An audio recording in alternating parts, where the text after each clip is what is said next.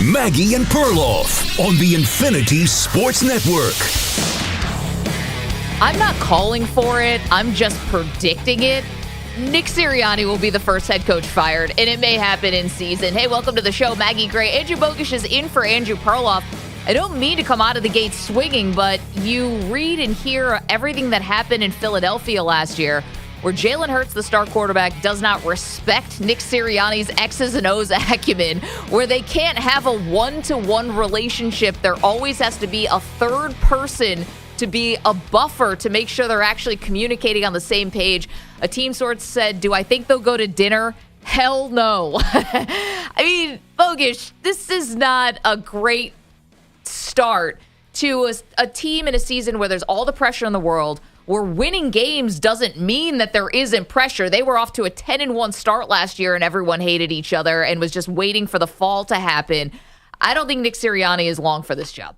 Doesn't it feel a little like me versus Perloff, where you are the in-between? Like, you always have to be there so the two of us don't come to blows in the post-show meetings. Good morning, Philadelphia. It's good to see you guys.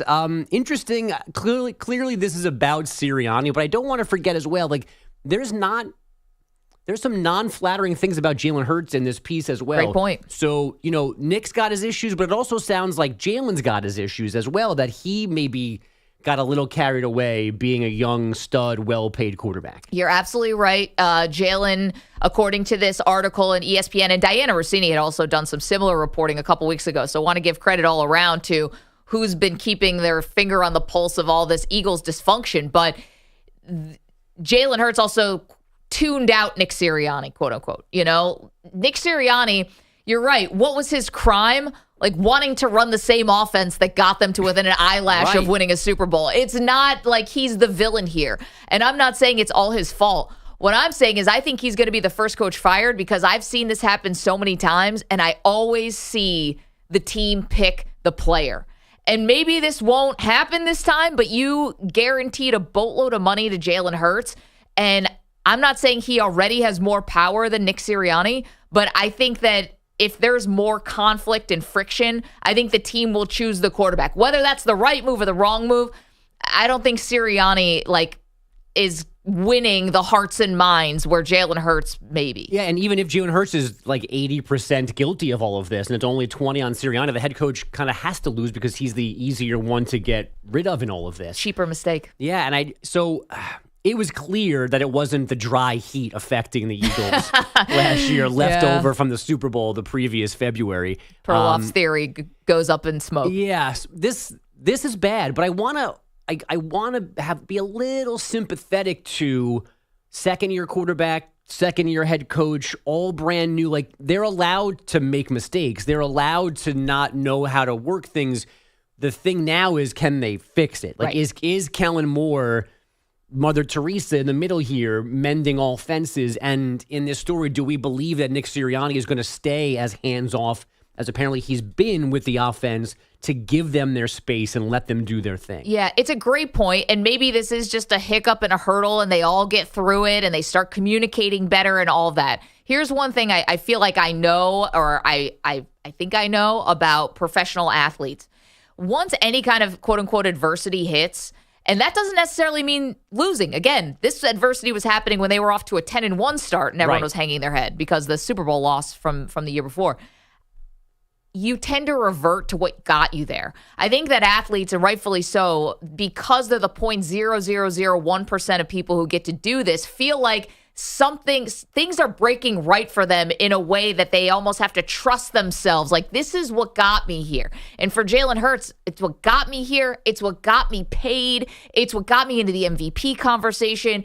And you can try to trust the other person, but if you really don't have respect for what they're doing, and that's already been made clear in this article, I think the moment a little something happens, like a little hiccup or a little, obstacle, I think you go back to well, I know what got me here. And I get that instinct. I do. And I think that's what Nick Sirianni's fighting against. Yeah, we also go back to the the Nick Sirianni origin story is that he was so far off the coaching radar that he was on vacation and that he called in to talk to the Eagles and didn't have a suit to wear. There was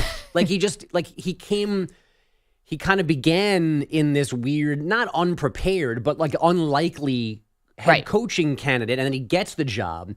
And then the first time that they have immediate success, and now they're like trying to figure things out, and he doesn't have like a plan B. Right. Doesn't and have also, a second act. Remember, the immediate success they started to find was when he backed off play calling duties, gave it to Shane Steichen, who's now the offensive coordinator, or the head coach, in Indianapolis. And the other detail of the story, and we're talking about what's the dysfunction that's going on with the Philadelphia Eagles, is he didn't pick these assistants. Like, I don't think the front office even trusts Sirianni, and that's why I think that he's the first guy fired, unless they just want to keep sort of a patsy in this spot so that the front office and Howie Roseman really gets to pull the puppet strings here, because they keep taking things off his plate. Like, that's not a good sign at your job, right? It's like, well, we're actually going to let Bill handle this one. And you know what? I think Mary's going to start taking over the other thing you were doing. It's like, they're, instead of giving him more responsibility, they're taking it away. And the fact that the general manager was the one who reportedly was the one who hired the head coaches, like, or the assistants, you don't even trust your head coach to hire your assistant coach. Yeah. And that's not a great sign for how much power and respect Nick Sirianni has in the building. Right. And that's why we're here saying that he should have been fired already, or is going to be the first one out the door if this season doesn't go well. It's almost like it's their fault. Like, they set this, like, almost set him up for failure, or gave you reasons to think that he's not good enough to have the job that he has. Well, and I ask you this question. I'm sorry to interrupt you. What do you do around here? Well, that question? What do you do around here? It's a great question. Ask the head coach. Not sure. Here's the other big thing here, and why this matters, and why anybody cares about what's going on with the dysfunction inside the Eagles. They're a Super Bowl contender. Right. Who goes into the season with this kind of reporting, this kind of turmoil, and even if they all claim they've gotten past it, I don't know how you could go into the year and think, oh, we got a Super Bowl squad. Talent-wise, they might.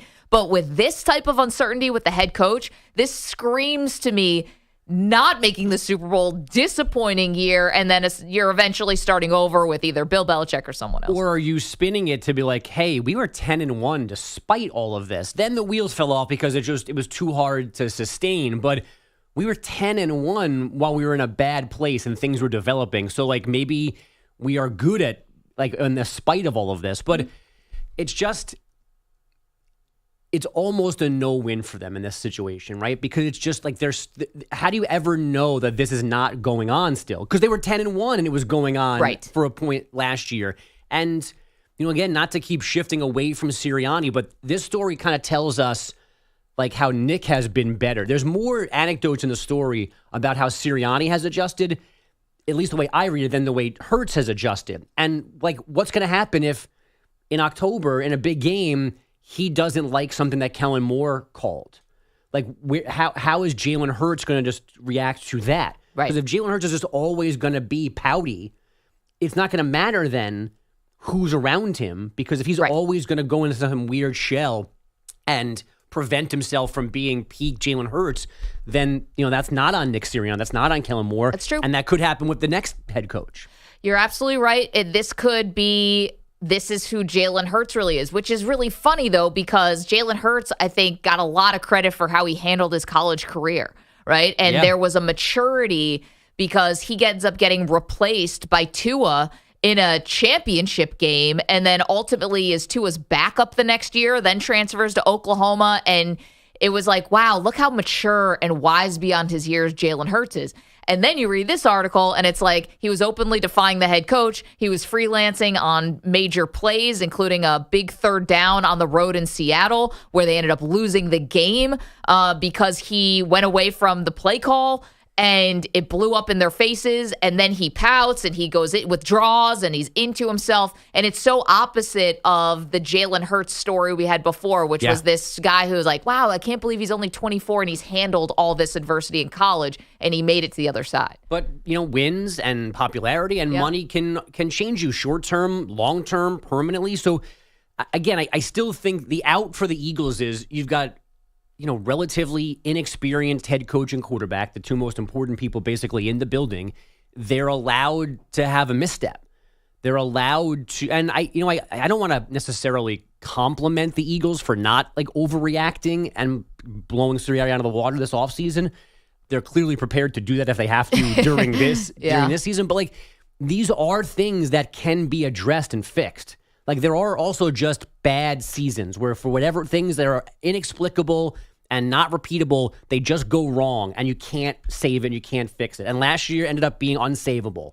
1-5, a bad playoff loss. Hurts the odd step of calling Wink Martindale to figure out why the Giants played defense against him. Like, it just went off the rails. It doesn't mean it has to stay off the rails if everybody kind of does what they should. Now, forgive me for I don't want to say making this leap, connecting this dot, whatever you want to say. When I read this story and I read the part where they said, even at 10-1, everyone was walking around with their head down because they had lost the Super Bowl.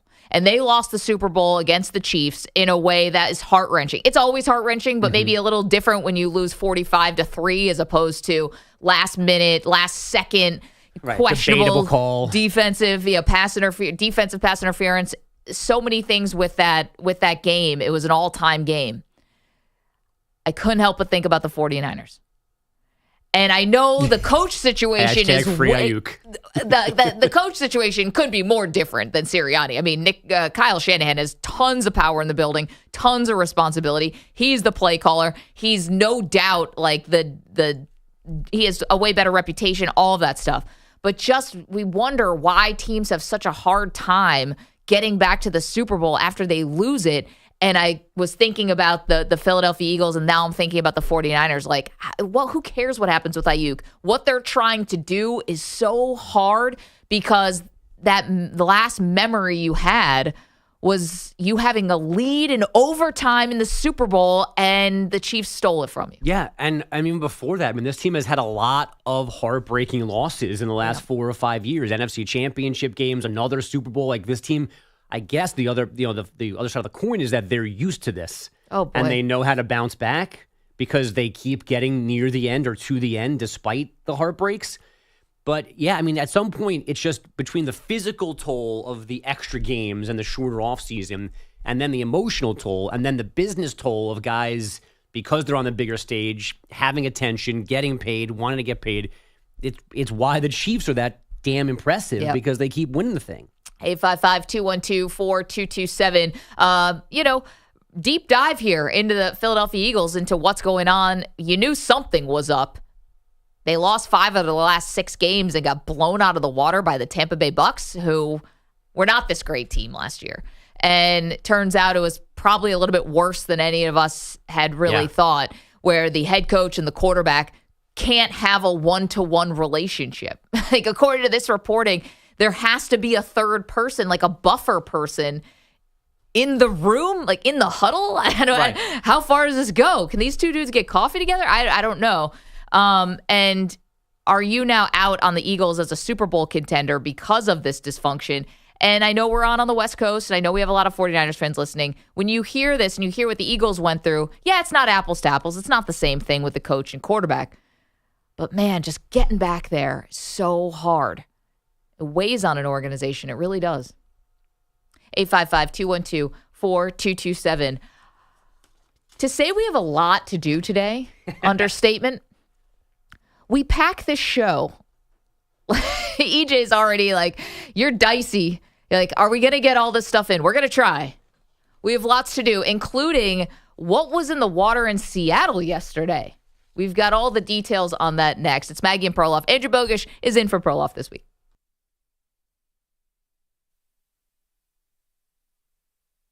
You're in a 5-minute break.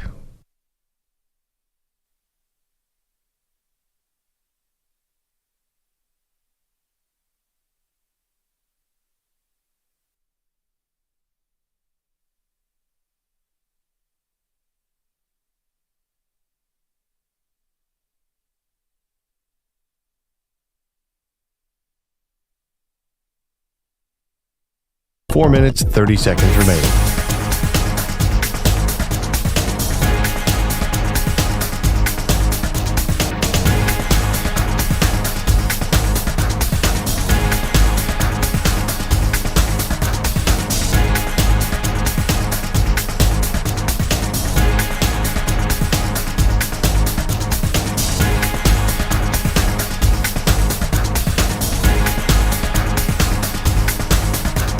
4 minutes remaining.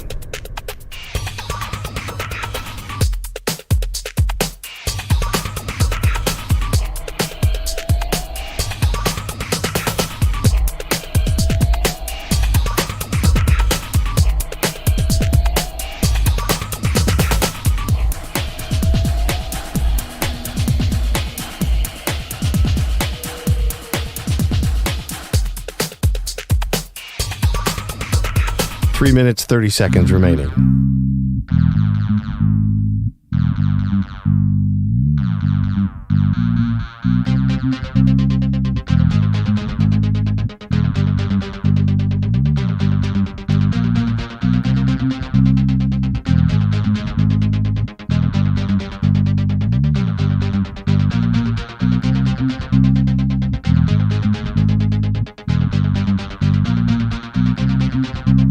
Three minutes remaining.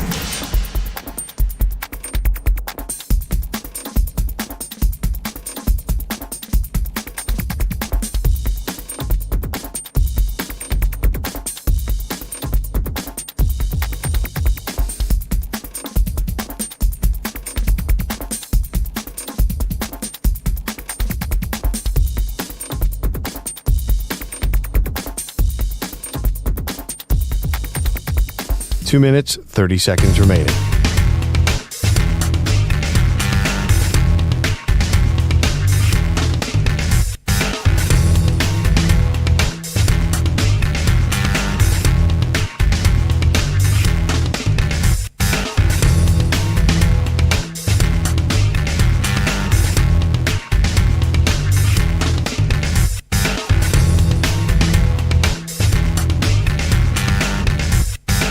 Two minutes remaining.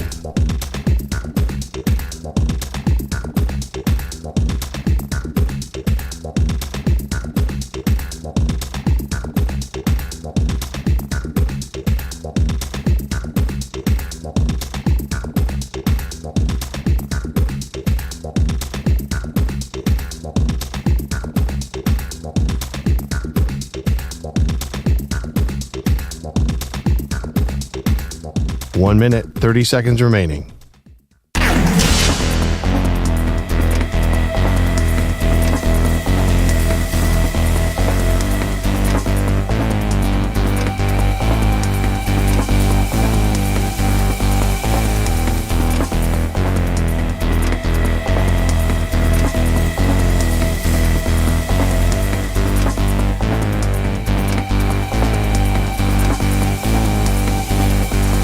One minute remaining.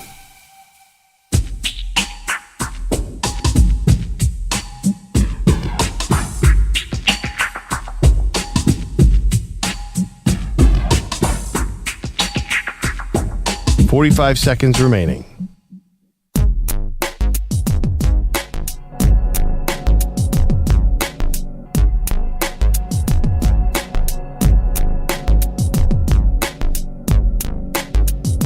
Thirty seconds remaining.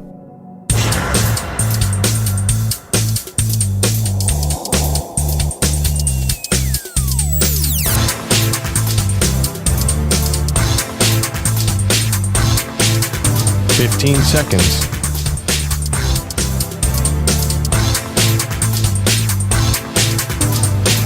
Break ends in 5 seconds.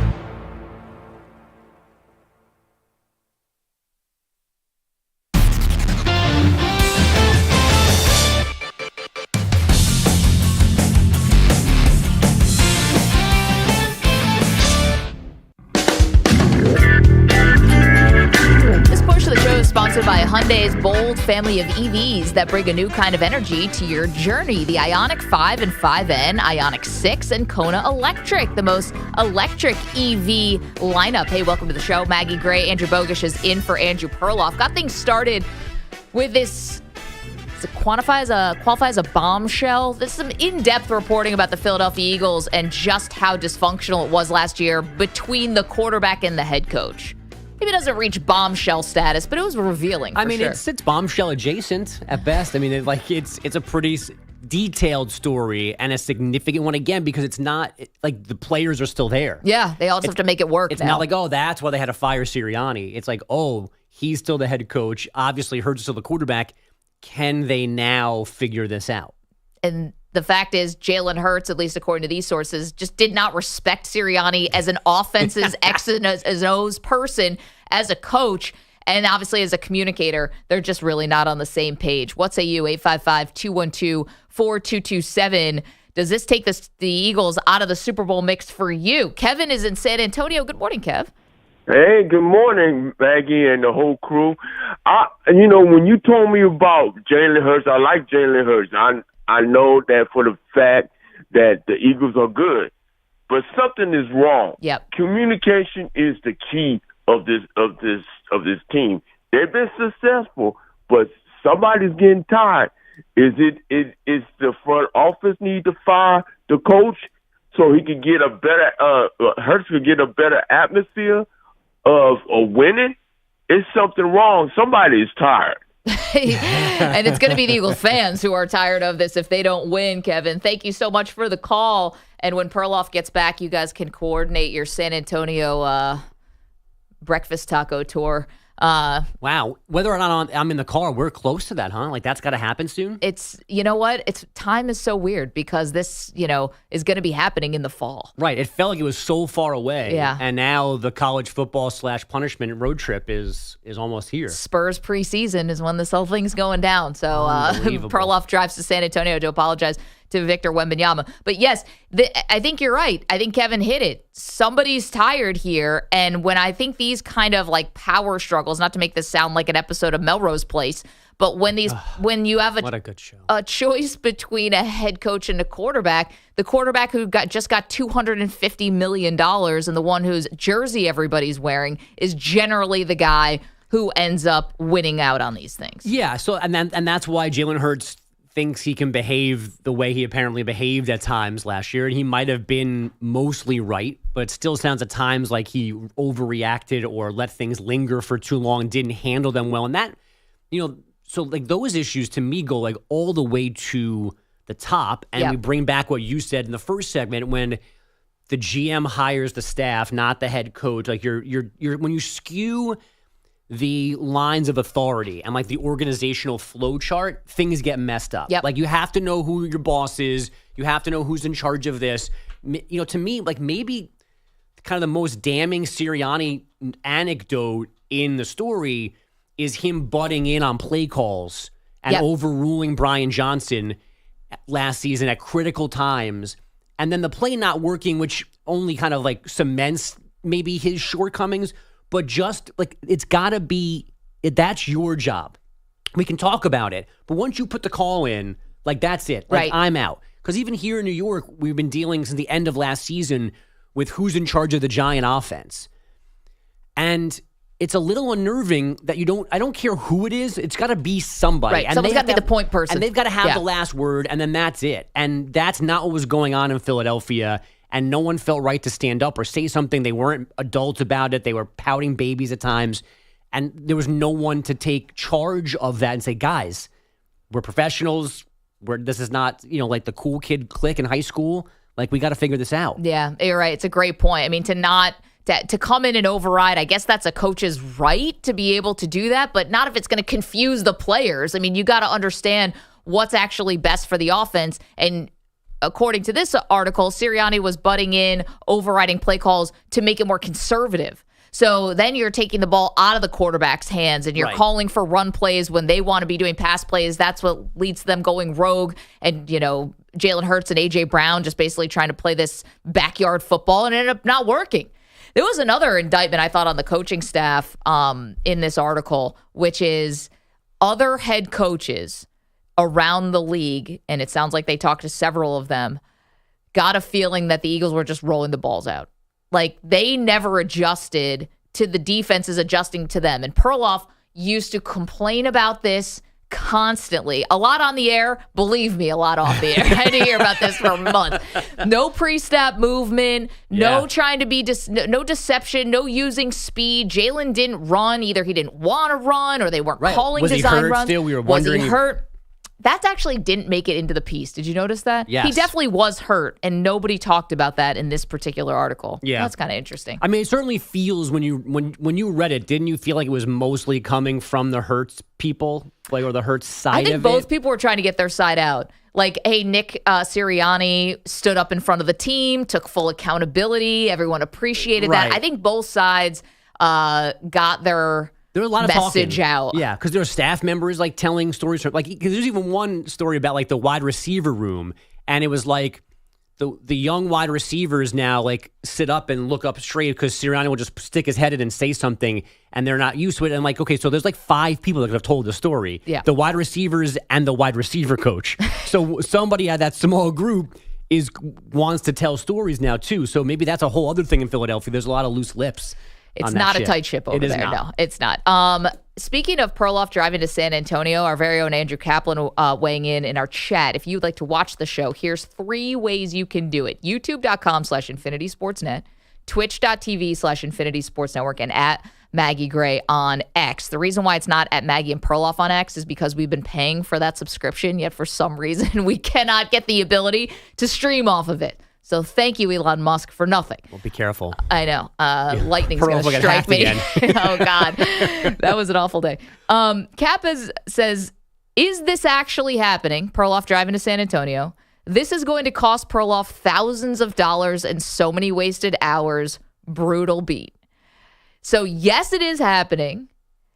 Perloff is only happy to do this. He's the one who volunteered this punishment because he loves road trips, quote unquote, and can't wait to eat breakfast tacos at a place, the name he can't remember. And we're not even sure if he's going to be able to find his way back to this one particular restaurant. He doesn't even know if they're still open. He had a breakfast taco there once in like 2015. And he's been thinking about it ever since. I'm like, what's the name of the place? He's like, don't know. Like, are they still in business? He's like, not sure. Like, you realize this was the plot to the movie Vacation, right? Like, you're going to get to Wally World. It's going to be closed. We've seen this before. Why did I want to go on this trip? What was I thinking? Why did I let this hurt me so much? I think there's still a possibility you end up in that front seat. There's not. I don't know. I think, Perloff, he does like company. No, this is not about Perloff anymore. This is about me. I'm out. Oh, you're out. You're the Patriots on Brandon Ayuk. You're out. That's it. I'm taking myself off. I made my offer. He apparently did not want to go there, so I'm out. Gigi said him making up a whining excuse and not going is likely. I'm telling you guys, he wants to do this. I've given him multiple. I'm like, you don't have to do this, dude. It's crazy. We're offering to like help chip in money. The sales department's in on this. Like, when I tell you the amount of meetings and emails, more than I could have ever imagined, he's freaking doing this. Yeah, he's doing it. Now, again, the only thing at this point that I would allow to ease his burden, so to speak, it still makes sense to me to not do a round trip. Like, he should rent a car, drive there, and fly back to just get it over with. Like, you can't do the return trip.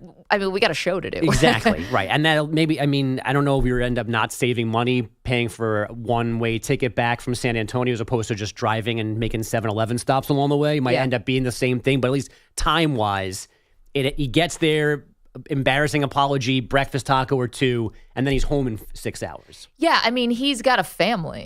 That seems to be the least of their concerns. They're like, why don't you, I don't know, take a residency? Go hang out in San Antonio for a while. Perloff, 18 straight sellouts of the Alamo Dome.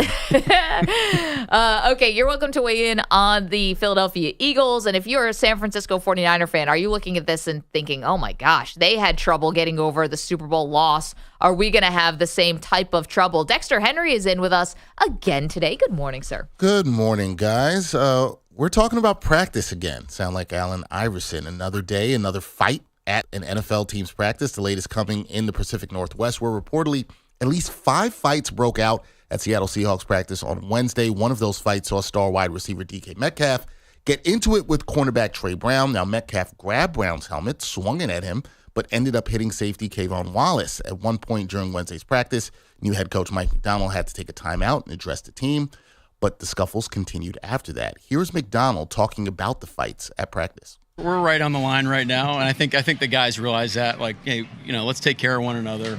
We definitely don't want people fighting out here and stuff, and especially against our own teammates. But and then DK gave a great message at the end of the practice. just kind of putting us everything in perspective. The guys finished it out the right way, so proud of our guys.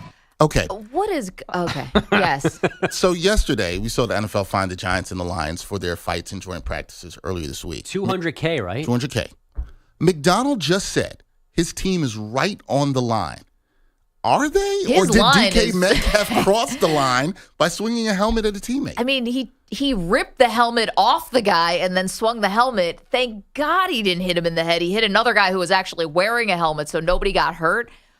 Where is Mike McDonald's line? Because not only Metcalf really could have hurt somebody, and then you let him address the team at the end and be like, all right, guys, watch your step, boys. Go on 3. Seahawks on 3. Right. Yeah, I'm not sure where the line is. Assault and battery on 3, 2, 1. I've got nothing for this. I mean, it's somewhat comical that happened in the background over 3 NFL Network talking heads like yesterday. Live TV. But like other than that, like this is not okay. It's just not like it's not okay to have a helmet in your hand and swing it at a teammate. And I get it. They're football players. They're tired of playing each other.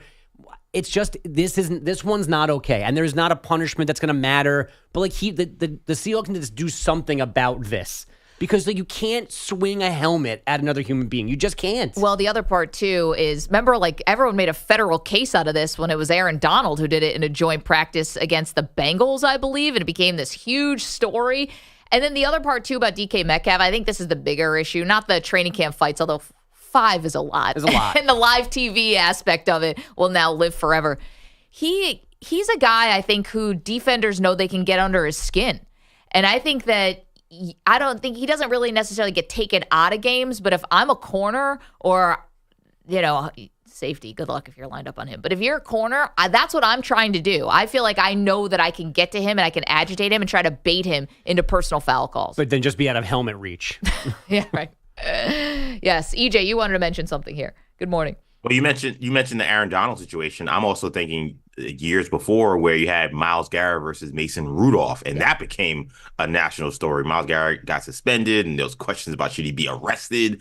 It feels like we've taken the helmet to someone's head thing way less seriously over the course of several years because I don't think DK Metcalf is going to face any kind of suspension or any serious penalty other than a fine. But the other thing, too, I wonder if we're seeing a shift in Seahawk mentality. We talked about the Giants yesterday in terms of whether or not they're trying to change mentality. You had, America's grandpa and Pete Carroll, who was all about love, peace, love, and positivity.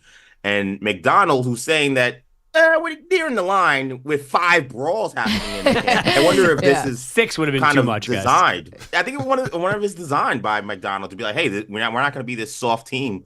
We're going to bring an edge that the Seahawks haven't had. Pete Carroll stressed positivity and stressed the use of this team for the last 2-3 years.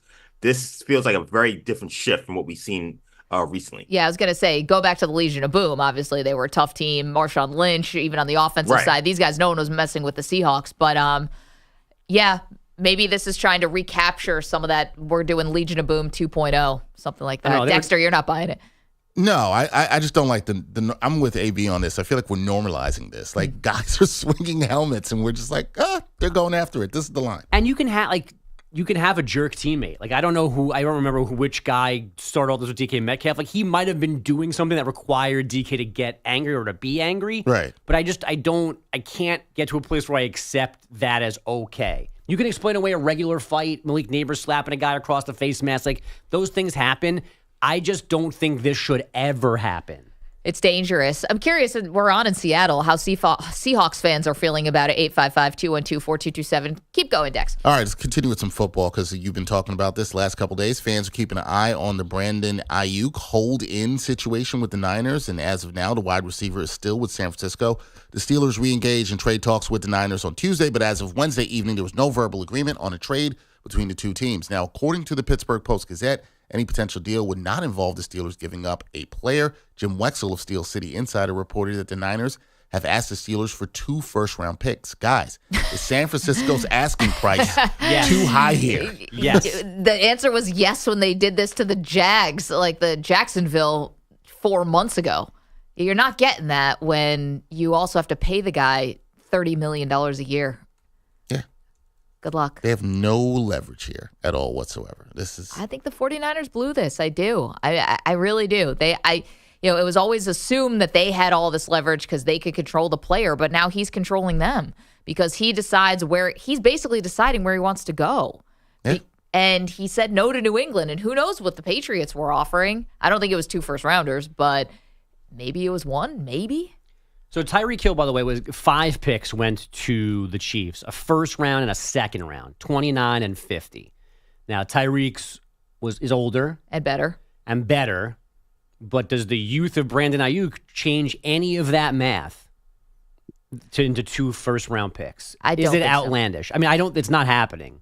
But how outlandish is the request? Well, I don't have it off the top of my head, so forgive me. But A.J. Brown, the trade to the Eagles on draft night, he was young and still needed to get paid. And I don't remember what that was, but I don't think it was 2 firsts.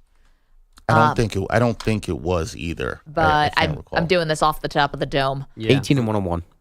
18 and 101. So yeah, not 2 firsts. I think that's really hard when on top of it you got to pay the guy a lot. Yeah, and that's the right at least age and career comparison. Same spot, needing their first big contract. And listen, I get why the 49ers really desperately wanted to trade with the Patriots. They may win 3 games this year or 4. Right. They have one of the lowest win totals, at least projected by Vegas. Yeah, that's the team I definitely want to be trading with for any round. Is there any logic to the thought that both of these sides, the Niners and Ayuk, are doing things to make it that they have to stay together? Like he's saying no to everyone, and they're making unnecessarily high trade requests so no one accepts them. So secretly they actually want to be together? They're like in this weird like indirect staring contest where they're going away and then together as well. On purpose, or this is just a side? Like thinking that like, okay, we're going to break him by saying we tried, we couldn't trade him. He's going to keep going, I'm not going there, I'm not going there, I'm not going there. And they go, all right, well, why don't we just stay here together? Well, according to Mike Silver, who covers the team for the San Francisco Is this Chronicle, the Hug story? This isn't a negotiation, it's a war of wills. Nice. Okay. So his story too is that Shanahan did not like this now relatively infamous like bro hug that happened the other day. He does not like the way Ayuk comports himself. Making it seem like everything's good, you mean? Yes. Oh, okay. I can imagine Kyle Shanahan gets ticked off by pretty much everything. Yeah, I mean, he's the guy I think just has sort of is an edge, has an edge. And as we learned yesterday, it's his mom's fault. I know. He probably doesn't like any physical contact. Can't say I love you to people. There's a lot going on there. Yes, his mom apparently really roasted him and chastised him when he was in 6th grade because he didn't know what the catch was. And mom was all over him, and he said she could have been softer and nicer about it, but she wasn't, and I felt like a dummy. High standards. We just need like these guys. I know there are therapists that work in these teams, like people you can talk to, professionals. I think they have to avail themselves of that service a little bit more. Leaks out. Oh, man. Last thing I got here, guys. Olympic action on Wednesday. The U.S. women's basketball team, they crushed Nigeria in the quarterfinals, 88-74. Asia Wilson, she led the way with 20 points and 9 of 11 shooting to go along with 11 boards. Team USA will move on to the semis where they will play Australia on Friday. The United States' win over Nigeria was their 59th consecutive Olympic victory. And I saw somebody ask yesterday if this is the greatest Olympic team ever because they've won 59 straight. It's not the same group. Like, I don't know. Is that a thing?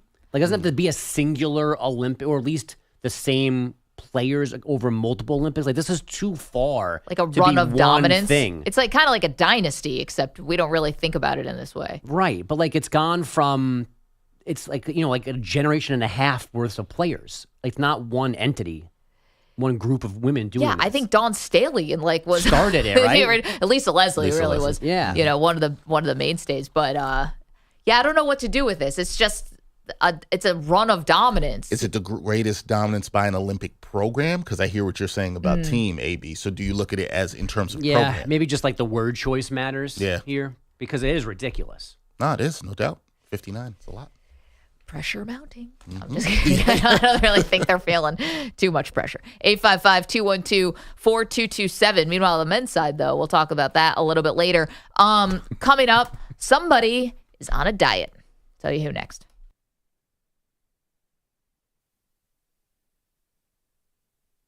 You're in a 5-minute break.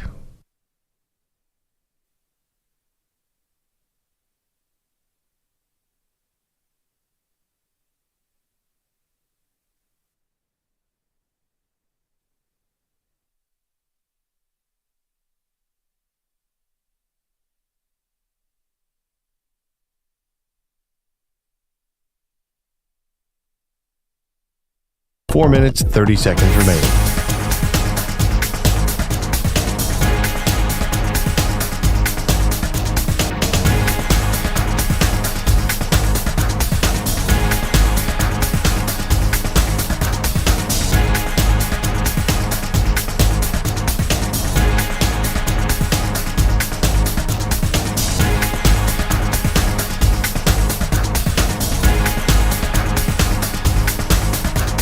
Four minutes remaining.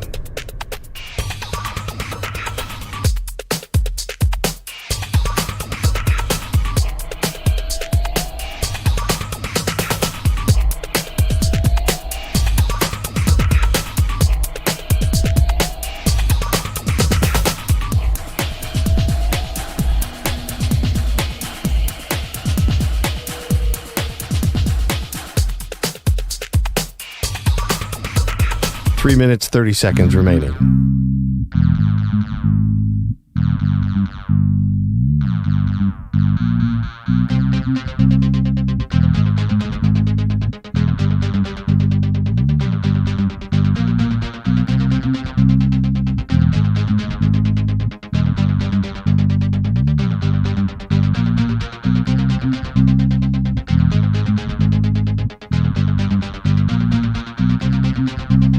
Three minutes remaining.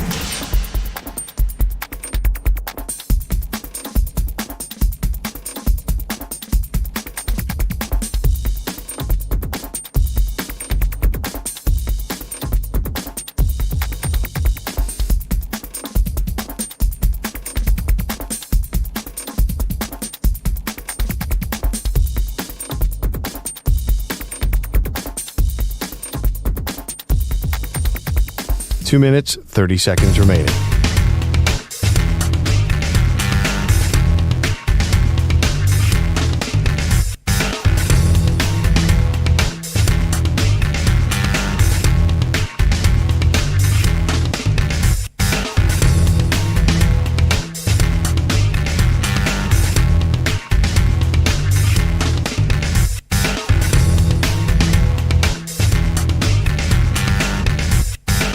Two minutes remaining.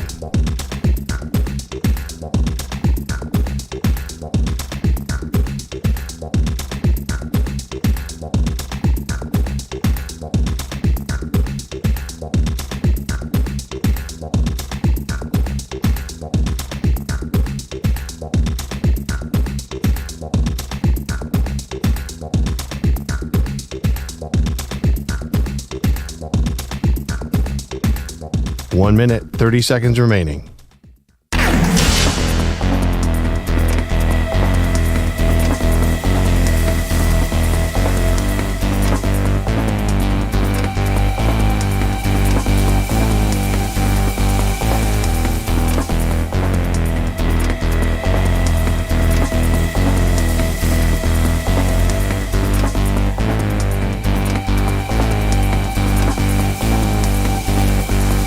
One minute remaining.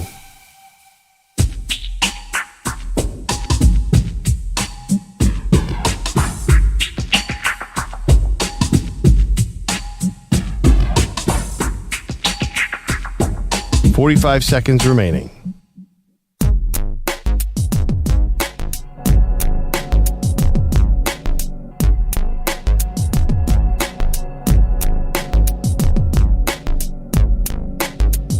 .30 seconds remaining.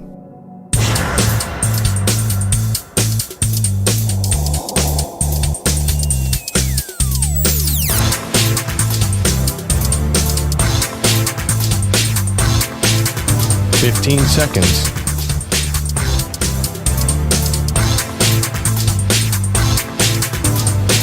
Break ends in 5 seconds.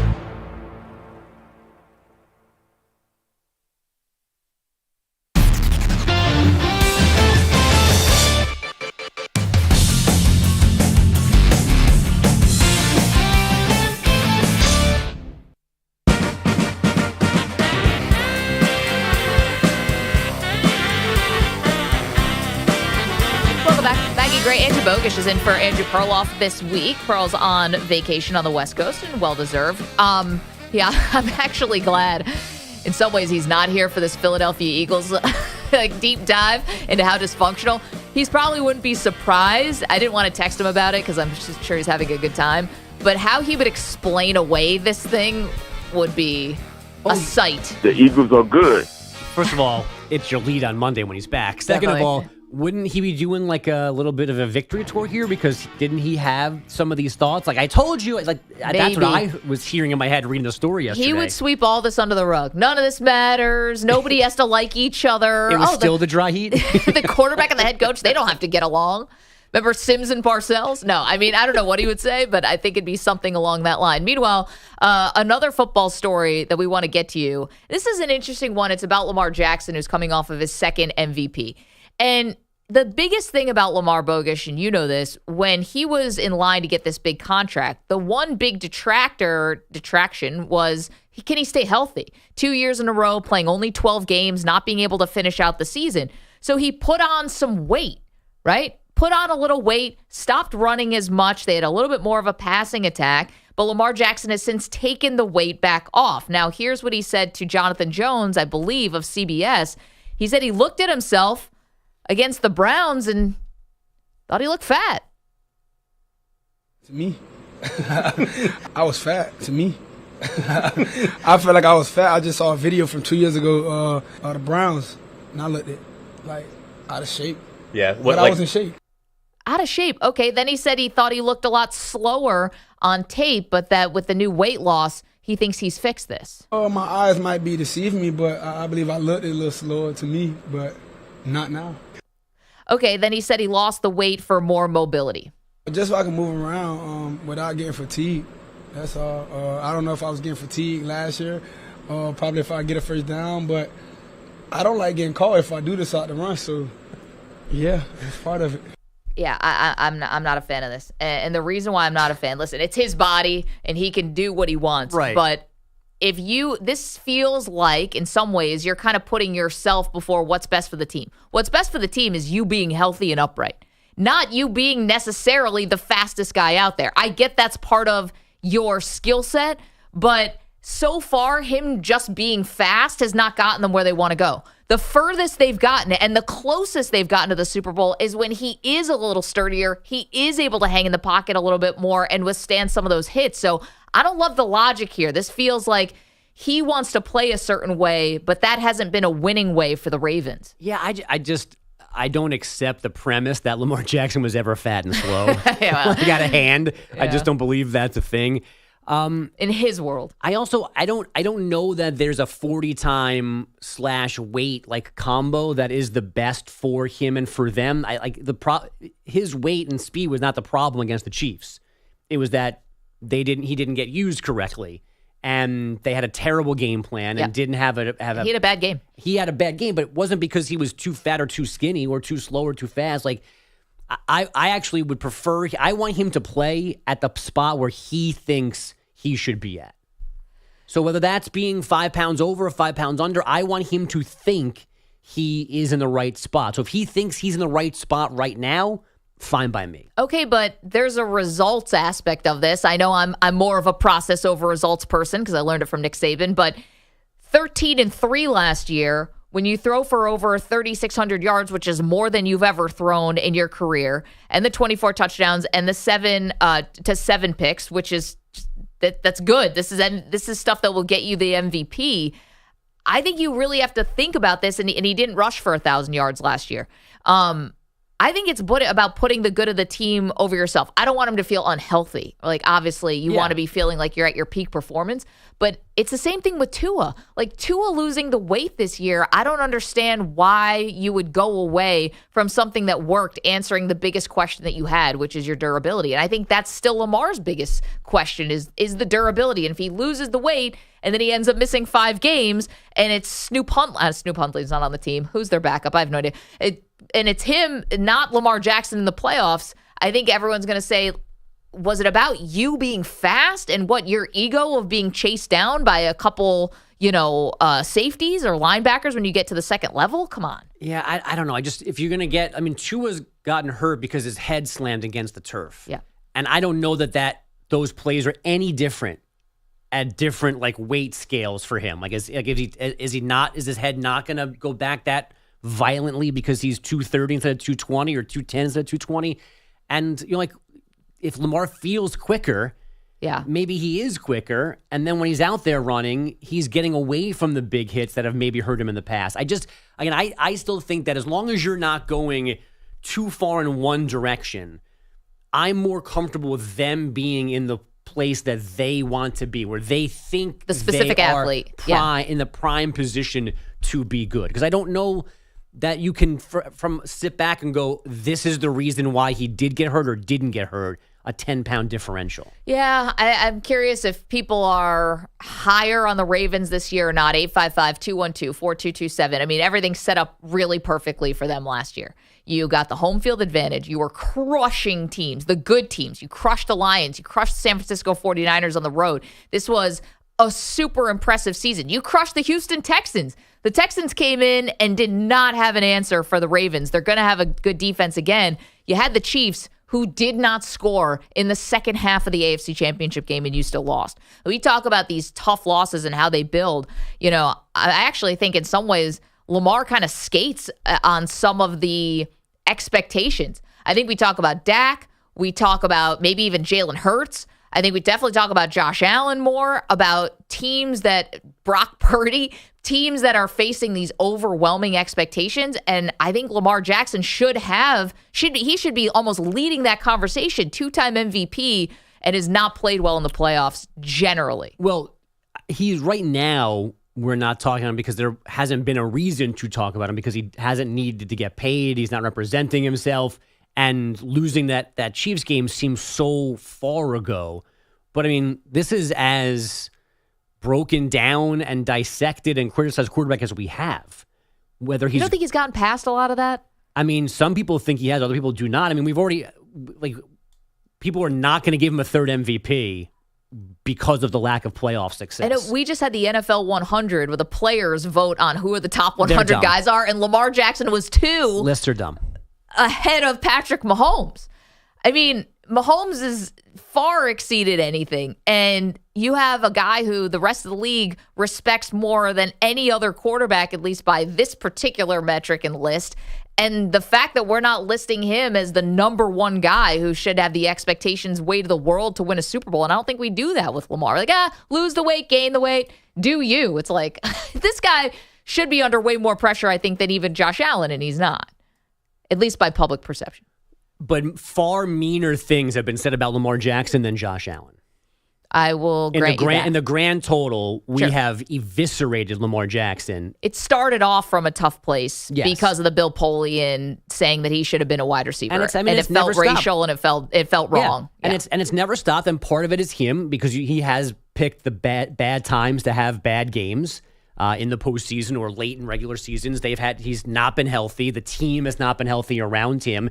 People made fun of him. I wondered why he was representing himself. I thought that was a bad strategy. We had one of the most prolonged contract. He wanted out. They did that was like all of that was real, and he was often the villain in those conversations.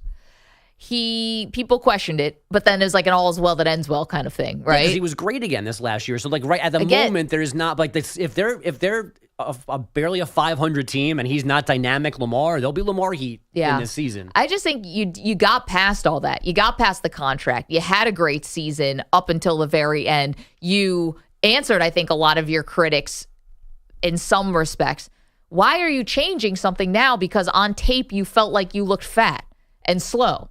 You look durable to me, and you look feared, I think, was the bigger thing. There was this fear of Lamar last year and how he was playing, and I don't know. We'll see what happens this season. Okay, lots more to do. Jim Harbaugh, back in the crosshairs. Did the coach already get caught in a lie? That didn't take long. We've got the details for you next. Don't move.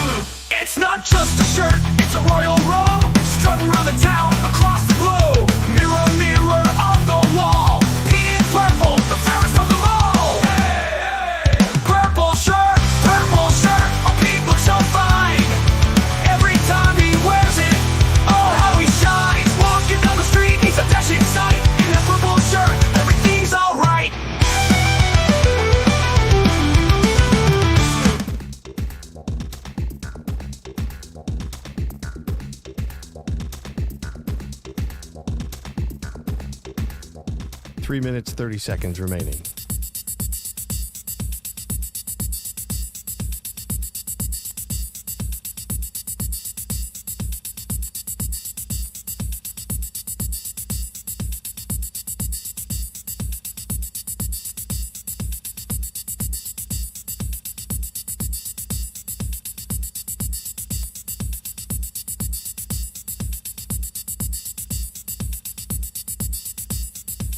Three minutes remaining.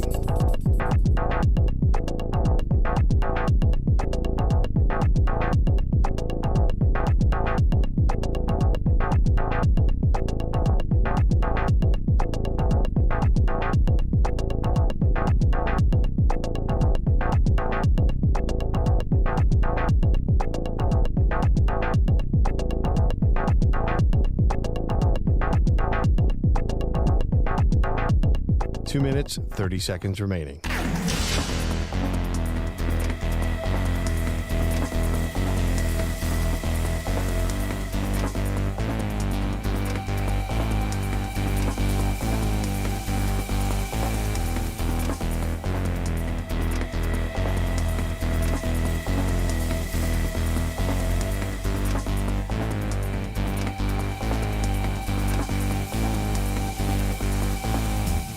Two minutes remaining.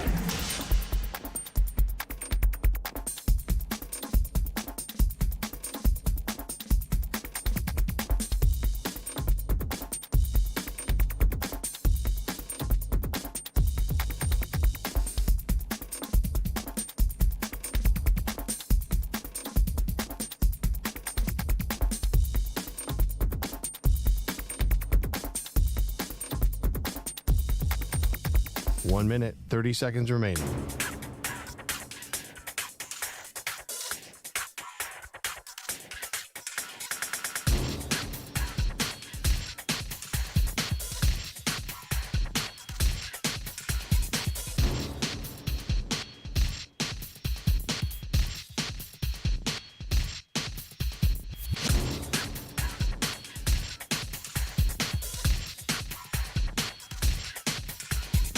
One minute remaining.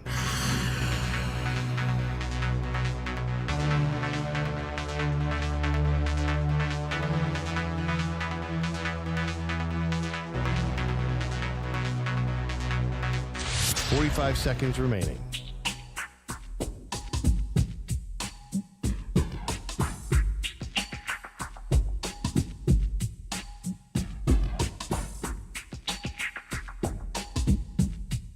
Thirty seconds remaining.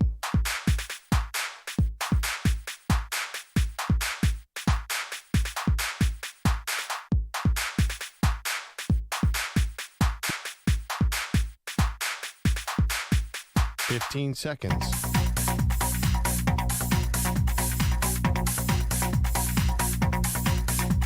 Break ends in 5 seconds.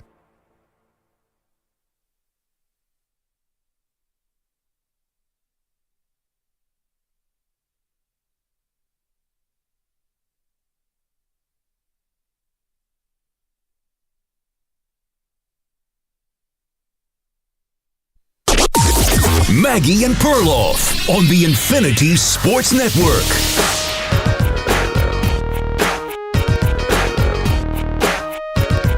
All right, well, whatever you think of the NCAA, they're not happy with Jim Harbaugh, and not at all. And yesterday, they came down pretty hard on the new Chargers head coach. Hey, welcome to the show. Maggie Gray, Andrew Bogish is in for Andrew Perloff. Now, Jim Harbaugh's not a college coach anymore. But Bogish, they did hit him with the almost highest penalties you can give to a head coach, which is a show cause penalty. Basically, this is you can't do anything with the program. You can't do anything. You can't recruit. You can't watch tape. You can't be in any way associated with a program. And oh, by the way, there'd be a year suspension if Jim Harbaugh did want to go back into college coaching. And this show cause penalty is going to last for the next 4 years. Now, this is likely not going to impact Jim Harbaugh's life on the college level because I think he's going to be with the Chargers for the next 4 years. However, it's not immediately clear whether the NFL may take some kind of action here against Jim Harbaugh. We had reports from a few months ago from inside the NFL. So this is NFL media. This is people the NFL pays to be reporters for them, their networks and all of that. They're the ones who had the story that the NFL is not going to be a safe harbor for Jim Harbaugh to try to skirt allegations about the sign stealing scandal or the punishment for a sign stealing scandal. The punishment that got handed out yesterday was for recruiting violations during COVID, and they threw the book at him because he was so defiant. He's been even more defiant about the sign stealing. So he got a 4-year show cause penalty. For most college coaches, that's like a death sentence for them. Who knows, Bogish, what's going to happen with the Connor Stallions thing? Because, whatever you think of the NCAA, and they're not easy to root for at all, they have Jim Harbaugh in their sights, and they're not letting this go. And they should for this thing. If this was really calculated and really planned out and wide-ranging and long-term, this should be a big deal. The sign stealing. Yeah, the sign stealing. This should be a big deal. Whatever dopes are in Indianapolis running the NCAA now and have to get more time on their hands because of NIL and whatnot has loosened all of the kind of recruiting violations, safe havens. Like, they've got more time to do these things. Like, somebody should get in trouble for this in Michigan if it's as bad as some people like me think it was or could have been. So he should get punished. But I don't know what's left because this takes him off the college landscape. Yep. If we thought he was ever going to go back, are you tacking on 6 more years? I don't like. What do you do? What hammer is there left to drop on this guy for the far more serious crime? Yeah, I don't know, but they're going to do something because they don't like how he has been, in their eyes, uncooperative. And in this particular case of the, what I'm about to tell you, Jim Harbaugh did is definitely not worthy of a 4-year show cause penalty and a 1-year suspension, which is go to a diner at 2 different times with 2 different recruits during a recruiting dead period during COVID. Like, that doesn't usually give you a 4-year show cause penalty and level 1 violations. The problem is that Harbaugh lied about it. He lied. Over and over and over again. He says he doesn't remember meeting these recruits and going to a diner with the recruit and the parents and then showing them around campus. They're saying he lied about this. Here was Jim Harbaugh on Monday talking about his core principles and what he lives his life by. Never lie, never cheat, never steal. I was raised with that lesson. I have raised my family on that lesson. I have preached that lesson to the teams that I've coached. No one's perfect. If you stumble, you apologize, and you make it right. Today, I do not apologize. I did not participate, was not aware, nor complicit in those said allegations. So for me, it's back to work and attacking with an enthusiasm unknown to mankind. Yeah, of course, trademark. The thing is that he basically said the same thing about this recruiting stuff when he said he didn't remember going to meals with these 2 different recruits, even though the recruit had the very specific memory of Jim Harbaugh ordering a hamburger for breakfast. And he said that stayed with him. Like, there was multiple paper trail linking Jim Harbaugh. So his word means absolutely nothing right now. One of his staff members confirmed he was in these diners. He's calling 8 people liars by saying, I don't remember this. It never happened. And I'm okay with, I wish there was an idiot tax. Like when you rob a bank with a ransom note, the note that says give me all your cash, and it's written on your deposit slip with your account number and your name on it. Yeah. You should go to jail for extra time for being that dumb. Lack of creativity. So I'm okay with them tripling, quadrupling down on him for being a stone cold liar. Right. And making this exponentially worse than it should have been. It didn't have to be like this. He chose to make it like this. So I don't mind the extra punishment, but it's just comical that this is for not for the sign stealing. No, it's not. And in fact, Michigan had already put themselves on 3 years of probation, self-inflicted. And the other 5 coaches who got caught up in the recruiting scandal had sort of settled with the NCAA. Harbaugh was the only defiant one who wouldn't speak to them, according to these reports, and that's why he got the 4-year show cause penalty. And so there's the idea about precedent here. Listen, the NFL is a business; it's not a court, but there is a precedent where Terrell Pryor and Jim Tressel, who both got caught up in college scandals. You'll remember that they were selling memorabilia. Pryor was selling memorabilia or exchanging it for gifts and tattoos and stuff like that. And Jim Tressel got like a failure to monitor the program. But didn't he also lie to the NCAA? And he got a 5-game suspension and eventually just resigned. And he was going to take a job with the Indianapolis Colts as a game day consultant. And they made him sit out like the first 5 or 7 weeks or something. Yeah. And Terrell Pryor had to serve a 5-game suspension, even though what he did in college, should in theory have nothing to do with the pros. So they actually have done this before under Roger Goodell's watch. Should they do the same thing for Harbaugh? So the Pryor thing, if I remember this correctly as well, the logic from the NFL at that moment was that he had manipulated his way into the supplemental draft. Yeah. So that's how they twisted it into an NFL sin. Most people thought that was out of line to punish them for pre-NFL things. Pete Carroll didn't get in trouble for leaving. We know why he left USC to go to Seattle. True. Antonio Pierce has had a coordinator and now a head coaching job after being at Arizona State under Herm Edwards, where they didn't abide by any rule. Yep. They were sneaking kids up stairwells and stuff like that. It was crazy times at Arizona State. So I think they've run out of the Tressel precedents to apply here to Harbaugh. Especially for this, if we find out that Jim Harbaugh was a mastermind of a multiple-year sign-stealing, multi-state operation, that's a different conversation about whether he's employable at that point. Really? You think the NFL should get involved? Well, because he's going to get in trouble for that. I have a feeling. He just got a 4-year show cause penalty and a 1-year suspension for 2 visits to a diner. So with a recruit. This is only if it is the absolute worst case scenario where he is the evilest of evildoers and this was really bad and they have archives of stolen hand signs and they know what every corner of those picture boards mean. And then it's how is this guy running your football team for anybody? That would be a question for anyone to answer. That guy was a systematic long-term cheater. Right. How is he your head coach now? Not even NFL punishment. Do the Chargers go, this is a weird spot now, Jim, that you put us in. What do we do about this? But that's the extreme. It's unlikely to me that he gets in trouble in any form or fashion from the NFL. I think a lot of people who are listening to this now would say, what about Bill Belichick? Long-time sign stealer. But he did get in trouble for it. They kept doing this ridiculous thing with Kraft Productions where they would pretend to be a camera crew that was filming God knows what when they were definitely building dossiers on new coaches and their tendencies. But Belichick definitely got in trouble for it. But again, it was happening on the NFL level. I don't think the Chargers, I think they're so lucky and they feel so lucky to have Jim Harbaugh. I think they'll go to the mat for him. But the one thing if I were Harbaugh, you got to stop doing the holier than thou thing. Mm-hmm. That act has gone and worn so thin now. We know you've lied.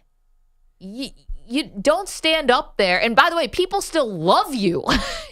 You don't have to, put an exclamation point on everything. You don't have to be so extra on the defense of yourself. You are not a perfect person and you have lied. So to stand up there and say, I never do this, I never do that, to me, just doesn't help anything. Again, people still love you. So why do you have to go the extra mile of making yourself into the saintly person that's not true? No, especially when there's the safe space just going, I've been connected to nothing so far, which is you can make a factual statement in your defense. We don't have any actual evidence. Smoking, there's no text messages. There's no emails that we know of yet. We're waiting on this Connor Stallions Netflix documentary, whatever it is. We don't know. We can't connect him to that directly. Just say that.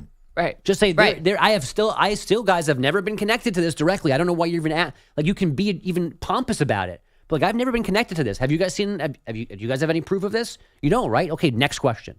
Without saying, I don't lie, I don't cheat, I don't Why steal. set yourself up for this kind of thing? Because, listen, I think the bar for good behavior is as low for coaches as maybe any profession.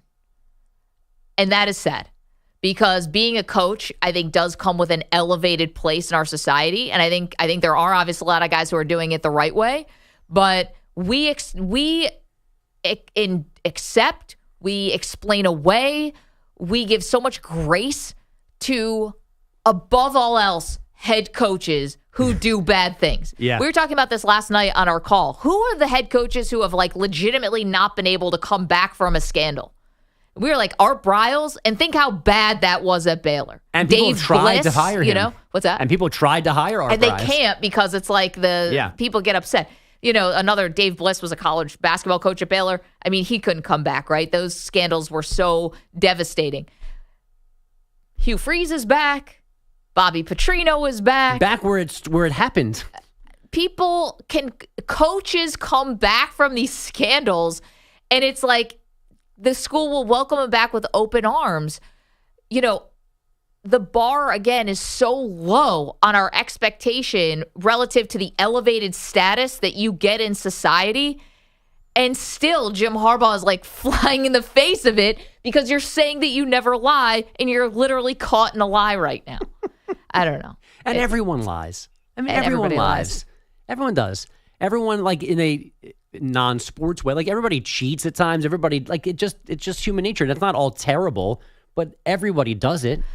4-year show cause penalty and a 1-year suspension for 2 trips to a diner.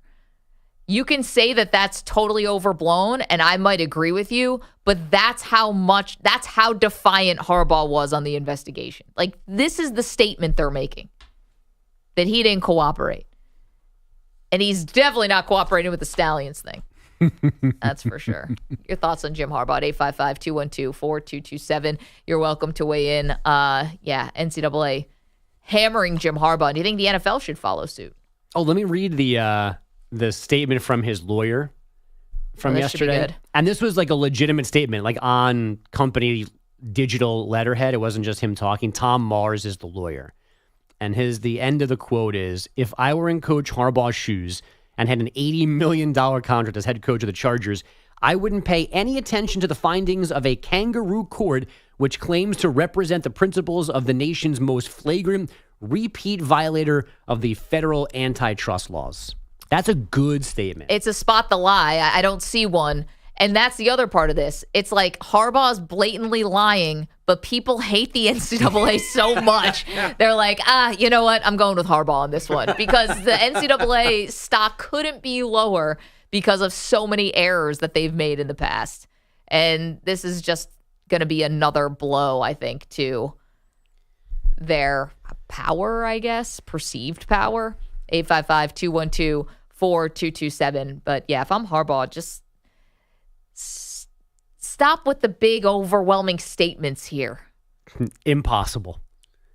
There's not an off switch on this thing? No, there is not a bead of sweat worth of humility in that guy. Coming up, I have something that I love. It's an out-of-the-box new strategy that one coach is employing. I've never heard of this before. The coaches themselves said they've never heard of anything like this before, and I think it's pretty brilliant. Tell you about it next. Maggie and Perloff, Andrew Bogish in for Perloff. You're in a 5-minute break.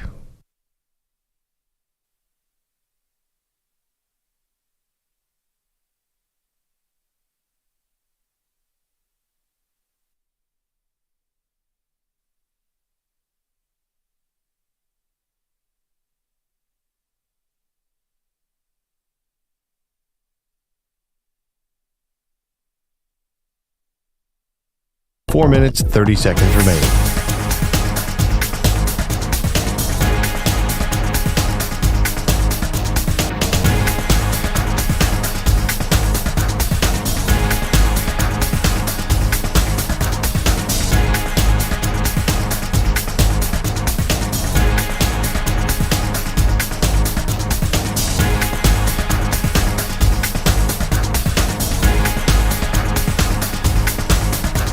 4 minutes remaining.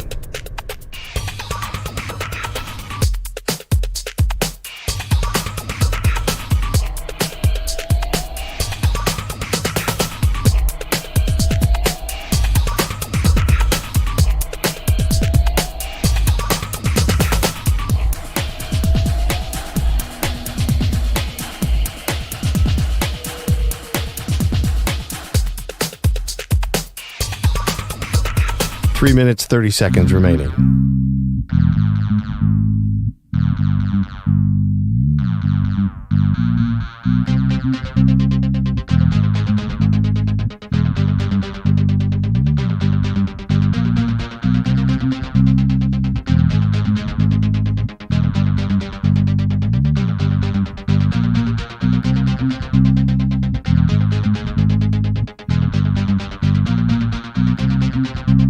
Three minutes remaining.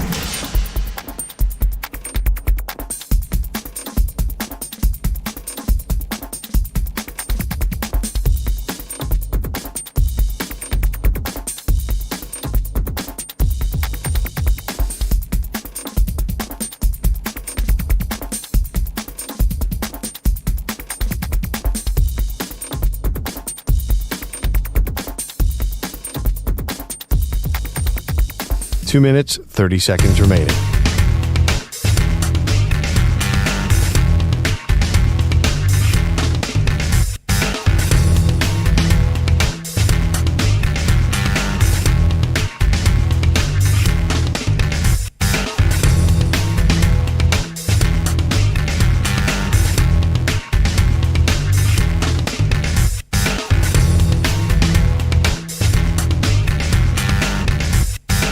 Two minutes remaining.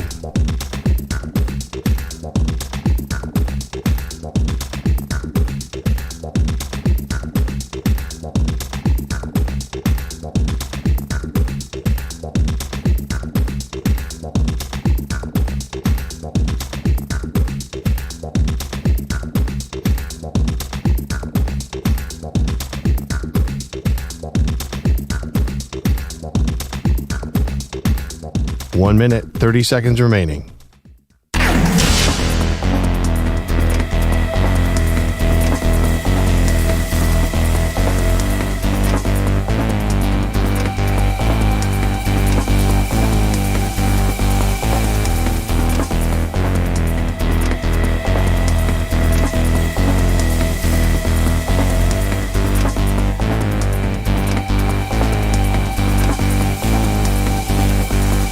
One minute remaining.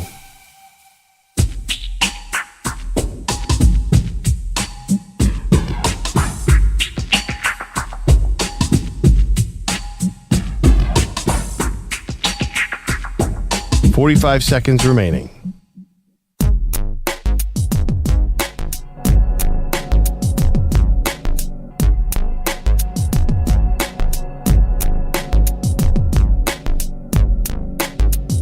Thirty seconds remaining.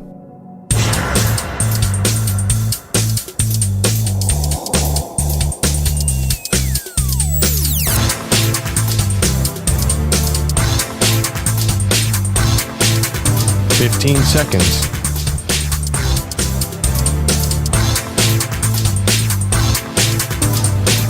Break ends in 5 seconds.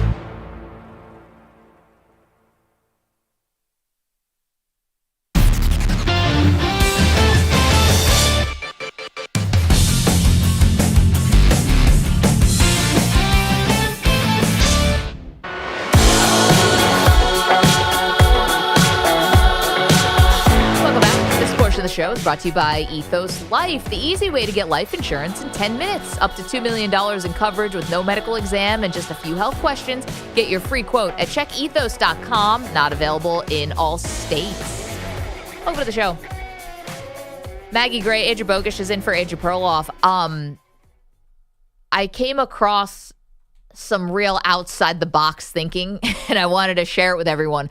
Have you seen the story about what Antonio Pierce has been doing with his assistant coaches? No. Well, it's not going to the Bellagio to catch a show. Antonio Pierce, the Raiders head coach, decided that the coaching staff, and this is everyone from 65-year-old Marvin Lewis to Rob Ryan, was going to have to pass the conditioning test that the players have to undergo before training camp, although a pared down version. Oh, thank goodness. of the conditioning test. Rob Ryan is 61. He's a senior defensive assistant coach. He said it was shocking. Rob and Rex have a similar type of body.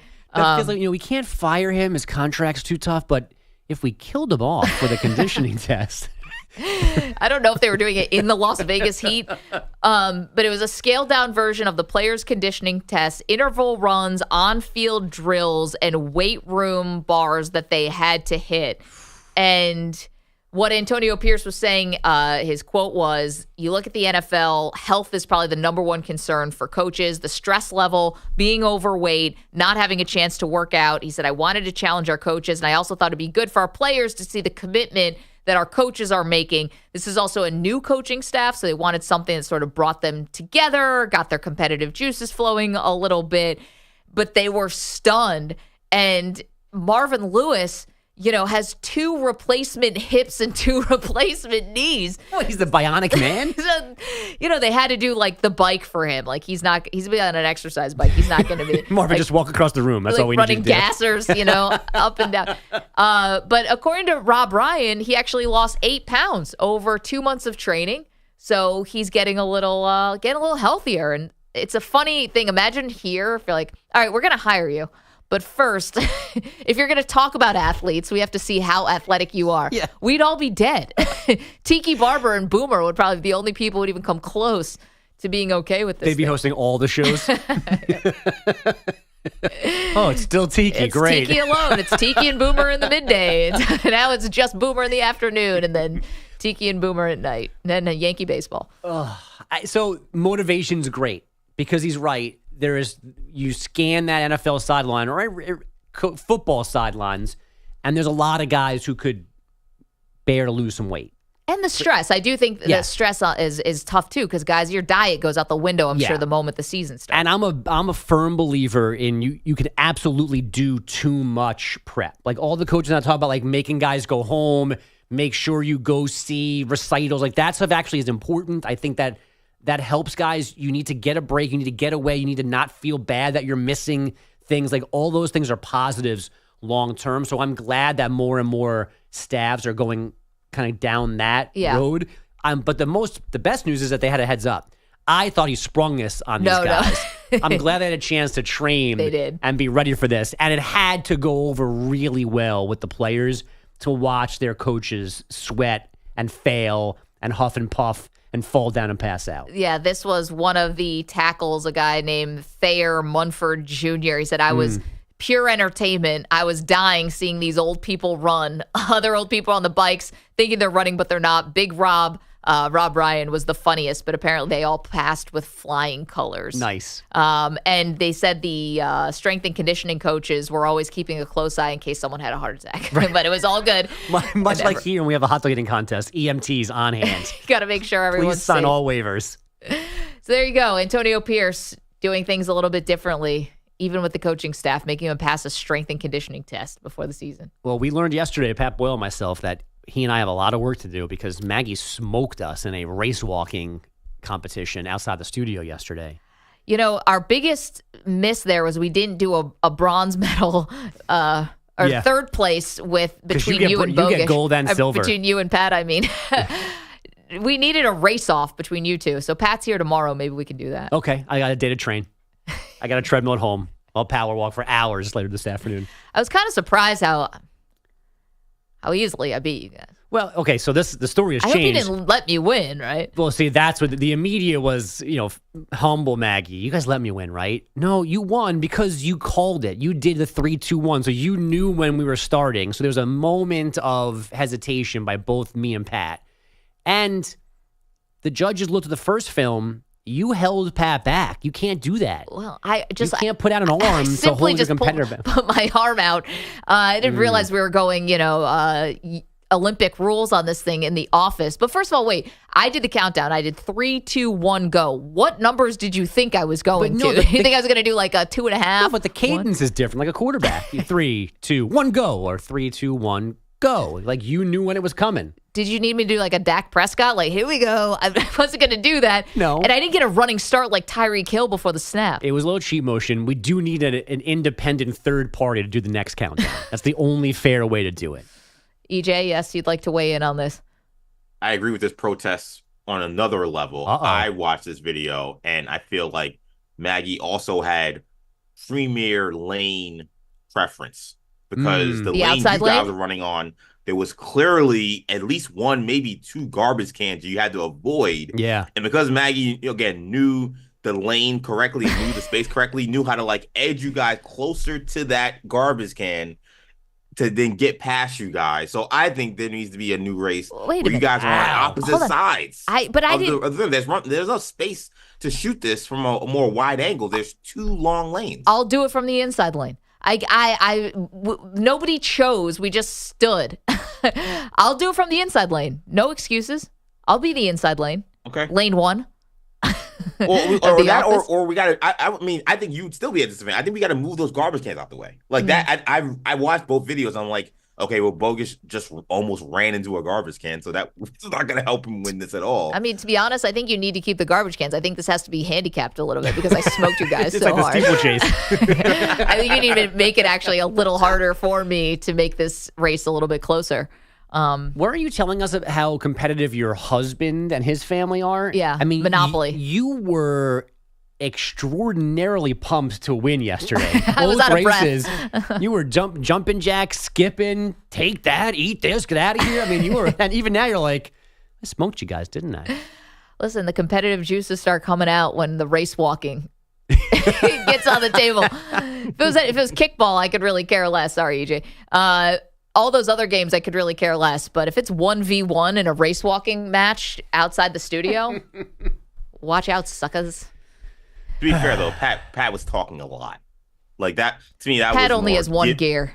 Yeah, that was you giving it back to him. I don't think Bogus probably deserved all that trash. I didn't want that jumping around. Yeah. Take that.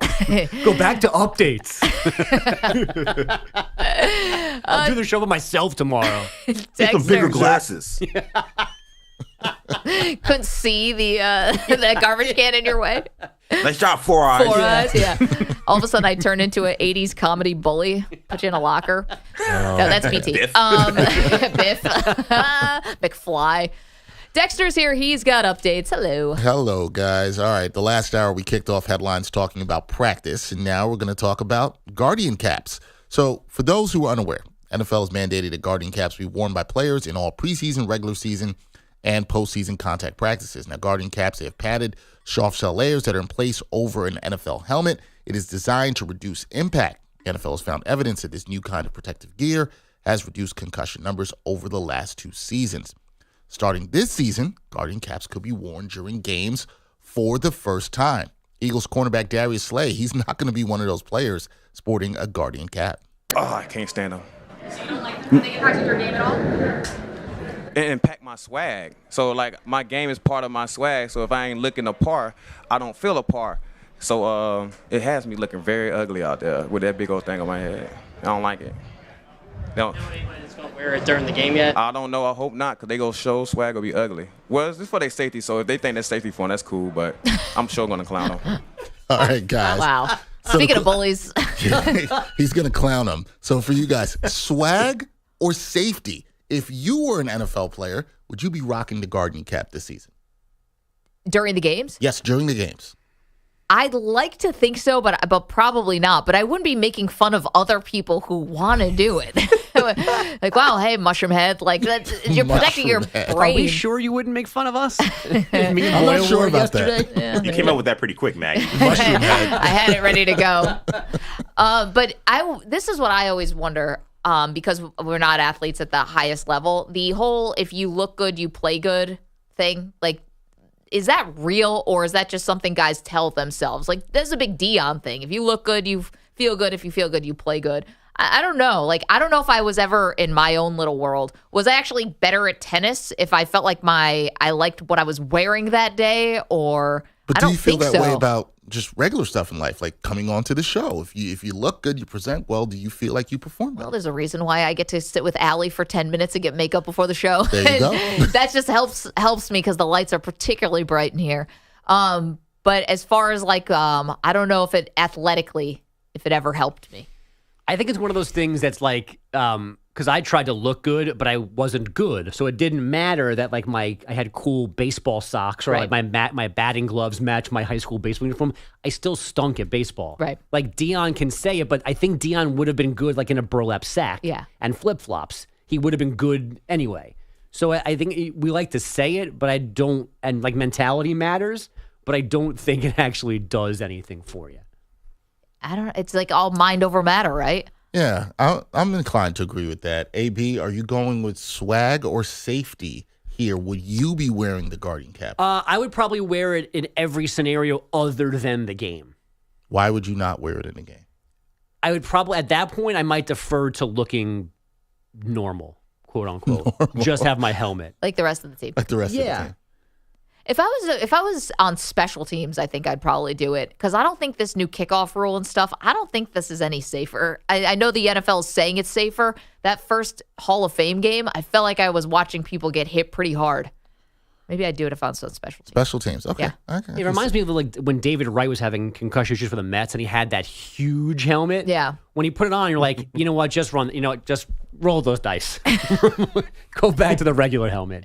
So bad. Wasn't a good look. What else we got? All right, we're going to go over to tennis, where on Wednesday, Rafael Nadal pulled out of the U.S. Open, making it the third Grand Slam tournament he has missed this season. Nadal wrote on social media that he will miss those electric and special night sessions in Arthur Ashe Stadium, but I don't think I would be able to give my 100% this time. This announcement means he will have sat out the hardcore tournament in 4 of the past 5 years. So given his age at 38 and a recent history of injuries, do we think that we've seen the last of Rafa at the U.S. Open?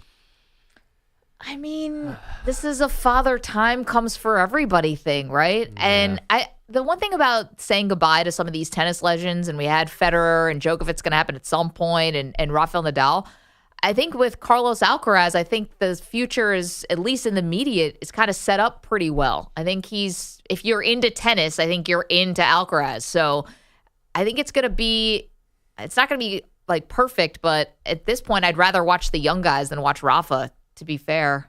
Right, and those guys trying to battle Alcaraz, which he's been shutting them down, although Djokovic just won the gold medal. Yeah. But to me, as a tennis fan, and I am a big one, I'd rather watch the younger guys now than the older guys. Is that wrong to say? No, like just selfishly, like I kind of want you to go a year early than a year late. Yeah, that's for us though. That's the fan. Right, yeah. exactly. But Federer lived in this same kind of, I'm going to try. No, never mind. I got to pull out. Okay, I'm going to try for the next one. I'm not there either. Or I'm skipping this.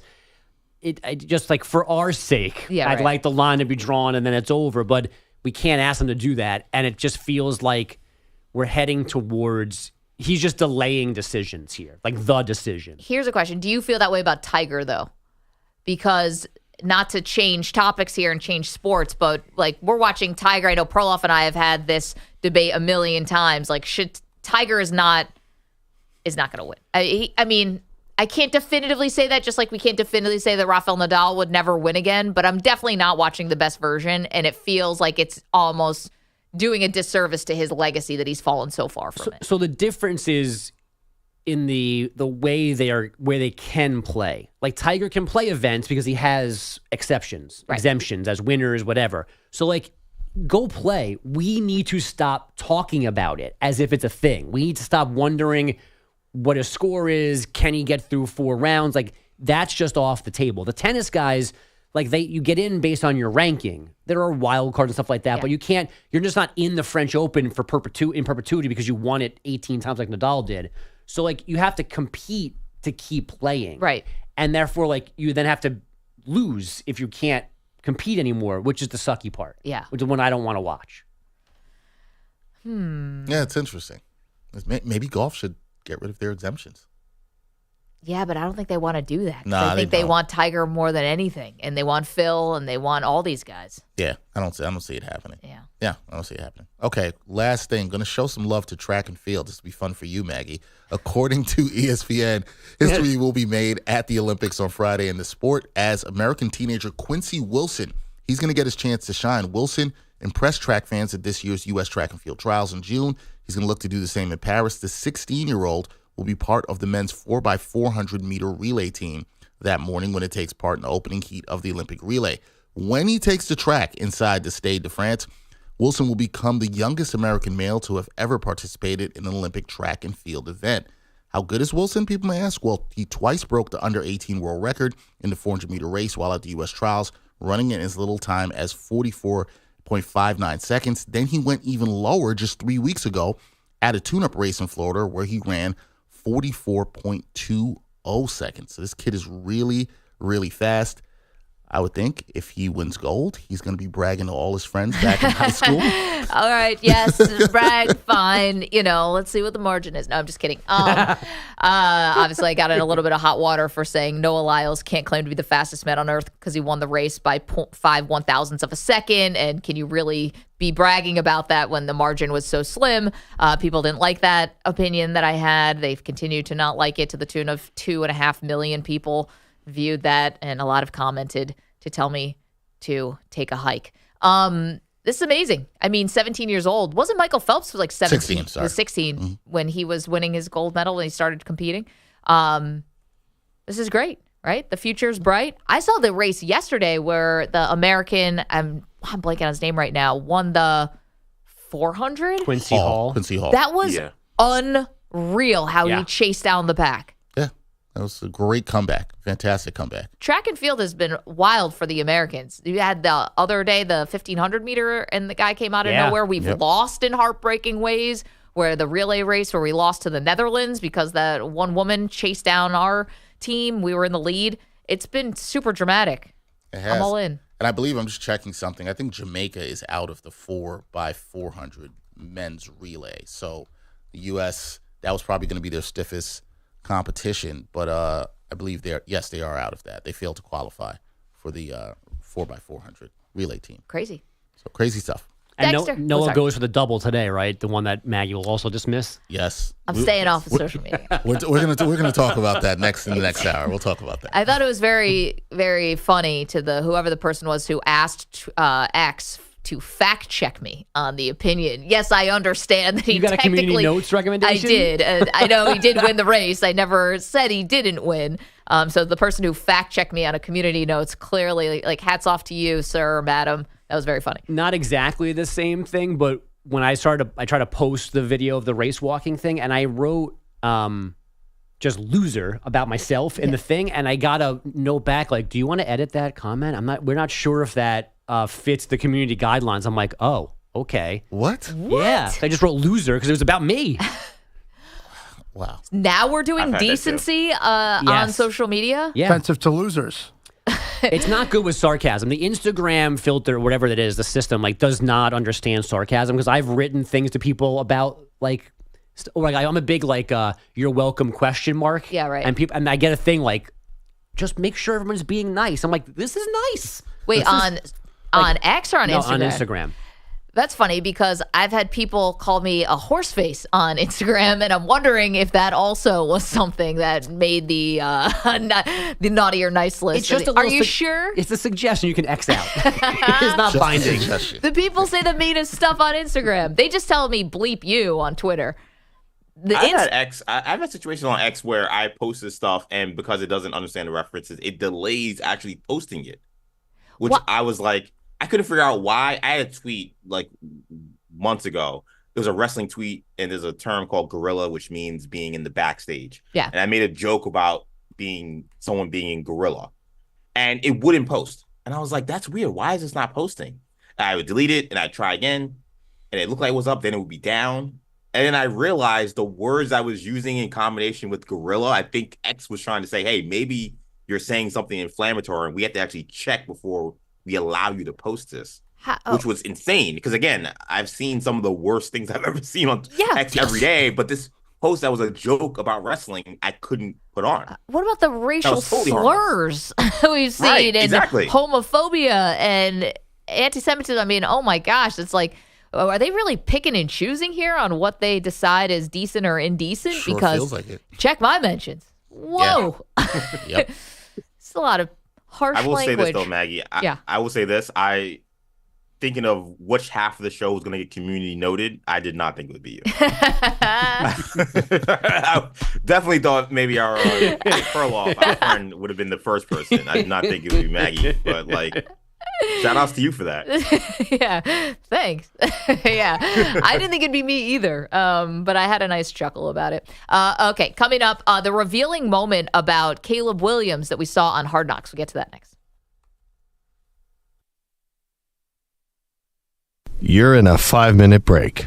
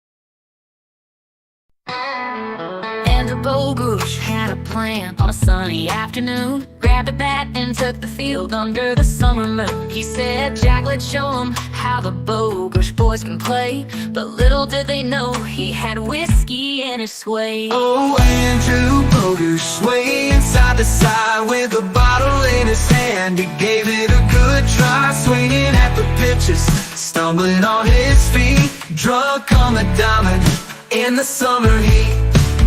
Jack's team was laughing as Dad took his stance, wobbling at the plate in a tipsy baseball dance. The coach was shaking his head, moms were all aghast, but Andrew Bogush grinned, living in the past. Oh, Andrew Bogush swaying side to side with a bottle in his hand. He gave it a good try, swinging at the pitches, stumbling on his feet, drunk on the diamond in the summer heat. He hit a grounder to the shortstop, tried to make it to first, but he tripped over his own feet. Oh man, it was the worst. Jack was on the mound, his face turning red. Come on, Dad, get up, this game's far from dead. Oh, Andrew Bogush swaying side to side with a bottle in his hand. He gave it a good try, swinging at the pitches, stumbling on his feet, drunk on the diamond in the summer heat. He hit a grounder to the shortstop, tried to make it to first, but he tripped over his own feet. Oh man, it was the worst. Jack was on the mound, his face turning red. Come on, Dad, get up, this game's far from dead.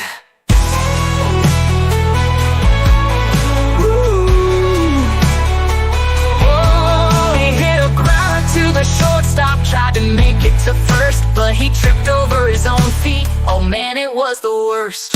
Jack was on the mound, his face turning red. Come on, Dad, get up, this game's far from dead.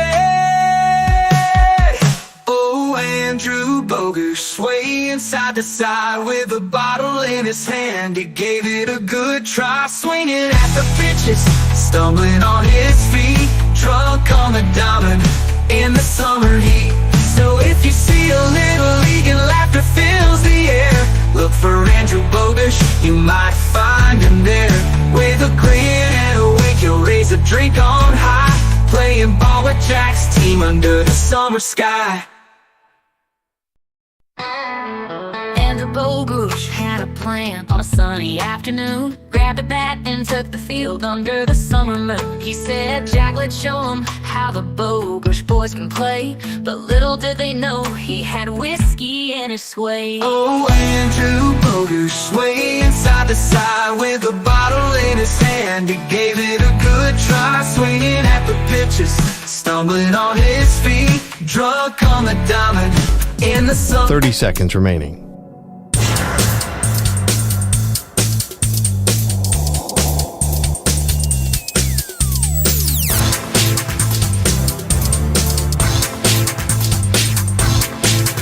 $15 seconds.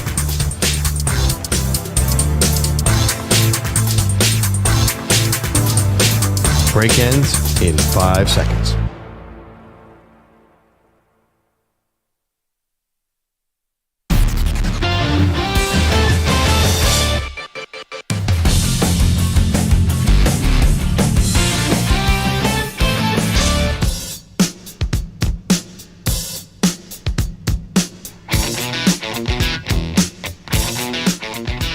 Welcome back. Maggie Gray, Andrew Bogush is in for Andrew Perloff this week. We didn't get a chance to get to it yesterday. We were too busy, well, I have no idea, doing God knows what, but Can I distract you again? Hard Knocks debuted. They're following the Chicago Bears. Now, if you're keeping score at home, this is not the off-season Hard Knocks, nor is it the in-season. This is the training camp version. This is the 1.0 version of Hard Knocks. We're essentially going 365 on this franchise at the moment, but they've got me. I'm sucked in. I thought it was compelling to watch Jonathan Owens, who's going to be a backup safety, get to go to Paris to watch his wife, Simone Biles, compete in the Olympics. So that was fun. But the other part I thought was interesting, Bogues, was Nick Saban making an appearance at the Chicago Bears training facility and at their headquarters. Because Nick Saban coached Matt Eberflus when Eberflus was a linebacker at the University of Toledo. So they go back a long ways. I know. They go back a long way.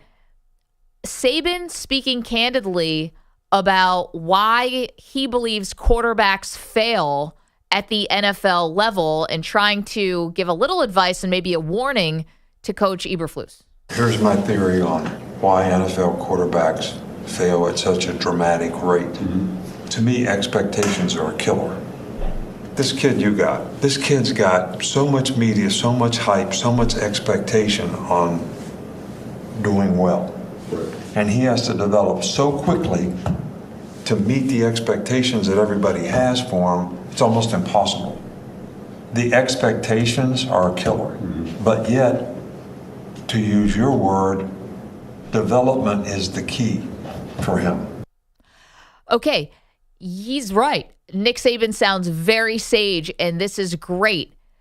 He's talking about not overblowing the expectations on an HBO show that's centered around Caleb Williams, where in the first 10 minutes of the show, they're asking the question, can he be the next great thing after Michael Jordan in the city of Chicago? And then they go into the Alan Parsons Project, a.k.a. the Chicago Bulls entrance music. Which gave me goosebumps. I love the Alan Parsons Project. It's a banger of a song.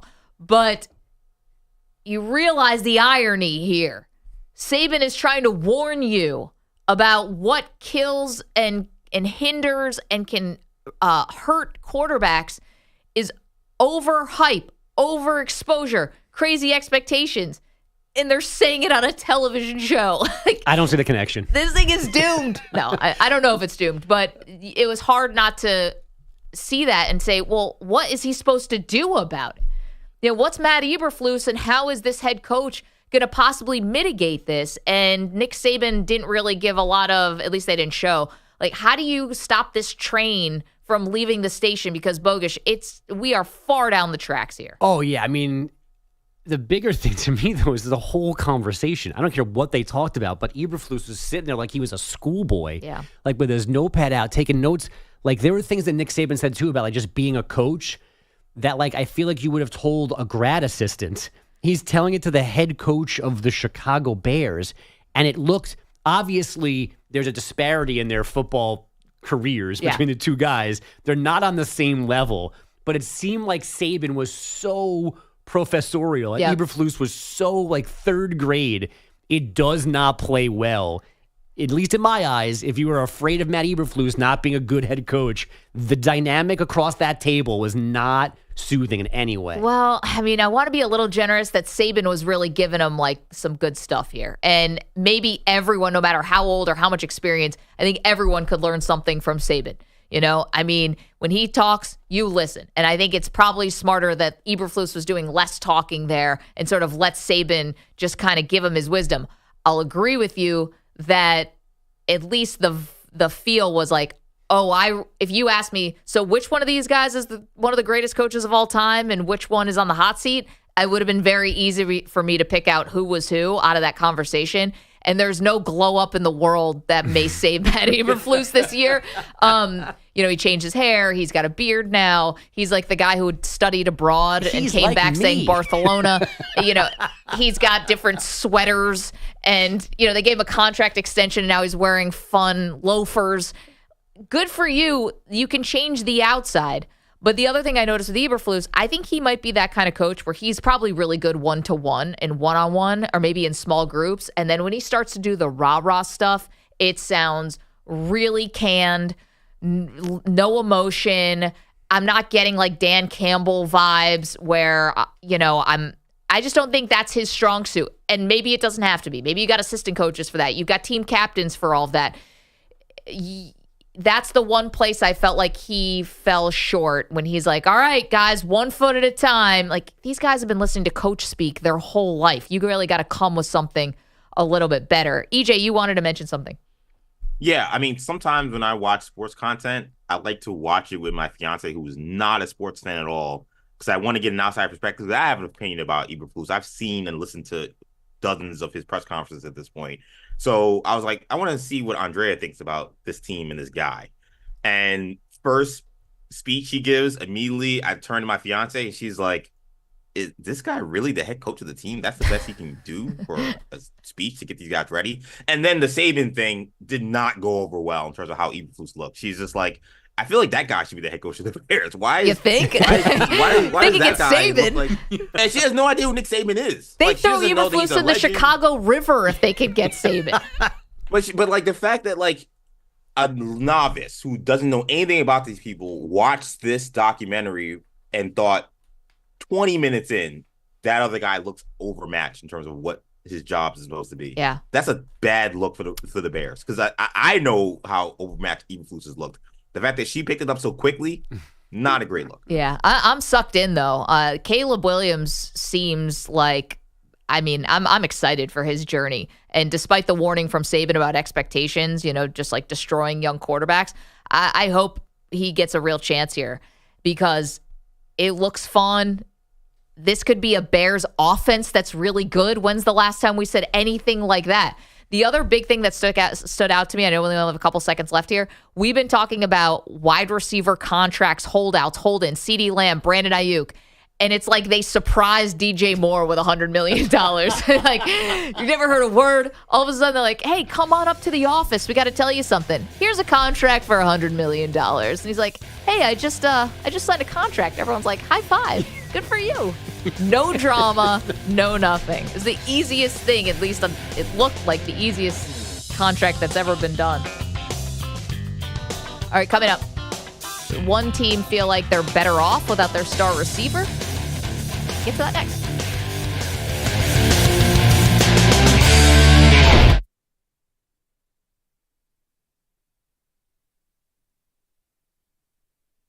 You're in a 5-minute break.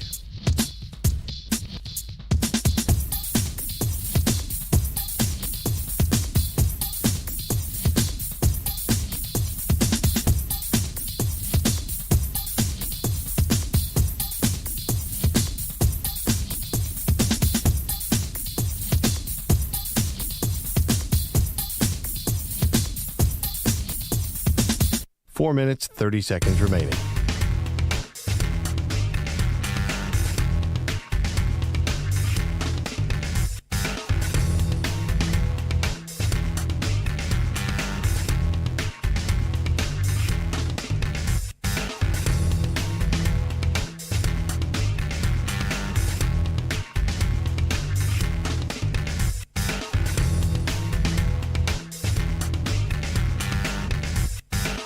4 minutes remaining.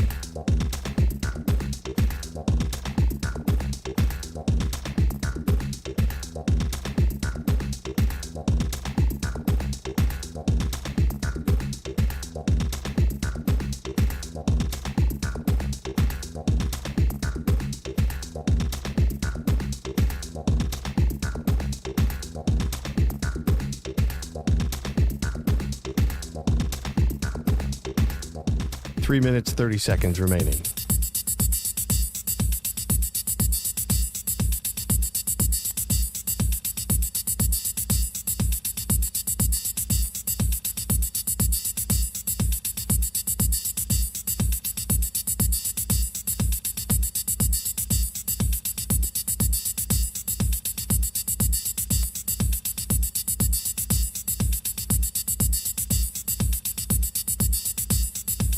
Three minutes remaining.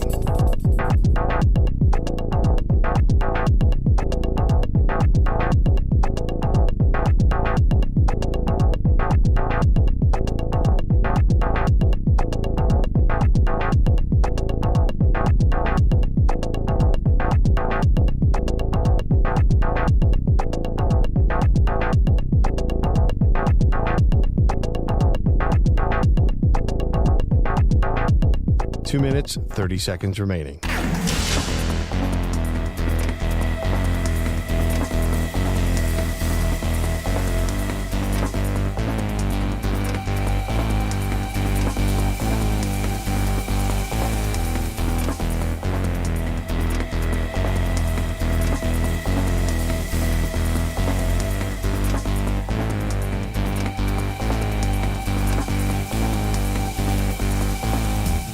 Two minutes remaining.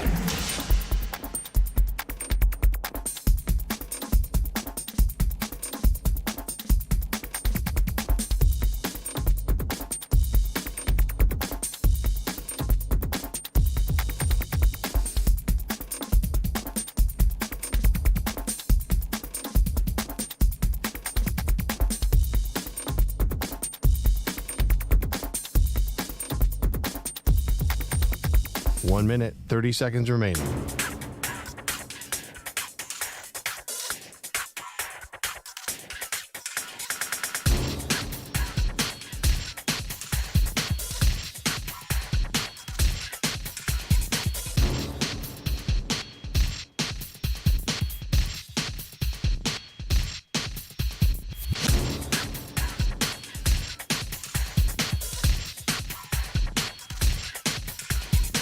One minute remaining.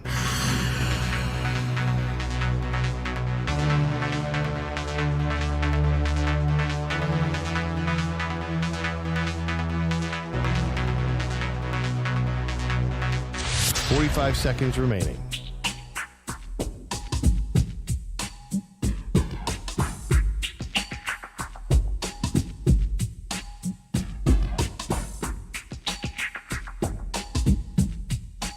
Seconds remaining.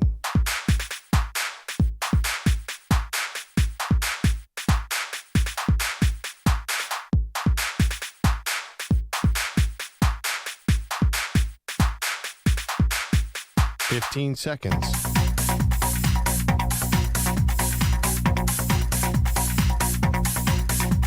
Break ends in 5 seconds.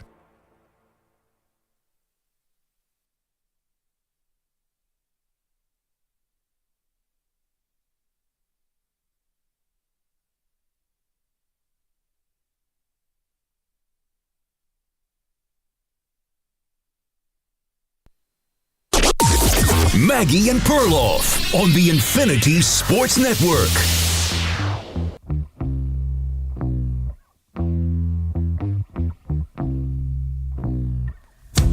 I'll tell you what. You want to hear a masterclass on threading the needle? We're about to play it for you. Welcome to the show. Maggie Gray, Andrew Bogish is in for Andrew Perloff, who's on vacation, and it's about my team. It's about the Buffalo Bills. We really haven't talked about the Bills a lot. But Josh Allen got asked a question yesterday, and it caught our attention. And the question was, do you miss Stephon Diggs being in a Bills uniform Here's what the quarterback said. I think Steph's a great player, and what he brought to this team was special. So miss is I don't know if I'd say miss. He was a guy that was reliable. You can look to. He's going to have the juice each and every day. I'm sure he's bringing it over there in Houston. So definitely, you can't say that you don't miss that. But I am very happy with what we got going on here and how hard the guys have been working. Yeah, you've got to somehow not disrespect a teammate that I think whatever the reports are, I do think they actually did have a good relationship. And also you got to pump up your own guys to say, hey, even though we don't have a superstar like Stephon Diggs on the roster, we have enough guys to go to battle with this season. And I thought Allen actually did quite a good job here. The bigger issue is this is just the beginning and another example of how much Josh Allen is asked to do for the Buffalo Bills. There is not another quarterback who has to carry as much as Josh Allen. And I'm talking about on the field and off the field. And with all the veterans that they got rid of this offseason, it's even more. Like, at least Mahomes has got Reed and Kelsey there. Josh Allen, when it comes to speaking for the team, speaking for the offense, speaking for himself, speaking for a whole region, there is no guy in the NFL who has more on his plate than Josh Allen. I don't even know who the second, maybe Dak Prescott, but Dak's got Jerry Jones talking, and he's got Micah Parsons, and there's other stars.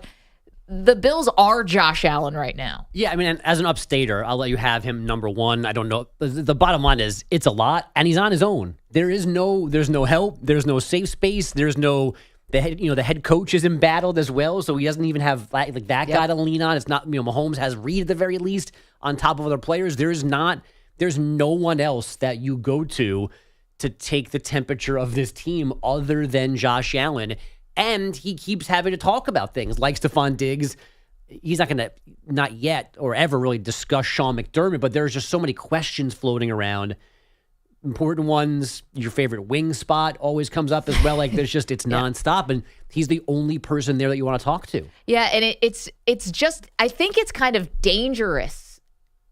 I don't know if it was avoidable, but it is, I think, a little dangerous to be asking one player to be doing so much.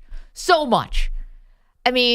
Montana had Bill Walsh. Brady had Belichick. Like, you got to give your quarterback... I'm not saying that Sean McDermott's a bad coach, but he doesn't have the gravitas of these other guys. He's one of the longest tenured coaches in the league in terms of being with one team for as long as he has, and he's never sniffed a coach of the year. Stefanski's got two.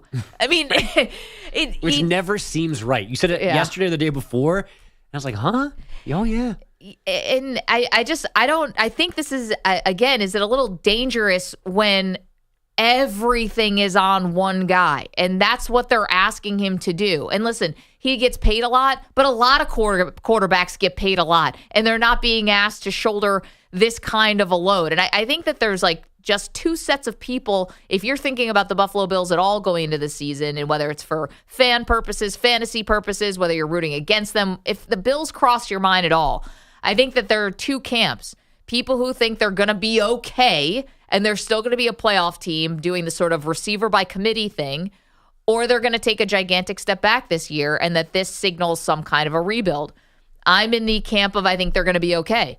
But if Josh Allen gets a hangnail, the season's over. And it's that's true of the Jets. That's true of the Chiefs. That's true of everybody. That's not specific to him and them. Maybe not, but it feels a little bit more like it is with him and them. It would just be nice to have things be smooth.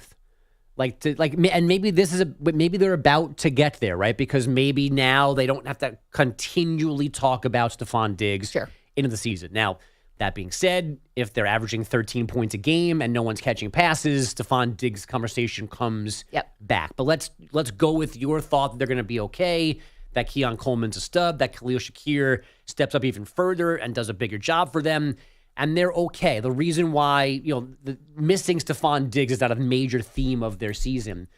Then the head coach is left to discuss. But just get things off of Josh Allen's plate. It's impossible. It's impossible. I'm half expecting him to go out there and play linebacker if they need him. And obviously I'm kidding, but you wonder. And this is the thing about wide receivers and Josh Allen and why I feel like it's going to be okay. To me, the talent of the wide receiver means a lot, obviously. But with Allen, can you catch the kind of ball he's throwing is actually more important, I think, than what is your Madden rating. And Stephon Diggs had both. Stephon Diggs was very talented wide receiver and could catch these bad balls sometimes. Except that last one. Well, except for that last one, and that was a killer.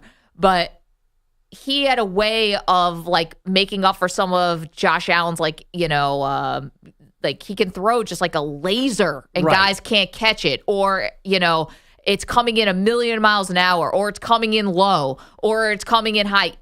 Diggs made up for a lot of that. That's what I'm thinking about this wide receiver core. If you can just get used to how Allen throws the ball, and if you can succeed there, you're going to be okay. Mahomes, I don't think it's like that. I think anyone can catch a ball from Patrick Mahomes.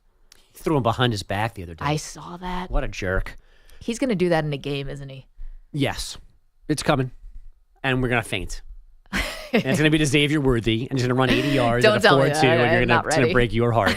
I'm not ready. But I think the Bills' offense is going to be okay. First of all, they started to go a little bit more away from Diggs at the end of the year anyway.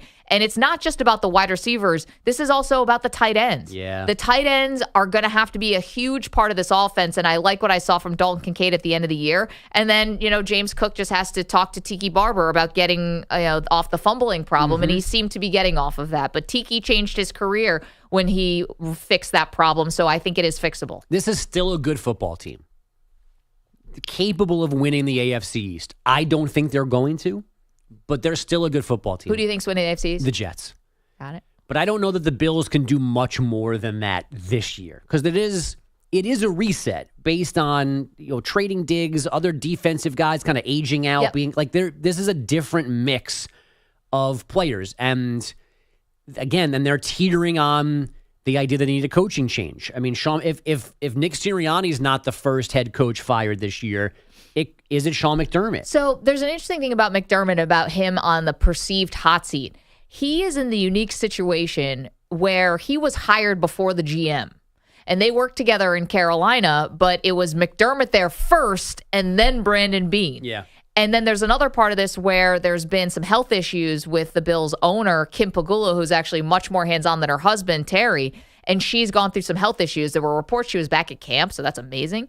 But there's a little bit, I don't want to say of a power vacuum, I think would be a wrong way to put it, but I think Sean McDermott has way more power in the organization, that's my understanding, than a regular run-of-the-mill head coach. And if not power, just kind of the quote-unquote benefit of maybe people being less hands-on than normal. Well, and then you dive into it a little bit, and he's a defensive head coach, and their defense has been awesome.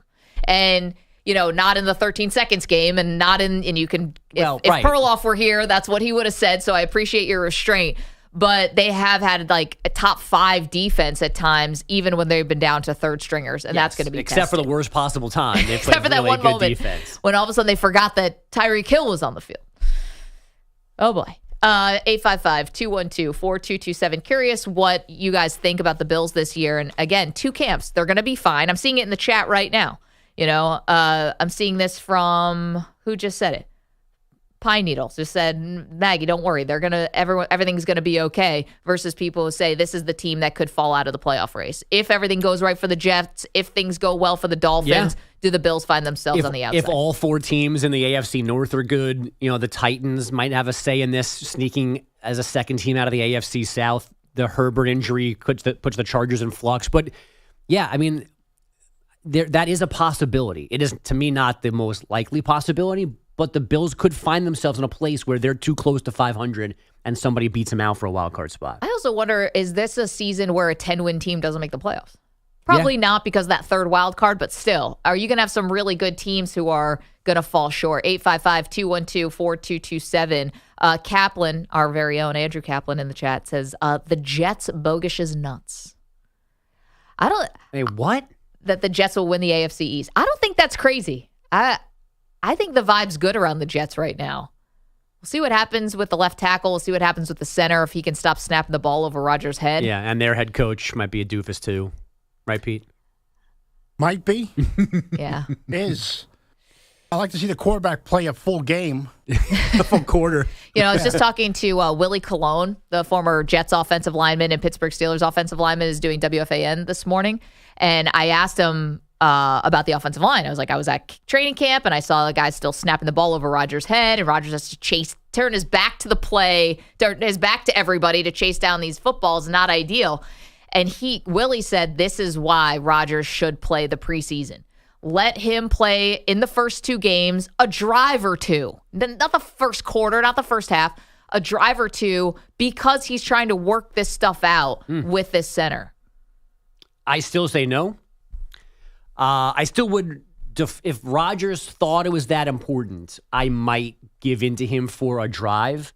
But my beginning position is I think we got to save you for week 1. I think if he thought it was important, he would play. Well, yeah, he said it's news to me that he wasn't playing, right? The miscommunication with Saleh or whatever. He's making the calls there, and if he thinks it's important, he will play. Can I bring this idea up too? 17-game season. The season's so long. I think we forget because we get excited about it, and once the season starts, it kind of feels like the months just sort of fly by. But Belichick has usually treated the first month of the season almost like the preseason. Well, the gameplay is like the preseason. Yeah. Cincinnati Bengals never get off to a good start. Now, you could say that's hurt them in the past, but I mean, the season's so long. I know you start, if you're the Jets, you're starting with the 49ers, so you don't want to mess around with Nick Bosa coming off the edge, and Fred Warner, but still, like, you have time to ease into this stuff. Don't you?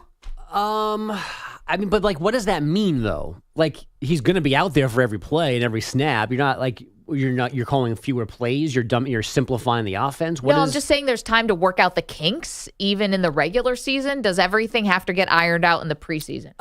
No, but this does. A snapping issue does. Right, because it's his health. Right. Yeah. You got also, in my opinion, with football, you have to get your wins early and not start the chase right away. Like, if you're down 0-3, if you're 0-4, yeah, you can rebound from that, but you need to get some wins under your belt to get the confidence going and get everybody in the locker room on the same page. I think, we've seen teams that have taken off at the second half of the season, but if I'm running a team, I want them getting early wins to at least establish that we can do it and look forward to the playoffs. Yeah. I'm going to go ahead and disagree with you a little bit because I think we've seen this before in sports, the team with the hot hand. It can work both ways. I think the Bills had to win 5 games in a row to end the season, and I think in a lot of ways they ran out of gas. It's too much of an emotional toll. I've also seen the New York Giants be a team that nobody thought about anything, and they got hot at the end of the year, and they rode that 2 times to 2 different Super Bowls. So I don't know about wins early. I just think there's so many injuries in football that you have to think about wins early. Yeah. You have to. And look, I mean, you may not get them, and you may have to be chasing anyway, but your mindset has to be, if we have 4 games and we think we're going to win 3 of these 4, we got to come out and win 3 of these 4. Yeah. Also, the team matters. Yes. And like a 1-3 start for the Jets is bad news. Oh, it's going to be the sky is falling. Right. Things snowball over there. EJ, you want to mention something? No, that's what I was going to say is I feel like other team, other head coach, other market, maybe you can survive a slow start. I don't feel like the football character of this group can survive a slow start. Okay, well, how much of that is also Rodgers going to be on McAfee every week?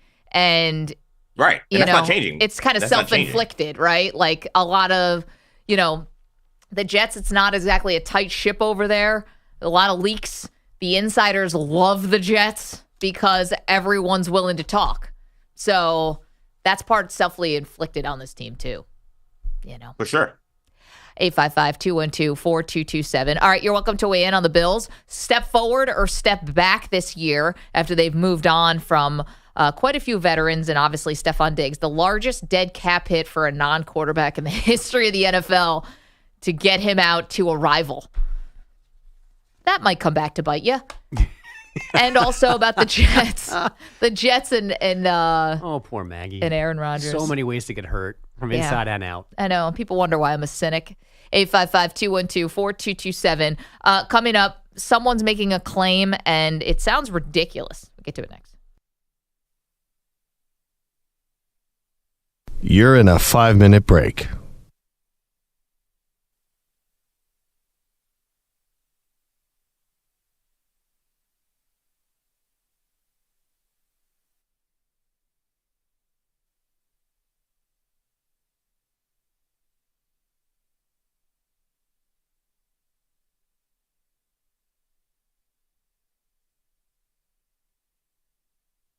Four minutes, 30 seconds remaining.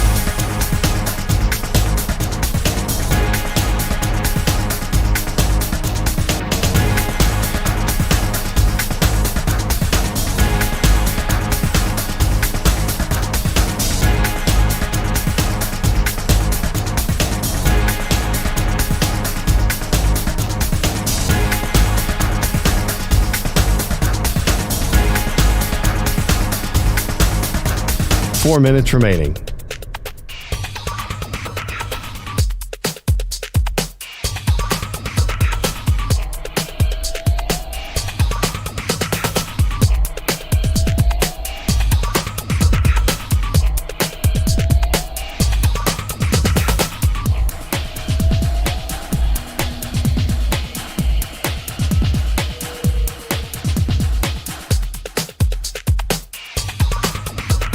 Three minutes, 30 seconds remaining.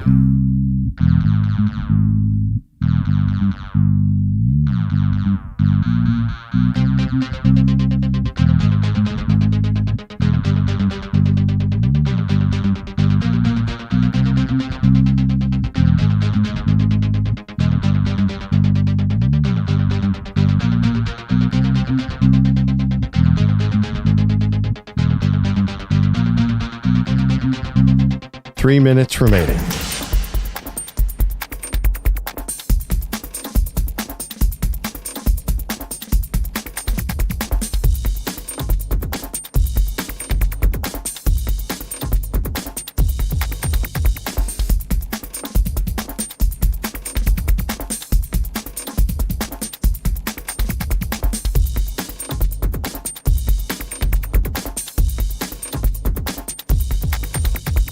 Two minutes, 30 seconds remaining.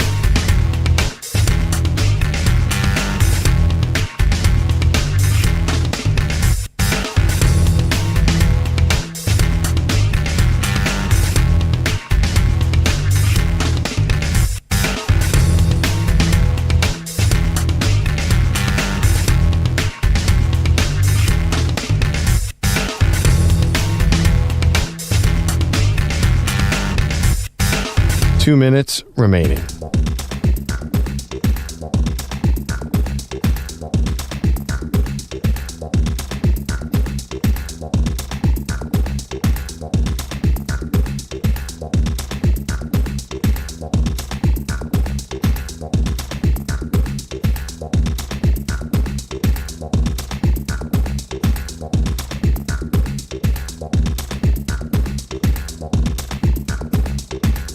One minute, 30 seconds remaining.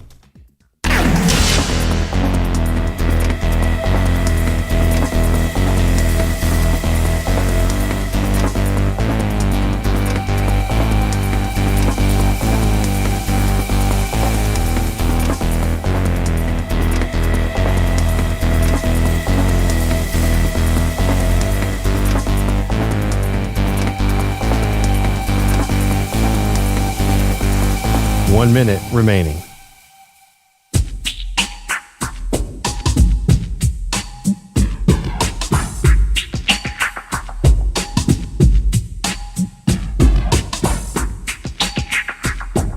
.45 seconds remaining.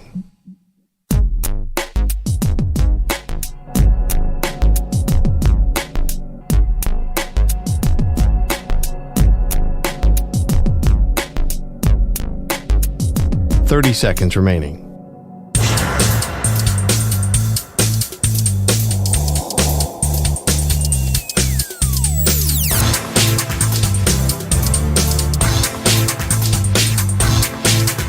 .15 seconds.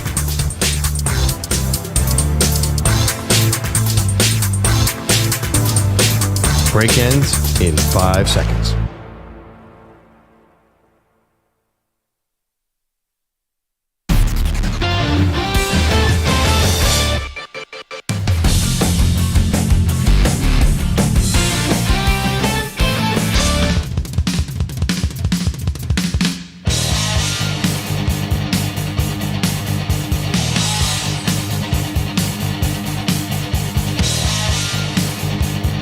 Welcome back.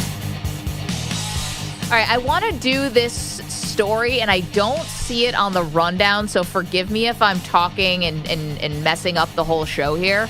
But, EJ, you brought this story to our attention yesterday, and this was yet another proposal at the Olympics. And this one was a little different because it was actually the woman, the female athlete, who proposed to her boyfriend. And it's just a little bit different. This was Alice Finot. I'm assuming that's how you pronounce it. She's French. She's a track and field athlete. She set a European record, but just missed out on a medal Tuesday in the 3,000-meter steeplechase. And then she went over to her partner, Bruno Martinez Bargliella, and got down on one knee to propose. Now, instead of a ring, she unhooked an Olympic pin that she had worn during the race, and she offered it to him. They embraced. They cheered, and this was a feel-good moment. Yeah, it's cool, but at least for me, it begs one question. Putting aside all equality arguments, yeah, sure. Does this mean that this guy was dragging his feet? And she was finally like, "Listen, like I'm at the peak of my powers right now, and I've been waiting for you to ask me." You haven't asked me.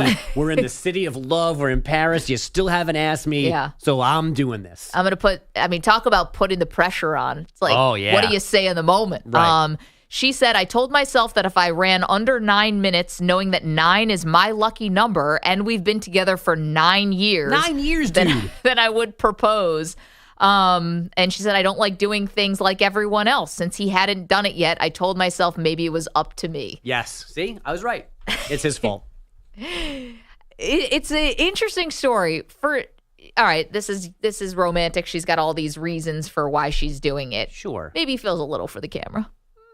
Man, here we are again. Just a little cynical. A little for the camera. When Kyle Shanahan's done, you're next. In that, where is this? You have a great marriage, a beautiful family, a great son, and you hate love. I just don't believe in it. No, I'm kidding. I kid. It's definitely a little bit of a twist. And you're right. This is the ultimate way to put a squeeze on a guy. Yeah. Like, I can't even imagine, dropping hints. We should move in together. Dropping hints. What's your ring size? Mine's a 7. Yeah, right. We're going home to the holidays. Or I don't even know how you'd put pressure on a guy. I got my nails done before this. Well, the biggest way to put pressure is like, I'm pregnant. That's generally the one thing, right? That's how you do it. But winning the medal, or not winning the medal, but doing the proposal, that's the thing, right? That he can't say no. I'm stuck on you faking pregnancies to get married. I'm just saying, you're it's a winning tool the race, in the however toolbox. necessary. If you hold back pad, if you cheat at the start, if you make up things to force people's hands, you're getting the gold medal. I'm saying what everyone's thinking. It's just another, and everyone got quiet around here. I'm just saying what everyone's thinking. It's just a tool in the toolbox that women have. I actually thought you were talking about withholding certain things until you were married. Not making up a baby. Oh, no, yeah. I mean, whatever gets you to the finish line. Yeah. Other side of the coin. But yeah, I mean, he can't say no, right? Absolutely not. You can't say no. Not in front of that many people. Pete, you think you could say no? I couldn't. I'm saying he could. Oh. Not you. Not me. No chance. I kind of wish he did. Oh, you can't do that, Dex. Here's the thing. She put the squeeze on him, like you said, in front of all these people. He's in an impossible situation. He's just been like, you know what? Nah, if you're going to do this, I'm saying no. I think if you're together for 9 years, your partner's a little extra. Fair. Right? That you should, fair. You don't ever truly know a person, but That's fair. You kind of get that it wouldn't be beyond her to do something like this. Yeah, so you're saying he should have kind of known this was possible. He probably can't be that surprised. Yeah, that's fair. I think it's fair. That's fair. What do we think about the woman proposing to the man? Would you guys want to be proposed to? Well, let's go around the horn. Be different. No. You would not want to be. No, I would not. Why not? I feel like if I have to be proposed to, that tells me I'm not really in on this. Got it. Because we're looking at, I mean, I know I'm taking this situation, but you're talking about 9 years. I was 7 years in. Like, I think when you get to 9 years and you don't propose and then you have to be proposed to in order to get to that point, I feel like deep down, you didn't that want brother it. Knows, right. That brother knows he didn't want it. And I think that if that happened to me, I would be like, if this had to happen, then that's a problem. You talk about believing in love. I would not believe in this love if I felt like I had to wait that long to be proposed to, and then in front of a million people, I had to say yes? Question mark? Yeah, see, like I wouldn't. It wouldn't make me rethink the relationship, but I don't know that I'd want. I know that I would have feel the guilt of I didn't do it the way she wanted me to. Yes. Oh, so guilt. she did it. So I messed up. So I'm an idiot. And every time we tell the story, people are going to judge me that I was dragging my feet and missed opportunities and didn't. Like now, like I think my wife still likes me a lot. And we've been married for a long time. But I still, like, every once in a while have, like, wish I had done a little bit more for our proposal. It, like, fit us. Yeah. But it was not, like, every time I see somebody who, like, rented out a floor of a hotel and brought in flowers, like, flew their parents in, and, like, all of a sudden there's a photographer, and I was like, should I have gone, like, to, like... You still think about that? You're 2 kids in. Yeah, every once in a while. Wow. I just proposed, and I did a lot, and I still feel like I could have done more sometimes. Yeah. Like, I think that feeling I feel like is so important. It's just like it's like the player who's like going to be their own Monday morning quarterback. You're always going to think, oh man, well maybe I should have did this right or done that right. Like if it goes so bad that you don't even get the chance to propose, I would never live that down. Can I tell you, I think this is one thing that's unique for you guys. The proposal is something that I think you generally have to do all by yourself. Because the secretive aspect to it, and granted, you could ask her parents or you could talk to family members, but I think this is something that's really kind of, you're on your own with this one. You know, I don't think, am I right about that? No, I think you're right about that. And I think that's the weight of it, too, that EJ's talking about, right? That's there. You kind of have that weight to it. And if you, and sure, we could talk about societal norms and expectations on men, and we can go into all of that and talk about those things. But however you feel as a man, yes, I felt like, I got to get this done. We're talking about the execution of it, right? And the execution of it, too. You want to get it done right. That's kind of what AB is probably like lamenting and thinking back. He's not saying that you did it wrong, but... You blew it. Yeah. But you Clearly she's holding it against you 10 years later, like, 12 years later. Better. 17. 17. This man doesn't even have the chance to feel what AB's feeling, what EJ's feeling. He doesn't even have that chance at all. Now he's just like, well, I did nothing. That's terrible. Wow. All right. I hope he's happy, though. Window into the soul there. Pete, you've done this a couple times. You want to get in on this? Pete, you've been saying yes. You're quiet back there. I'm going to put the first one aside. The second one I did on Christmas Day, so I don't think I did anything. I don't think I need to do anything else except maybe get a 3-piece band or hire people. You didn't have a dance troupe waiting? Right. No, I think I did everything fine. I had no regrets about it. And I did on Christmas morning, and that's it. I love it. Doing it on a holiday, doesn't that change your rights to get the ring back? I knew I wasn't getting the ring back. No, I know, but like there's something about like if you do it on a holiday, it's like it's a gift and you can ask for a gift back. If you do it on a Tuesday, April 13th, because it doesn't mean anything, then like it's hers for forever and you can never get it back. Wait, I got to say this on the women's. You got to give it back. I was going to ask you that. Yeah, definitely. I didn't. Definitely. The first time I didn't get back. You didn't get it back? That tracks. And it was done. Oh, I don't remember now. It was done in like October, like at a restaurant, and I never got it back. That's on her. I didn't want it back. But that's nice of you, and that's big of you to just want a clean break. But that is on her. You gotta give it back. A lot of things were on her. Let's not go into that. Wait, are we start divvying up the blame pie? Are we asking if you give it back if the person says no, or just give it back if things don't work out? If things don't work out. Okay, yeah, okay. Yeah, okay. Definitely. Quickly, I like some other things for her to give me back, but you can't get those years back, Pete. Unfortunately, cash. Go ahead. Back to you, Maggie. And I'll take that volley and take it right to the callers. 855-212-4227. We're talking about football. Leland is in Sacramento. He's our big-time 49ers fan around here. Leland, how you doing with Brandon Ayuk Won't he get traded day 1010? Brandon Ayuk fatigue. So tired of talking about him, but it keeps coming up. And so I got some shade to, give to John Lynch. But before I want to do that, I want to say I've been married 44 years, and it's not how you say I do. It's the quality of life you build after you say I do. Well put. Absolutely. That's just a moment. The rest of your life is the rest of your life. Very good. Yes. Okay. So, don't feel bad, Bogus. and my way was just it was very very nondescript, very nothing like the way people get married now. They make a big production out of it. So I'm old school. Hey, but listen.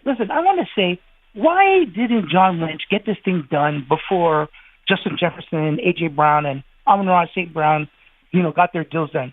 Those guys are in the know. They know who's coming up, who's up for contract renewal, and they knew that these things were happening. And he knows every time one of those guys signs, the market just keeps going up and up and up. Leland, I think you know the answer to this. And I don't think the 49ers ever wanted to pay him. That's why. I don't think they cared what the market was, because they're like, we're not going to be the ones who are going to give him this deal. And they should have traded him before the draft, and they never did it. And I think they underestimated just how dug in Ayuk was going to be. Yep. So I want to say, it's all on. I blame John Lynch, just like I did last year when he just signed Robbie Gould, and there's a game they lost because Jake Moody missed a few field goals. I think Lynch is he's not firing on all cylinders. He's not. I think that the fan base is a little frustrated with the front office. Leland, thank you so much. And again, 44 years married. That's amazing. I think people are they're so used to this stuff working out. Nick Bosa went down to the wire. Debo was a hold in. Christian McCaffrey apparently wasn't happy, but they got that done. They assume everything is going to work out with Purdy. You're used to it working out, and this one just isn't working out so far. It's possible they could save it, but up to this point, I don't think the front office has done a great job. No, they have not. There is obviously a place to get to a resolution that everybody kind of wins-ish, but this is going to, I don't think I've said this enough in my kind of defense of the Niners' handling of this. They are going to lose to a certain extent when they trade Brandon Ayuk. This is more lose-lose than win-win. Mm-hmm. But I I understand what seems to be the driving force here is the economics of the whole thing. So if you want to critique them, then maybe it's about going back in time and talking about Debo's contract or of McCaffrey's extension, what choices they've made over the last 18 months or so. But I still think that this, generally speaking, from taking away all hurt feelings or whatever, chemistry stuff, this is the way to go. If somebody's got to go, I get why he's the one that's got to go. The odd man out, yeah. Rich is in California. We were talking about the New York Jets. You have a thought on how their season might go. What's up, Rich? Well, they have a season based on the legs of an aging quarterback. Mm-hmm. And as long as they can keep him on the field, that will be fine. The day he gets hurt, things could get ugly there real quick. Yeah, Rich, I think that's every Jets fan's fear, and thank you for calling in. They did bring in Tyrod Taylor to be the high-end backup, but he gets hurt. So, right. And if you're down to your third string for most teams, you're pretty much screwed anyway. But that's a stunning call right there.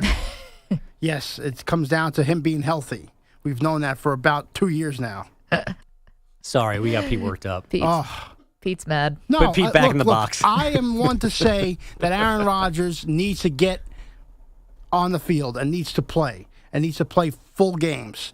But it's also Aaron Rodgers. The amount of shade he gets, I know he deserves a lot of it. But he's still one of the best quarterbacks ever. Right. We got to look at that too. If he's healthy, you're going to be fine. You're going to be golden. Yeah, that's it. Is he going to be? Right. Do you see Mike Williams was activated from the there we pup go. list? Let's go. And I saw that little smile. You fought it. You wouldn't let it come through. When she said, if he's healthy, you're golden, you got it. You can start to dream a little bit here, Jets fans. Let it happen, Pete. Let it happen. Let it wash over you. Okay, wild card's fine, though. You're in. The only time Rodgers won a Super Bowl, he was a wild card. That's it. Yeah. A wild card. That's my prediction for them now. because like I said, we had not seen him on the field in the Jet uniform for a full game. When we see that, then maybe my expectation goes up. Dexter Henry has the headlines for us. Hey, Dex. Hey, guys. All right, let's tip this one off with basketball talk. So anytime a team wins a championship, there's going to be a great deal of confidence among the players who contributed to that championship team. Now, the Boston Celtics, we know they won the 2024 NBA title in June. And guard Peyton Pritchard, he's got all the confidence right now. Pritchard appeared on the Point Forward podcast, and he was asked if the current Celtics team could beat Team USA. This was his answer. I would bet my money on it that we would, but I'm not going to sit here and say, it's a done deal for sure, because you got to go out and compete. But I bet my money that we win. So I feel like, you win an NBA championship, go through a whole season like that, know how to play together, we'll be all right. Okay, now, personally, I loathe questions like these, and specifically this one, because 3 of the Celtics players are on Team USA right now. So it's the rest of the Celtics who have to beat. So Jalen Brown and Pritchard and those guys have to beat a team without Jason Tatum and Derek White and Drew Holiday. What are we doing here? But I'm going to ask you guys this anyway. Do you believe the current Celtics, without those 3 Team USA players, could beat Team USA because of their continuity and confidence? Could that happen? Yeah, no, not even close. But let's throw this in the Maggie verse thing. Where do we give all those 3 guys on both teams, and then therefore does Celtic Tatum negate Team USA Tatum? One's coming off the bench and the other one's starting. It's just a 0 because they're the same guy face to face. I'm not trying to be a hater, but everyone's been watching too many Marvel movies and too much of the CGI movie stuff where it's the Spider-Man meme pointing at each other. You can't have 2 Tatums.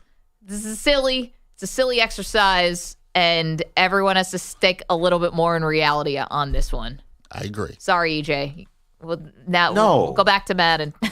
No, you got to do this NBA 2K style. You can play teams against each other. So you got to have Tatum and Holiday and White on the Celtics and also have them on Team USA. That's how you really do the matchup. And if that was the matchup, I would actually favor the Celtics. Well, I think homework assignment for EJ today, actually set this up somehow on 2K.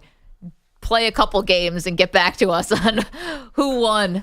Do we have time for one more little one, Dex? Yeah, a quick one, because it's winning time at the Olympic Games in Paris. We're down to the final few days of the 33rd Olympiad. Plenty to watch on Thursday. We're going to go first with Maggie's boy, Noah Lyles, fresh off of overcoming a shaky start to win the 100-meter final on Sunday. Lyles finished second in the 200-meter semis. Heat on Wednesday. Today, the American sprinter will look to complete the dream of the sprint double. He races in the 200 meters men's finals. He's looking to become the first U.S. man to win gold in the 100 and 200 in the same Olympic Games since Carl Lewis did it back in '84. Maggie, this one for you. Does Lyles have the right to brag if he wins this race by the smallest of margins? Does he have the right to brag? Sure. Come on, Maggie, say it with your chest. Yeah, I know. This is the thing. No one ever says the winner of the 200 is the fastest man on earth. Maybe they should. Wow. Right? And listen. This is his better race, to be clear. I think he's going to be awesome. I think he's going to be great. And I think that it's going to all work out for Noah Lyles. In your vast running experience, what is the time threshold that he has to win by to allow him to celebrate in any way that he wants? I thought about that. I think it's got to be down to at least tenths or hundredths of a second as opposed to thousandths of a second. But I realize it is sprinting. It's going to be tenths of a second is still it's a big deal in that for that sport. Right. What if he wins like the guy in the 400 where he comes from behind? Yeah. He came from behind in the 100. But really came from behind. Yeah. I mean, just the guy was doing snow angels on the track. Talk your whatever. Isn't that, by the way, the most infuriating thing? These people are great athletes, which is already, I'm so in awe of it. But then they do these ridiculous, strenuous activities and then don't die. When the swimmers swim 800 meters and then they just chill at the wall and they're like, that was a good race. Yeah, good race. High five and hug. And they're not just falling into the water and having to be rescued. They're they have things left to give. That's why you train. In perspective. Yeah. That's why you train. So this has actually turned into quite the controversy. I think it deserves a poll question, Ryan, if you don't mind. If you break up, do you give the ring back? It looks like we're pretty divided on this in the chat. Maybe not so much in the show. I think we're all kind of, but Kaplan says you can't get the ring back.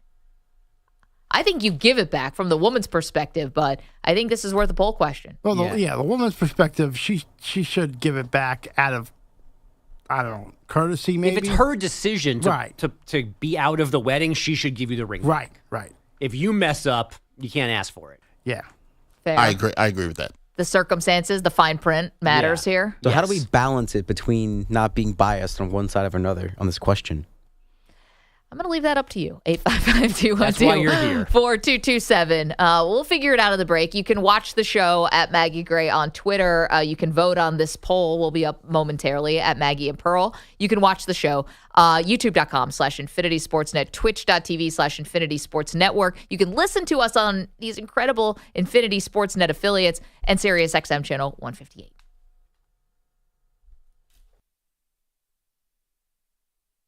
You're in a 5-minute break.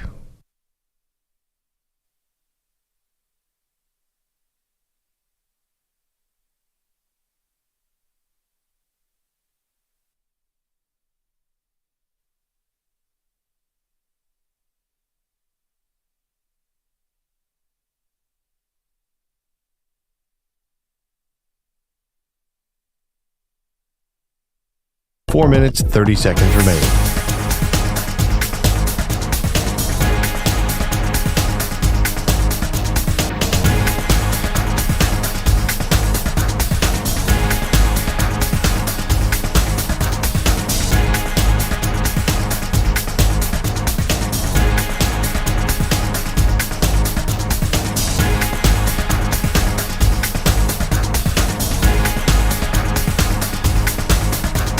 Four minutes remaining.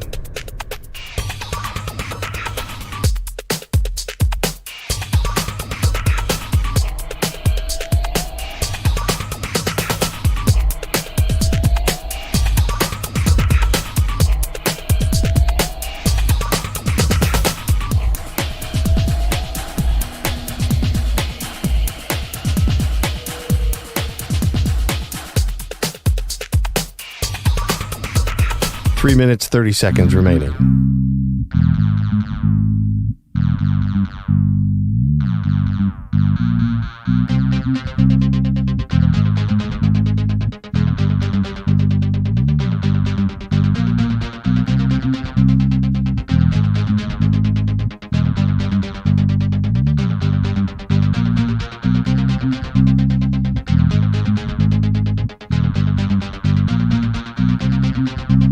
Three minutes remaining.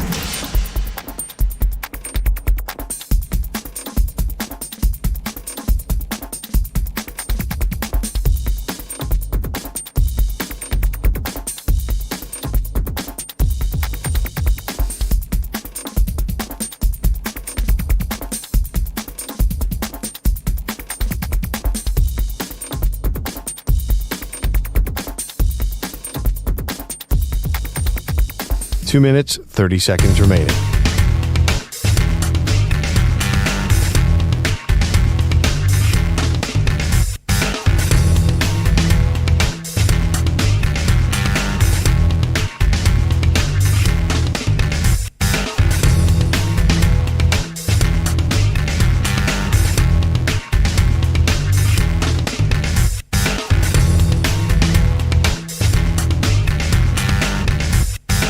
Two minutes remaining.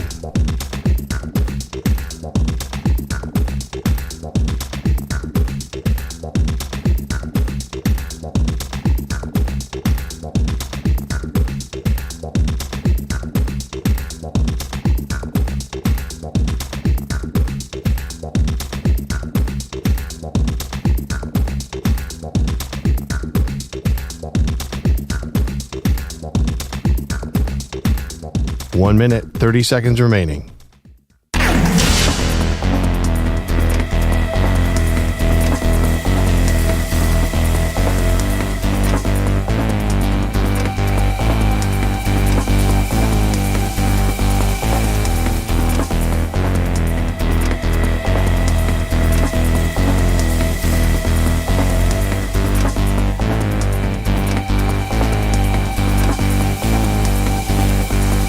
One minute remaining.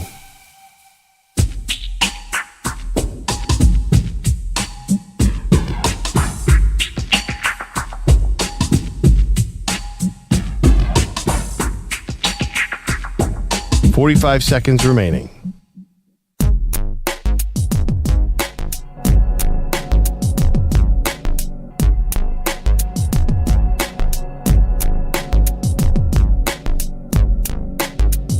Thirty seconds remaining.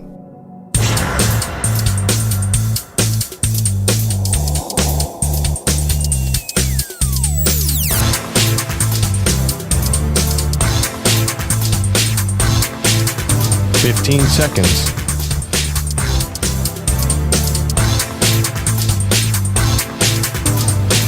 Break ends in 5 seconds.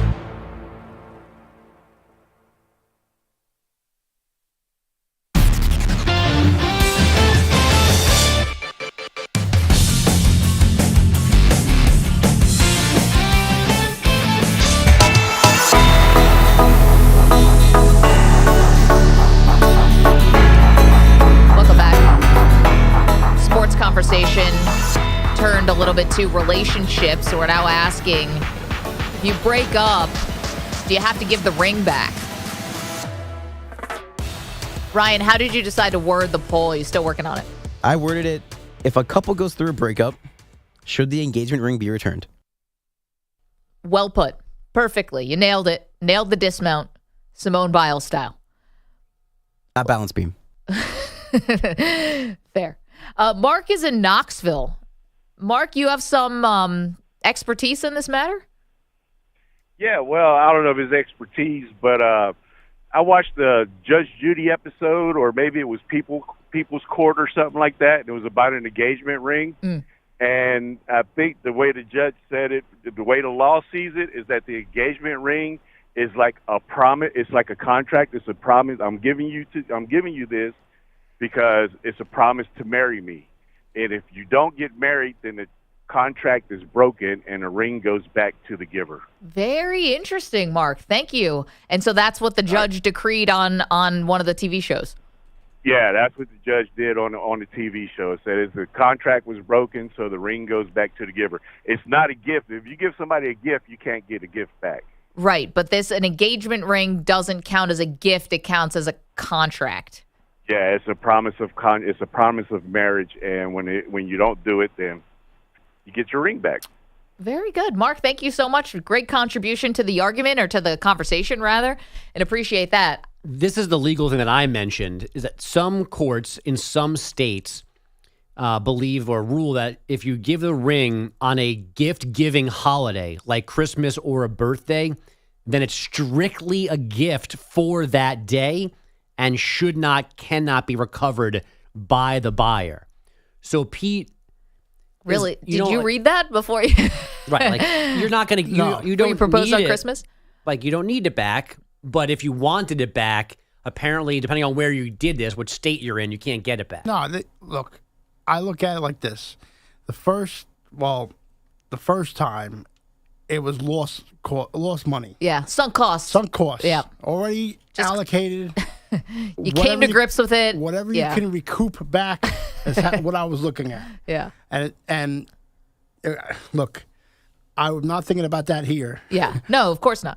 But yeah, I didn't know. I always looked at it as a gift. Sure. It's a gift. It's a piece of jewelry, a very expensive piece of jewelry.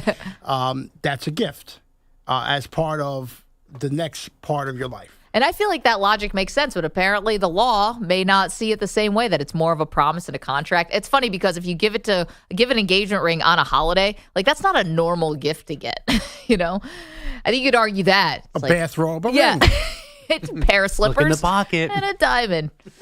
855-212-4227. Okay, let's get to a little more football, and that is what's going on with the Denver Broncos. And can we hear a little Sean Peyton here? So all of a sudden, it looked like Bo Nix was third on the depth chart.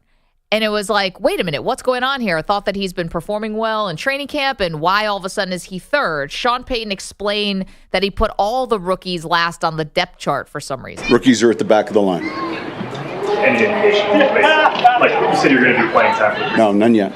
We'll have that meeting today and tomorrow. Okay, he says he wasn't sending a message with the depth chart, and it's not official. I tried I really want to just get it. I'm not ready for a depth chart but I have to get a depth chart. So it's easy to push the underlying players to the back of the line and then make sure it's kind of where we sit right now, and that's really it. No, it's a good question, but I'm not trying to send messages at all. Weird. You got this. You're one of the teams that has this quarterback battle that everyone's very, very interested in. And so, of course, you're going to get questions. And to just sort of arbitrarily put Bo Nix as third string just to turn in the homework assignment feels a little crazy. Don't make extra work for yourself. Work smarter, not harder. You knew you put Bo Nix third. People are going to ask questions. Just don't put him third. Just don't do it. Also, no one's banging the table for Zach Wilson. Right. No one thinks he's really getting the raw end of the deal here. Okay. We're having this conversation about what's the proper etiquette. If a couple breaks up, what do you do with the engagement ring? And Mike in California, who's been a very loyal listener to our show going back to the afternoon. Mike, you're a lawyer. I forgot you're a lawyer. Tell us what goes on with an engagement ring. So first of all, every state is different. Every state has their own family law code. In California, the code is very clear. There's actually a civil code that covers it that says the engagement ring is a promissory gift. If the promise isn't met, then the gift gets returned, i.e., you don't get married, you have to give the ring back. For any reason? Crazy loophole. For any reason. What if you get... However... Yeah, go ahead. Go ahead. No, what happens if you get married and then you get divorced? What happens then? That's the crazy loophole. In California is a no-fault state, which means the courts do not care why people get divorced, what anybody does to cause a divorce. It doesn't matter. It does not, other than domestic violence, it doesn't get taken into consideration. So in California, if you get married and you're married for one day, and then you file for divorce because you find out that she was cheating on you with half of California, he keeps the ring. She keeps the ring. She keeps the ring. Because you got married. Because she went through with the promise, even though she was, around town. Chicks, man. Like a floozy. No, I'm just kidding. So, yeah. Once the marriage happens, the marriage is consummated, the ring is kept by the wife. Mike, thank you so much for bringing some actual legal expertise to this. While we have you on the horn, can I ask you, we have about 30 seconds, what's on the menu this weekend? This weekend I've been working on a crazy new recipe where I'm doing smoked shrimp and smoked cauliflower. And I take the cauliflower, grind it down, and turn it into southern grits, savory grits. Ooh. And then put the shrimp into a Cajun Creole sauce over the top of the grits with a corn hash. Mike. You're just a talented dude, Mike. You really are. Thank you so much. Now we're all salivating around here, but I knew we would be. And be well. Thanks so much for calling in. Mike's the best. Yeah, I had shrimp last night, but smoked shrimp. How long do you have shrimp in a smoker for? I just hung up on. I know. But Mike is, I believe I'm remembering this correctly, served our country. So we thank him for that. Became a lawyer and is an accomplished chef and kind of like specializes in like smoked meats and now seafood. I got nothing. He's got 3 things. I got nothing. And he's up early. Clearly early riser. Sure. California. Show off. Dude is like a one-stop shop. Like, he's got it all. We've got nothing. Okay, coming up, quarterback controversy abound. Got the details next.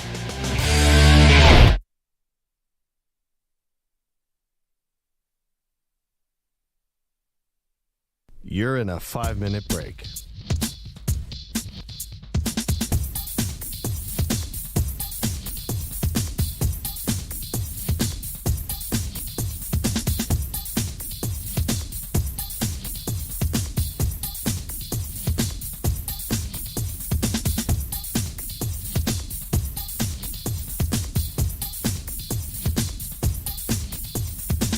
Four minutes, 30 seconds remaining.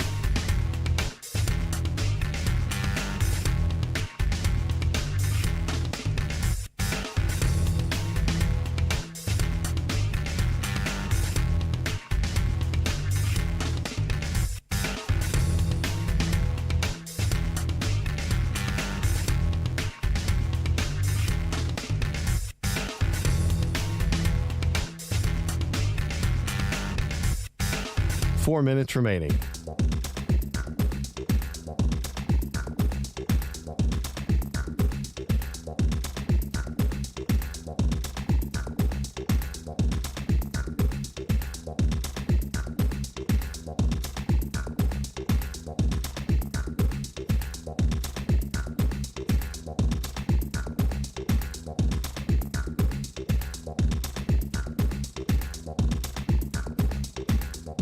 3 minutes, 30 seconds remaining.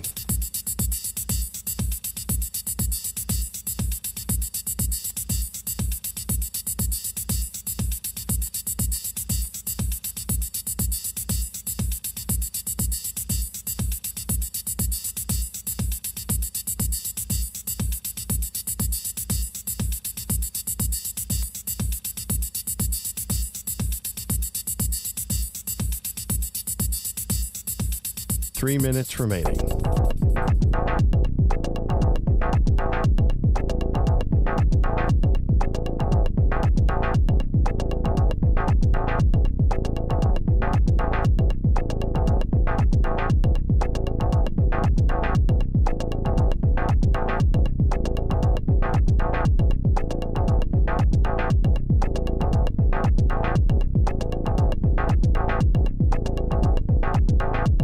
Two minutes, 30 seconds remaining.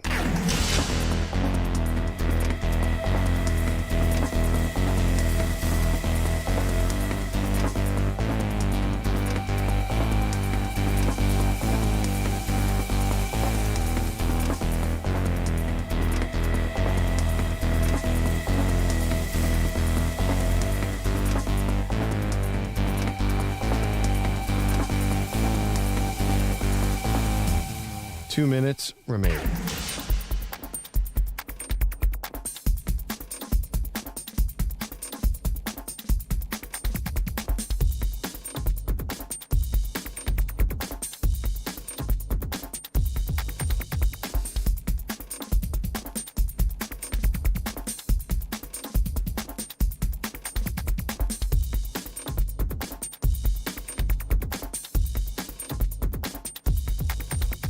One minute, 30 seconds remaining.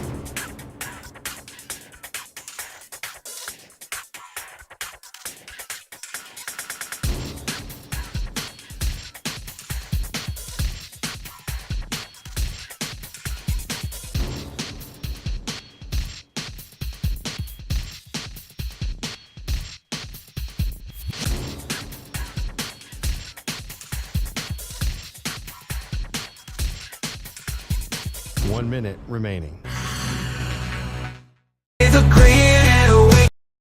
Living life in 20-second views. Scrolling through, he's got no time to lose. Maggie and Perloff, Daly's keeping score. YouTube's his love. He's begging for more. Double tap, clicking on that video. From sunrise to sunset, he never lets it go. Maggie snappy, Perloff's got a glow. Daly's hooked, he's looking for the show.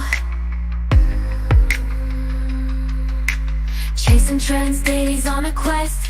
Comments pouring in, he's one of the best. From every corner of the internet's reach. Daly's voice.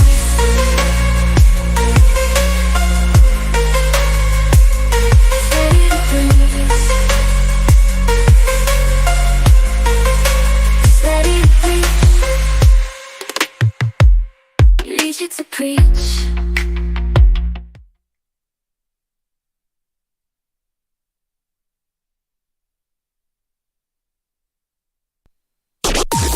Maggie and Perloff on the Infinity Sports Network.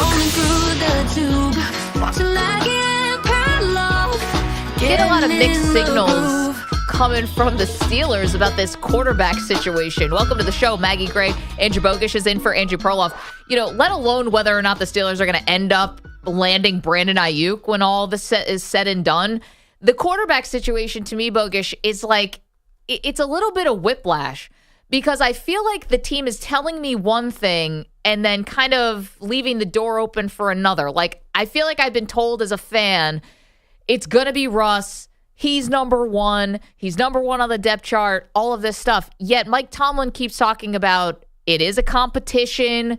And, you know, now that Russ has got the calf injury that sort of kept him a little bit out of practice, and he's done a little bit, but not nearly the amount that Justin Fields has done, it's like they're telling me one thing, but their actions are showing a different thing. And this might be one of the scenarios where Mike Tomlin being Mike Tomlin and talking and communicating the way that he doesn't help.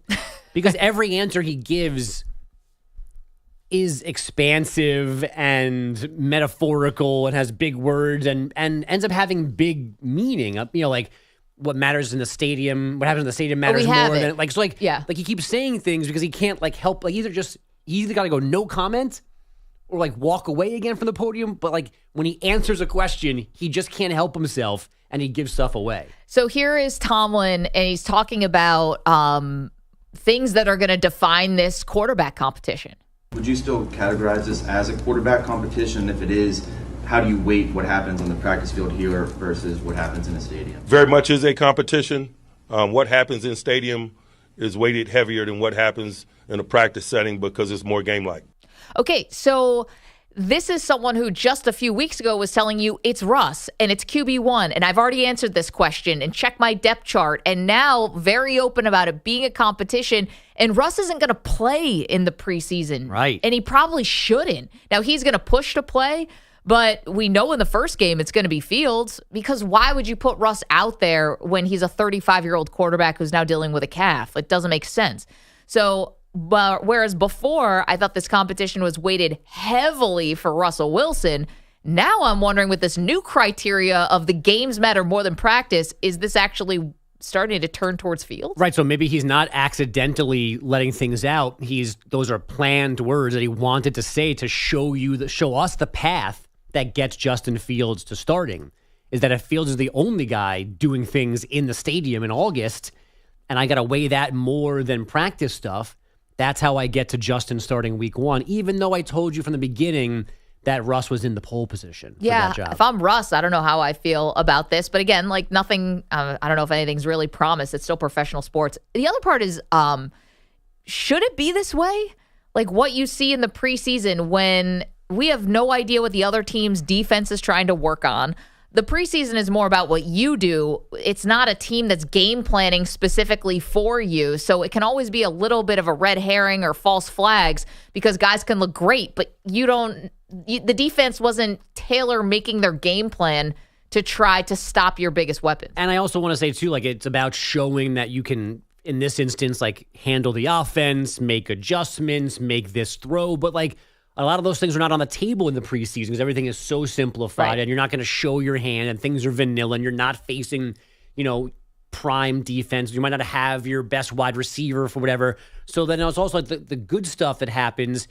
What's the context of that good stuff too? But there definitely was a little bit of a tone change yesterday about this job. Without a doubt. To be honest, I think that this is the smarter way to do it if it keeps going down this path. I know that I'm in the minority on this. I always thought for a team that I think does have definitely playoff aspirations, I don't know if they're good enough for Super Bowl aspirations, but I thought you start with Fields. If you start with Fields and then you have Russ to come in as the Joe Flacco type last year for the Cleveland Browns, look at how well that worked when you had to go through, and that was maybe they got a little lucky there too, but you had an experienced guy to bring it home for you at the back end of the season, as opposed to starting with Russ. And then if something happens to him, now you're asking Justin Fields, who's got way less experience, to try to get you to the postseason. You and I have had this conversation before. Maybe it was the morning where Perloff's phone was on fire. So I look at it differently than you do. I think the default position should have been Russell Wilson starting because he's the veteran. He is still Russell Wilson.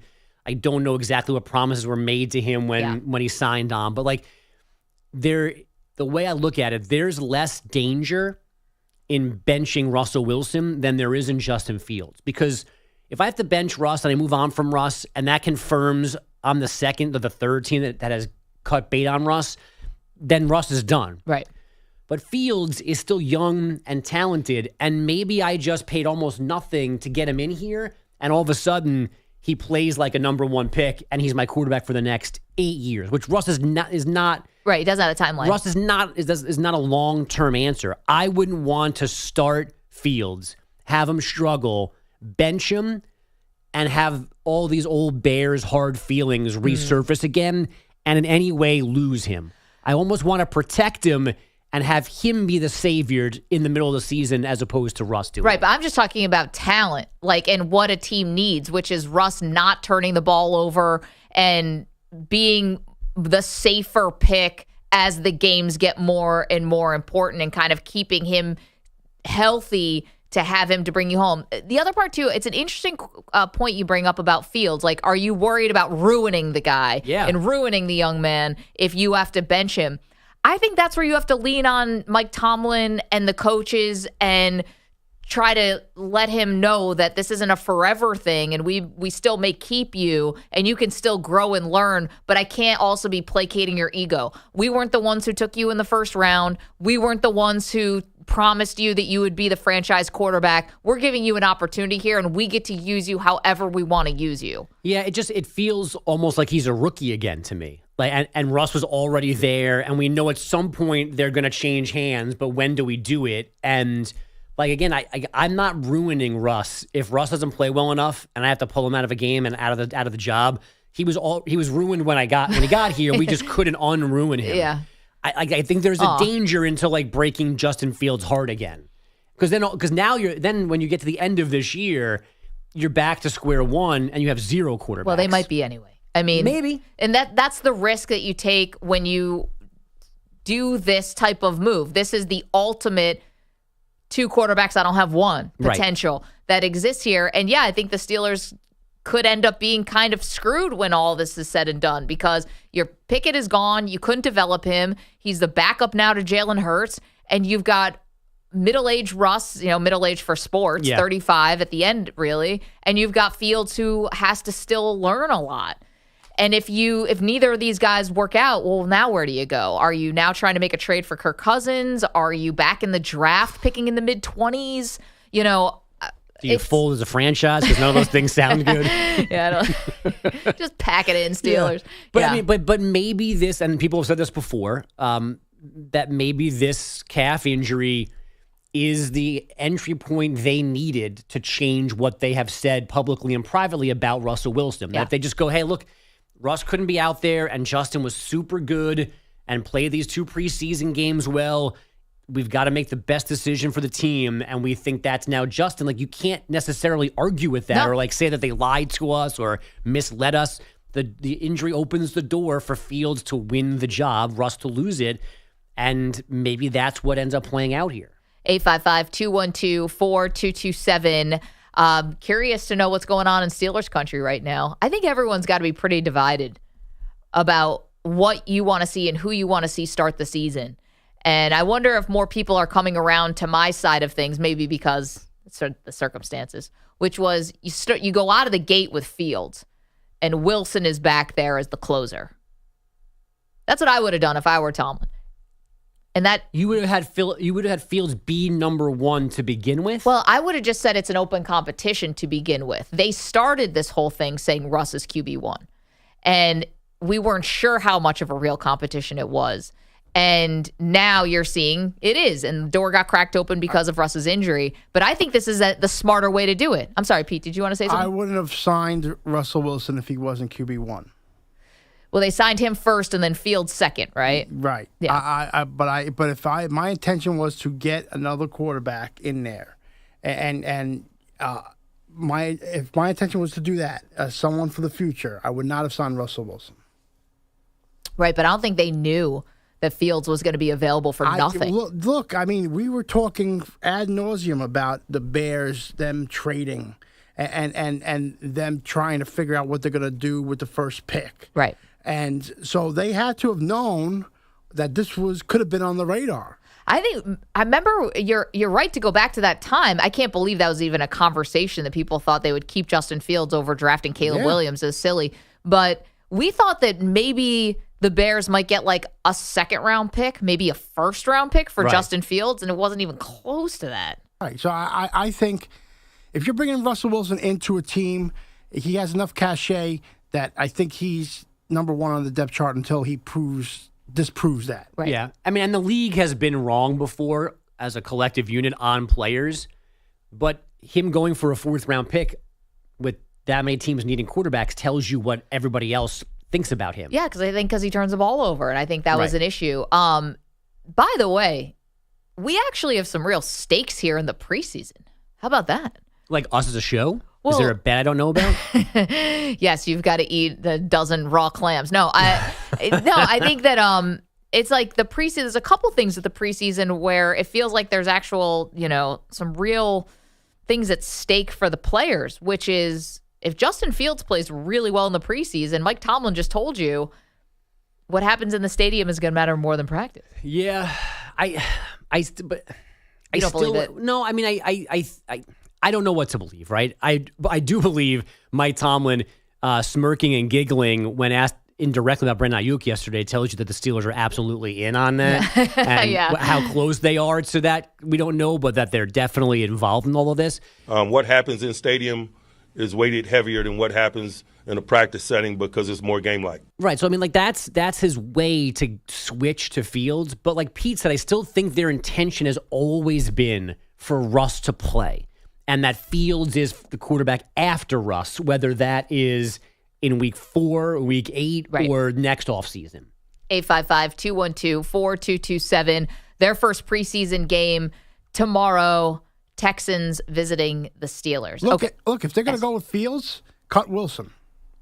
Cut Wilson. But you need him for the closer. No. Yeah, no, you can't cut him. You need him. You might need him. Right. I think it'll be a detriment if he is not the starter on this team. But I don't think he'll make a fuss. Like, I don't think that he'll be pouty and whiny. You think so? Yeah. Look, I mean, there's a reason why the Broncos traded him with all that money on it. Well, they were high up enough that they could draft a quarterback too. The Steelers aren't in that position. EJ, you think Russell Wilson would be a pain in the butt? Totally agree with Pete and I defended Russ all of last year, but he did not go out quietly last year. I think he handled that situation as best as I think most veterans could, but he let everyone know that he was being railroaded by Sean Peyton and the Broncos front office. He did not go away quietly. So this idea that Russ is going to go away quietly in this situation, I think that it would be a thing. Okay. How big a thing, I don't know, but I think it would be a problem. But here's the difference. I think Sean Payton and the Broncos deserve to be called out for that. They asked him to basically forego injury guarantee, and that's just something that you don't do in the NFL because of the nature of the sport. And I think Russ probably felt like, I got to air these guys out because that's some dirty pool behind the scenes. I don't know. I don't think the Steelers are doing anything dirty unless they signed in blood that he would get the starter job, and now they're going back on it. Well, when they signed him, they named him QB1. So he was coming there with the expectation that he was going to start. And number two, he also didn't go quietly in Seattle. That's true. It wasn't nearly as messy as Denver, but like he was like, maybe I'll go to Washington, maybe I won't. Like he made that thing also kind of difficult. Not as much in public, though he did make public comments. He made it very difficult behind the scenes. So there's nothing in Russ's background that tells me that if he gets benched or a team decides to move on for him, that he's going to make it easy on them. And this is a team he has no loyalty to. Oh, I get it. But that's the other thing, too. He doesn't have, what he tried to do behind the scenes in Seattle, reportedly, was try to get Pete Carroll or John Schneider fired. Remember, that was the report. He wanted one of them gone. It was either the head give coach. Me anybody. Yeah, it's like, fire somebody. He wanted one of those guys gone, but he can't pull that in Pittsburgh. Mike Tomlin's been there for 18 years. Like, he's never going to win that because he just got here. Maybe. And I think I would agree with that point. I think the other thing, too, though, about the dangers of saying that you want to start Russ and have Fields be the savior. No, other way around. I want to start Fields and have Russ be the closer like Joe Flacco last year for the Browns. That's what I meant. I'm sorry. The problem with that, though, I think with Russ is if he does start, I think you have to give him time. Like, I think if you're going to start Russell Wilson, there is no pull him in 2 or 3 games. Right. Like, he's coming off an injury. He's not playing preseason. Like, the Steelers have to decide now, like, if he's the starting quarterback, he's just the starter, and you're going to have to maybe live with some lumps early on. I think if they start him, they got to commit. If they're not, they got to go to Fields immediately. I just think this thing can very much be combustible. That's what I'm saying. Just start Fields. And I think you could skirt a little bit of this. But yeah, there would be a personality side of this if Russ doesn't want to go on Dan Patrick's show and say, I want to be traded to the Las Vegas Raiders. 855-212-4227. He did something like that back in the day. And if Perloff were here, he would tell us what happened. I got nothing. That fateful day. What's Dan Patrick? The Eagles are good. Okay, your take on the Pittsburgh Steelers quarterback competition, 855-212-4227. Coming up, hilarious story for you, a little case of mistaken identity. Get to that next. You're in a 5-minute break.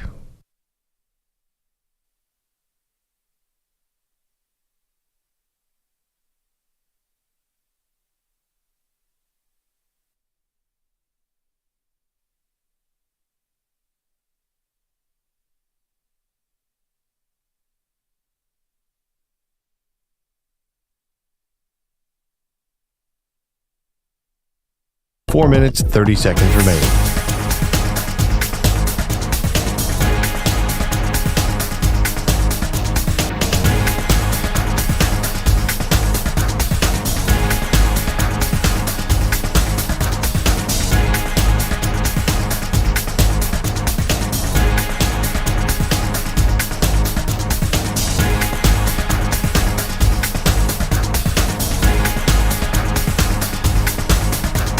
Four minutes remaining.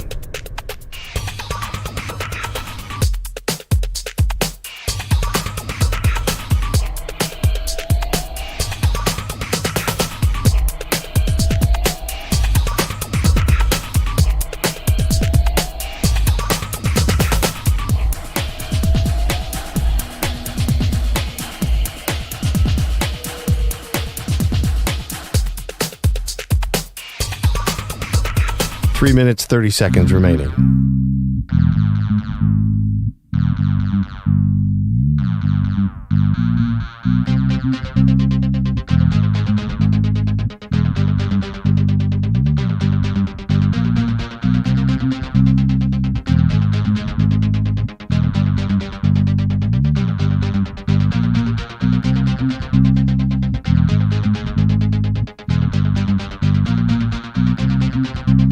Three minutes remaining.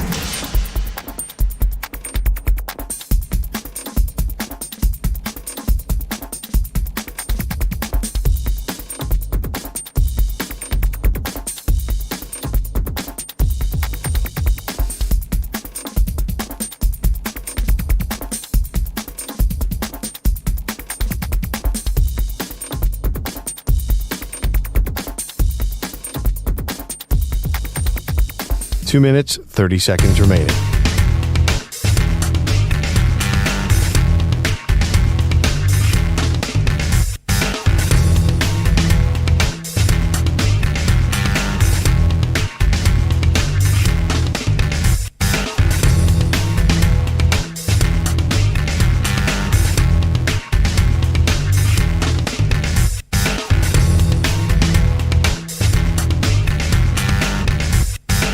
Two minutes remaining.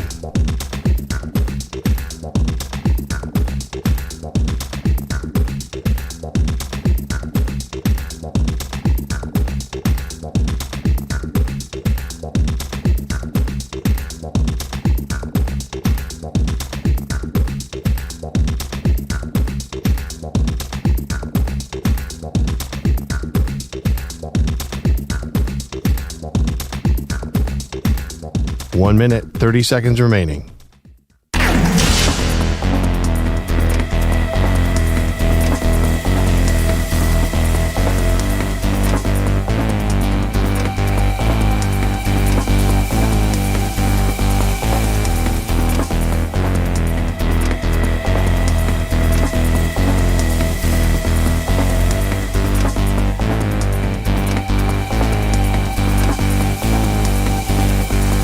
One minute remaining.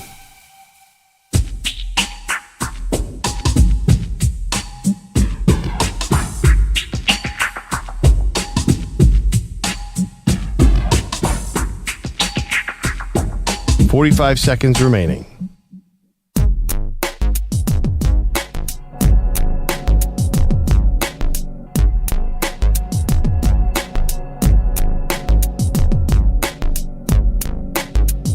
Thirty seconds remaining.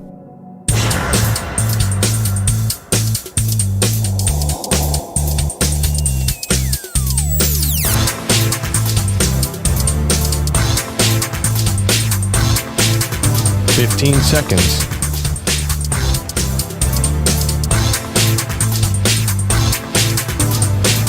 Break ends in 5 seconds.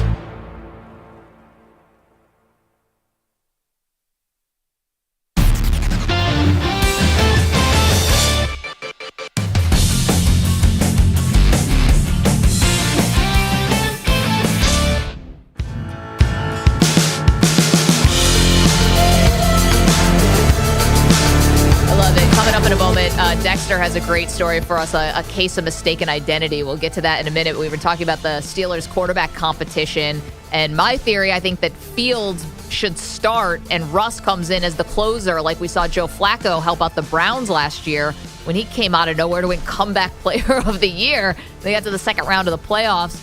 Bogish, I think you still believe that starting Russ, if he's healthy, is the better way to go, and then you go to Fields if you need him. Yeah, I think that's the simplest path for everybody involved. But it's certainly, again, something is now different there. Whether Russ is hurt more than we think, whether Fields has been that impressive, whether Russ is annoying, but Mike Tomlin opened the door, I think, to something yesterday. Because my guess is he is calculated 99% of the time when he's talking. So he knew what he was saying yesterday. He said it's a competition, and he said what happens in the stadium is going to be weighted more heavily than practice, and Fields is the person who's going to be playing in the preseason game on Friday. James is in Maryland, has a thought on this whole quarterback dynamic when it comes to the coach. What's up, James? Hey, good morning. I trust Mike Tomlin, longtime Steelers fan, and I have two names for you. Le'Veon Bell and Antonio Brown. Mm-hmm. We didn't know either of those people were crazy until they were gone from under Mike Tomlin's umbrella. And I don't think – I agree with Pete. They signed Russ to be QB1, but I don't think he's going to be a problem. I'll listen. Thanks, guys. Okay, James, appreciate that. I mean, we're he's right about Le'Veon Bell and about Antonio Brown to an extent. Let's not forget, Le'Veon Bell sat out a season while Mike Tomlin was still the head coach. Right, they were less crazy in Pittsburgh. Yeah, and Antonio Brown went off the rails at the very end. Yes. And so we got to keep that in mind. Dexter, big Steeler fan. That's right. Russ or Fields to start? I initially wanted Fields. I wanted him to get him. I'm glad they got him. I think AB's right about something. Tomlin's being calculated here. He is basically saying, Fields, this is a big-time opportunity for you. I think the Steelers need to find a quarterback in the future, so I kind of want to see them go with Fields, but I do think it's going to play out and eventually be Russ starting. Yeah, very interesting. Okay, you've got some headlines for us. I do. Starting off with a pretty interesting one because, guys, sometimes for a variety of reasons, somebody may not recognize you at your place of employment. So yesterday, Braves Hall of Famer John Smoltz, now broadcaster for the team, had that exact experience. Take a listen. So I came in, I parked, they told us where to park. We park where the cone is. Well, there was an open spot. I parked where it was open, and I was on the phone talking. Imagine that. And I was waiting for Frenzy, I was waiting for him to come so we could walk in together. And one of the valet guys came to the window. I rolled it down. I said, can I park here, or do you want me to move the cone? And he goes, well, what are you doing? I said, well, I'm calling the game. He goes, are you an umpire? So what's also funny is going forward, John Smoltz, he thought that he was being punked here, guys. He thought that this was real. He was looking for the cameras. There were no hidden cameras. So I got to ask you guys this. Has this happened to either of you where you had to let somebody know where you worked, that you did work there, and they assumed that you didn't work there? Has this happened to you before? Well, considering I'm a Hall of Fame pitcher, I was particularly upset about it.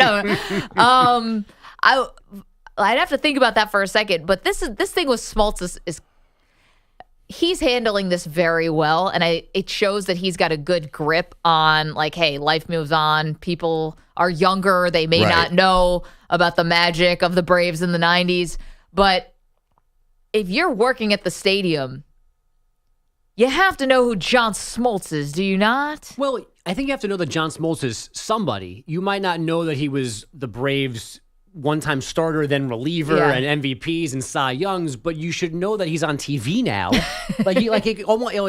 He's not John Madden, but the people that didn't know John Madden was an actual NFL coach, that's where Smoltz should be now. Like, okay, he's a broadcaster. That's why he's parking here. You can go in. Yeah. He does call the World Series, to be fair to him. He's half of the booth of Major League Baseball. Like, you should know his existence, at least in that regard, if not the actual playing part of it. Yeah, because I think if you work at an arena where things are going on all the time, right? Like you work at a Madison Square Garden where one night it's a Knicks Where's game, that? then it's a Rangers game. Yeah, I mean, I'm not allowed in, but sure, when you guys go there. And then it's a Adele concert, and then Jay-Z's there. And then, okay, you have all these different people. Maybe you're not familiar with every single one of them, right? But if you work at the Braves Stadium, do you have to have some idea of who the all-time Braves are? Am I asking too much I here? don't think so. His number's retired. It's on the side of the stadium. His face is on the side of the stadium. So He hasn't played in 15 years? When did Smoltz retire? I don't remember. Well, this feels like where Mrs. Shanahan would come off the top yes, rope. I was thinking the same thing. I was thinking the same thing. EJ is all over this now. EJ probably wants this guy fired. Oh, no, I wouldn't go that far. Oh, okay. I think this is different when it comes to a stadium attendant, because if your dad worked for the team and you're a football fan, I think you should know something about the team your dad worked for. Right. That's why Kyle Shanahan's mom chastised him for not knowing what the catch was. Yes. I think if you're a parking attendant and you just park cars or you just allow people to park cars, I don't know if you have to know everybody that's coming in. I think it's a little different. Ooh. Now, I will say this. I think everybody that's hired should go through some kind of education about the history of a franchise. Because it's happened with Patrick Ewing when he went to Madison Square Garden and people were like, who are you? You can't go here. And he's like, you don't know who the hell I am? This has to stop. This happens, it feels like almost every year, where a legend goes back to their stadium and someone who worked in security or working parking doesn't know who they are. I'm not saying fire these people, but everyone should get an education on the place they're working at and to know the history of what they're some headshots. This is Chipper Jones and this is, you know, and here are all the people. Well, did you know that on the interview? Well, the funny thing is, Patrick Ewing is also 7 feet tall. Smoltz was in his car, you know, you might not know. The person who didn't know Patrick Ewing, you can't make an educated guess here that this guy may have had something to do with the basketball team. Yeah, I mean, maybe I have more forgiveness than all of you, but he doesn't need to know who John Smoltz is to park cars. That's true. So to put up the gate and let somebody go through or know the rules of who's going to go where. I don't know that you need to sit down and have a Braves history crash course when you get hired by probably a third party company to be in the lot. But maybe what you do is on a given day, because that lot is obviously special. Yeah, it's not the general parking lot. So maybe on that day, there is an email that comes out and goes, these 9 VIPs are going to be here today. Keep your eye out, because maybe they need help walking into the building, or they're going to have bags or something like that. You give the guys a heads up for. But to make them take a test on, Sid Bream and Barry Bonds, wait, that doesn't work. How funny would it have been? So the parking attendant didn't know who John Smoltz was, and he said, "I'm calling the game." He meant broadcasting, and they said, "Oh, are you an umpire?" What if he just went with it? He was like, "Yeah, I am." And all of a sudden, we get an Enrico Palazzo situation. I had a better spot too. All of a sudden, play ball, and it's like, that voice sounds really familiar. And he takes up the mask, and it's Smoltz behind the plate. Oh, that'd be great. And I'll be real too. I think that there's, I don't want to say a level of danger with this, but we've seen incidents with security being a little too extra with people trying to go places. And then we find out months later, there's a lawsuit because they didn't let Masai Ujiri here or this person there. And Spike Lee.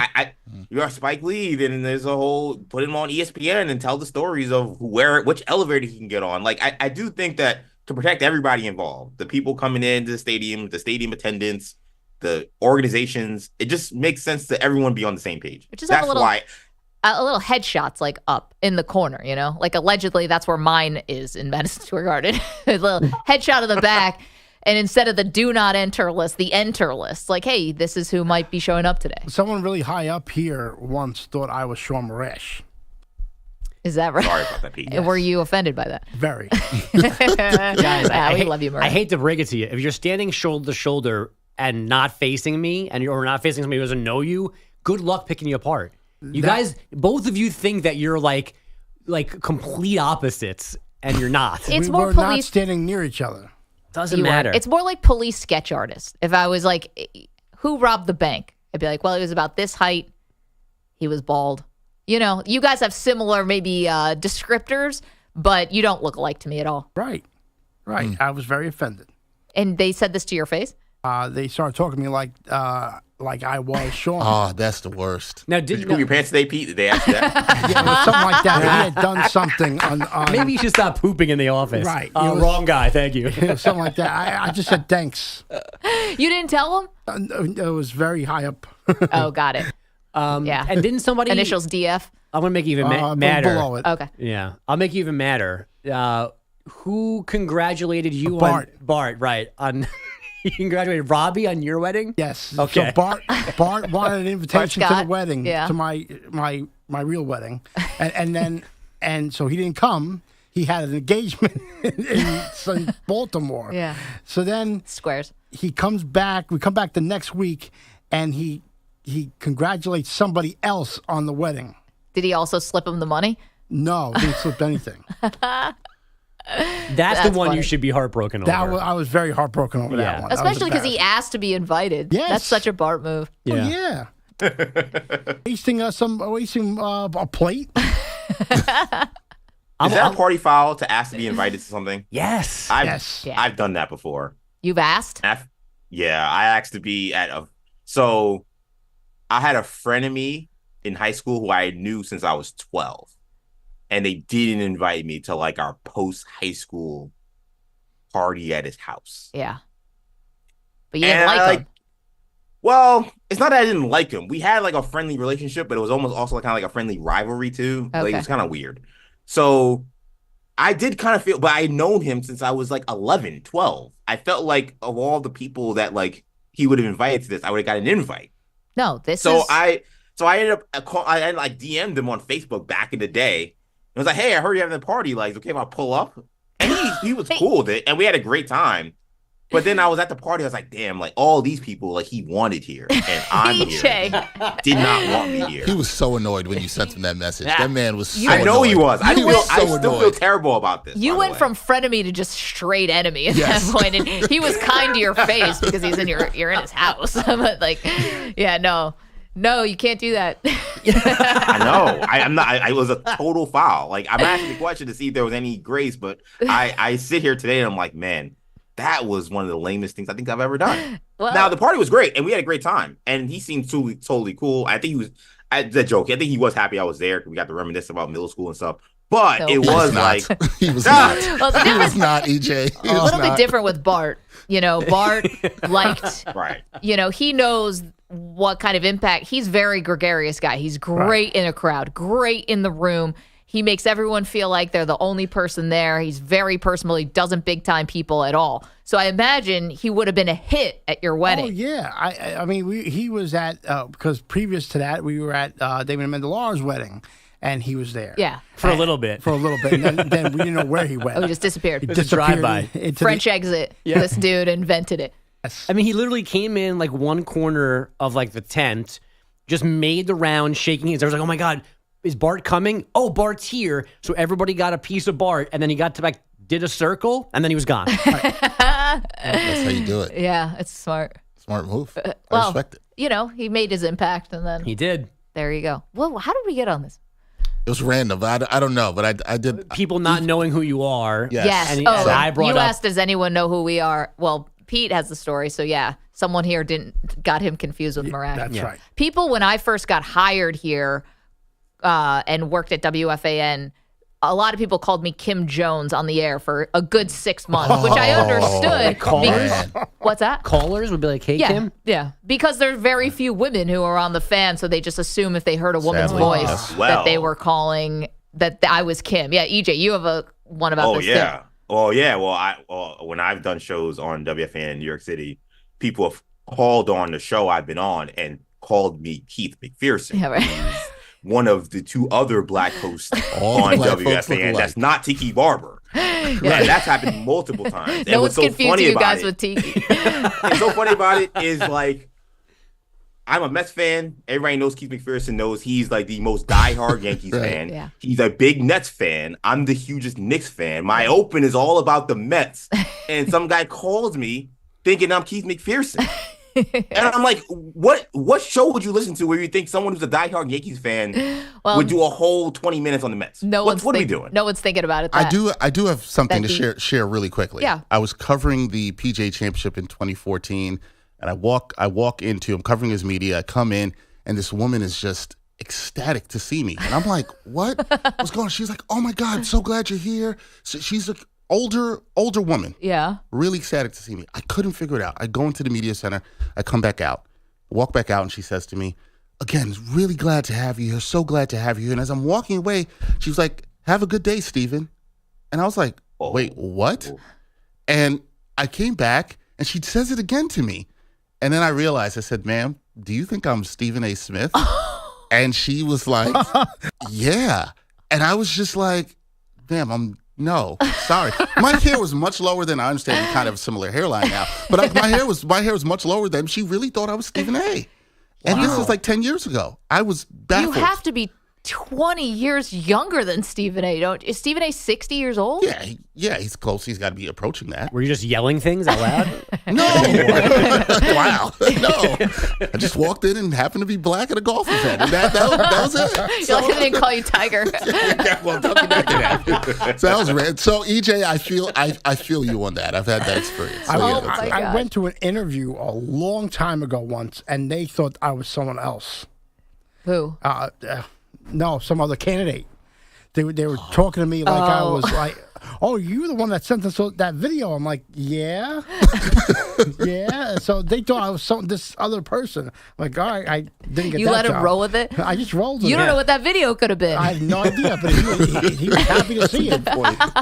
I'm in the middle of this I have a neighbor in my building who thinks that I got injured on my motorcycle because the other black person on my floor drives a motorcycle. Why are we That happened yes, like 2 or 3 days ago. God. I'm standing outside my building and the person walks up to me, he's like, hey, you got injured on the bike? I was like, no. Well, I'm thinking he means bicycle. I'm like, because I do ride a bike every now and then. I was like, oh, no.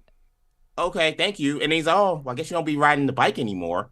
And then he walks away, and I'm like, what's he talking about? And I realize in front of the apartment building are the motorcycles that this guy owns. Oh, no. And he thought I was this other guy, who, by the way, is about 6'2", 280. Like, he looks like he could play for the New York Giants. Oh, my gosh. People got to stop being so lazy. That's all. Stop being so lazy. The worst is the trying to be nice. Yes. You know? Yeah. Yes. They were trying to It makes it worse. Don't say anything. Just roll along. Just kick me in the knee next time. Oh, man. Well, anyway, and also the parking attendant didn't know who John Smoltz was, and that's how this whole thing got started. There's 2 guys in the building right now that don't know who I am, so there's also that. 2 former colleagues who are back this week for whatever reason, and I don't think that either one of them remembers me. One of them, yes. Oh, John Minko's here today too, and I just said hello, and he did. There was not a glimmer of recollection or recognition in his eye when I said hello to him. Hey, you! Hey, yeah. What's your go-to on that? Sport, champ? Man. What's up, Playboy? Playboy. That's mine too. That's my it's a male. Hey, man. Hey. The people, sport. Sport. Sport. What's happening, pal? You're welcome. Stephen A., thank you. Thank you, Maggie. So humble to do updates on a different show. I know, wow. Reached that ESPN contract over there. Pulling double duty. I don't know how I have the time. Way to hold their feet to the fire. How's Molly in real life?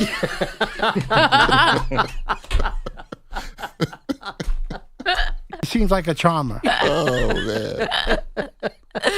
So good. Who's with that guy that screams all the time, too? Call him dog? Oh, man. All right. Coming up, we do have some college news for you. Unfortunately, injury news, and we'll get to that next.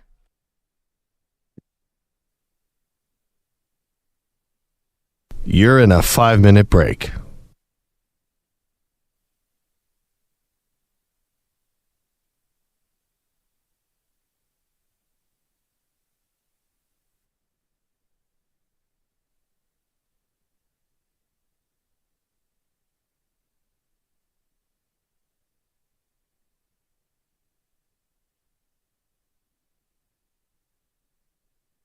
Four minutes, 30 seconds remaining. 5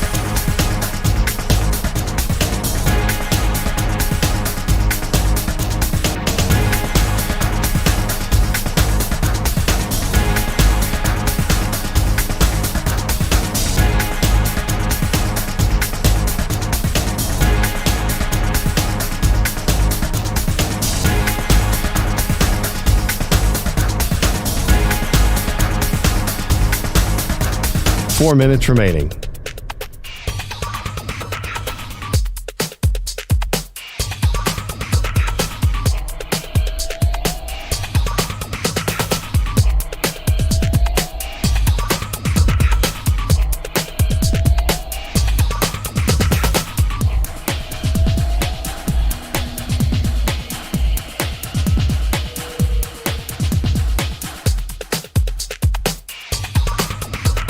Three minutes, 30 seconds remaining.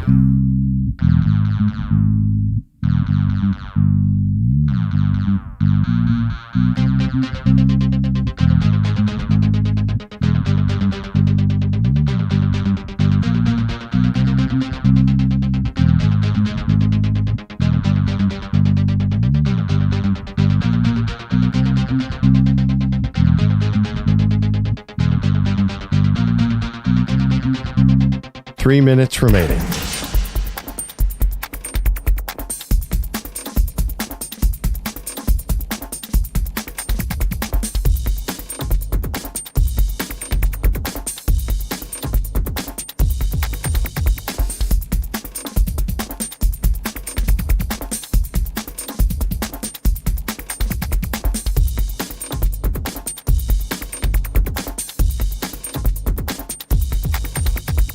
Two minutes, 30 seconds remaining.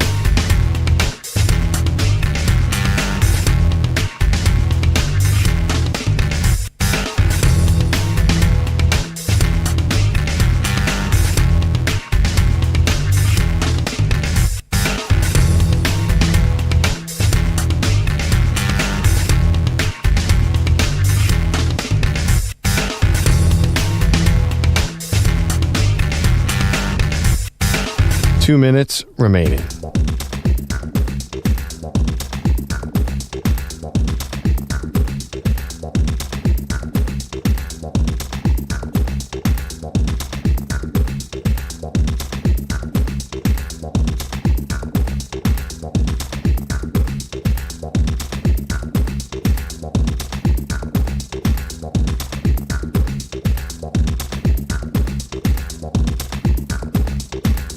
1 minute, 30 seconds remaining.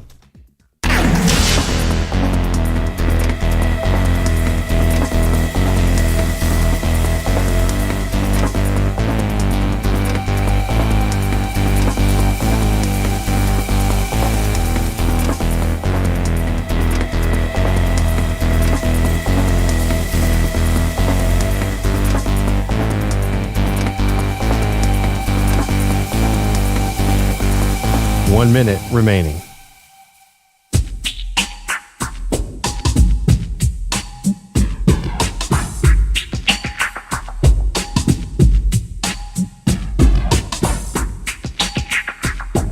.45 seconds remaining.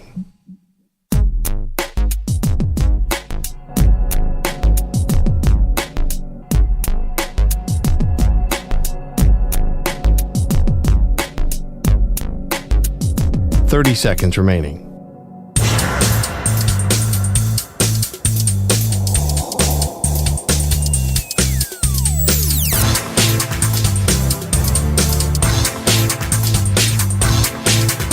.15 seconds.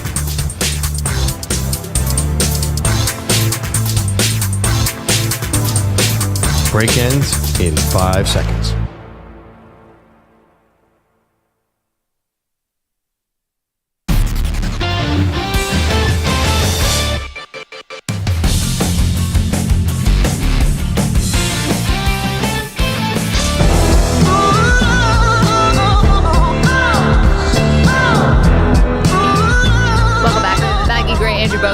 For Andrew Perloff. This is unfortunate news. It's injury news, and it's out of Austin, and that's CJ Baxter, who is expected to kind of be one of the two-headed monster between him and Jaden Blue in the backfield for Texas. Unfortunately, Baxter is out with a season-ending knee injury. He was on the Doak Walker Award watch list for the best running back. Actually, both guys were put on that preseason watch list. And so this is kind of, a first test here for Texas, Bogish, is, okay, are you actually going to become one of those teams like Georgia and Alabama, where an injury can happen like this and you don't miss a beat, right? Where your depth has become to the point with the best teams is on par with the best teams in college football, and you're going to be able to seamlessly move on from this. I mean, we saw this last year, right? I mean, Baxter was kind of the first guy last year, got banged up. Yep. Brooks stepped in, took off, and then Baxter was good at the back end of the year. Blue's still a heck of a running back, and there's a freshman, too, that they love, but he's a freshman, and a brand new freshman, true freshman. So my trust is that it's Texas, and the depth is there, but obviously this is a significant loss for the entire season, not before you've built up any kind of, safety net or some cushion on anybody like that. You're starting from scratch without him, which is just never good news. And obviously, everything about Texas this year is going to be about the move to the SEC. And while maybe their schedule isn't as tough as fellow Big 12 to SEC member Oklahoma this year, it's still going to be a challenge. And, because all things kind of feel connected here, you have Quinn Ewers and people are expecting really big things from him. But Steve Sarkisian has also kind of acknowledged we're probably going to see Arch Manning at some point, right? And Quinn Ewers, unfortunately, has had some injury history. Now you take away one of his weapons, still a little unproven on the wide receiver core. Guys are talented. There's still a lot there, but they lost also a lot to the NFL. So if Ewers gets hurt and Manning comes in and Arch plays well, does Ewers ever get the job back? That's kind of like, I'm setting up a hypothetical here, which I know will drive people crazy, but I think that's going to be one of the real possibilities of something that like that happening with Texas. Yeah, I mean, even shy of Ewers getting injured, just if this injury is that significant, and they the new wide receivers don't click with Quinn, and the lack of versatility or depth in the backfield becomes an issue, and the start's not great. Like any negativity opens the door up for people who have been waiting to clamor for Arch playing, gives them their opening to say something. Yeah, I mean, listen, it's funny because I think almost any other quarterback aside from Ewers, and this would be Arch's show. Right. And it's also crazy that it comes down to a couple plays here or there, and if Texas actually goes to the national championship game or wins it, Ewers is gone to the NFL. It's just the fact that they lost, and then he decides to come back, and this is why Arch gets delayed one more year, despite the fact that he's looked very good. It's crazy that this is still a thing. I can't believe that Arch is still there. Arch Manning. I can't believe that we're going on year 3 of this. Who said Arch Manning? You don't know that voice by? Who's Arch Manning? Someone who's not here anymore. I couldn't. This is like name that tune. Am I supposed to name that voice? I just thought everyone that worked here knew that voice like as the soundtrack to Nightmares. That is to my nightmare. We don't have to call him out if it's awkward. Oh no, it's fine. That's the Sweet Jack Stern. Sweet Jack. Much like a Christmas album, we could go down 12, 15 deep of mispronunciations. Kristaps Porzingis. Not his name. Kai Horton. Not his name. Wait. Arch Manning. No, definitely not. Kai Horton played a quarterback for Tulane, but he became Kai Horton for whatever reason. Hey Pete, where's Baylor located? Oh, hold on. Stand by. I just have a few of them. You don't have that one? I'm gonna open the vault now. All okay. Right. Well, I don't feel bad now. No, if you call it Wacko, Texas instead of Waco, you well, maybe he saw that documentary. You deserve it. The Branch Davidians. That was sad. I actually heard this the other day. Somebody was mispronouncing a lot of sports names. We've all been there. I'm not saying I'm above it. We've all been there. But I heard someone the other day say Alan Lazard. And I was like, I've never even thought to not put the... I hope it's someone not in New York or Green Bay. No, and it was Pedro Griffel. Oh, gee, I heard that the other day, too. Yeah, I heard that, too. I forgot who it was from. Yeah, I don't want to say it's... When I saw Alan Lazard, I was like, that's just, you don't watch football, like, right? Yes. Now, it's funny this has come up because in the last break, I walked to the bathroom. When I was walking back, I was passing WFAN studios, and on their like kind of room speakers, they are once again down the beaten path of Peter Schwartz, our good friend, not knowing how to pronounce tequila. He thought it was Tequila? Like, how did he say? I can't even mispronounce it as best he did because it's so nonsensical.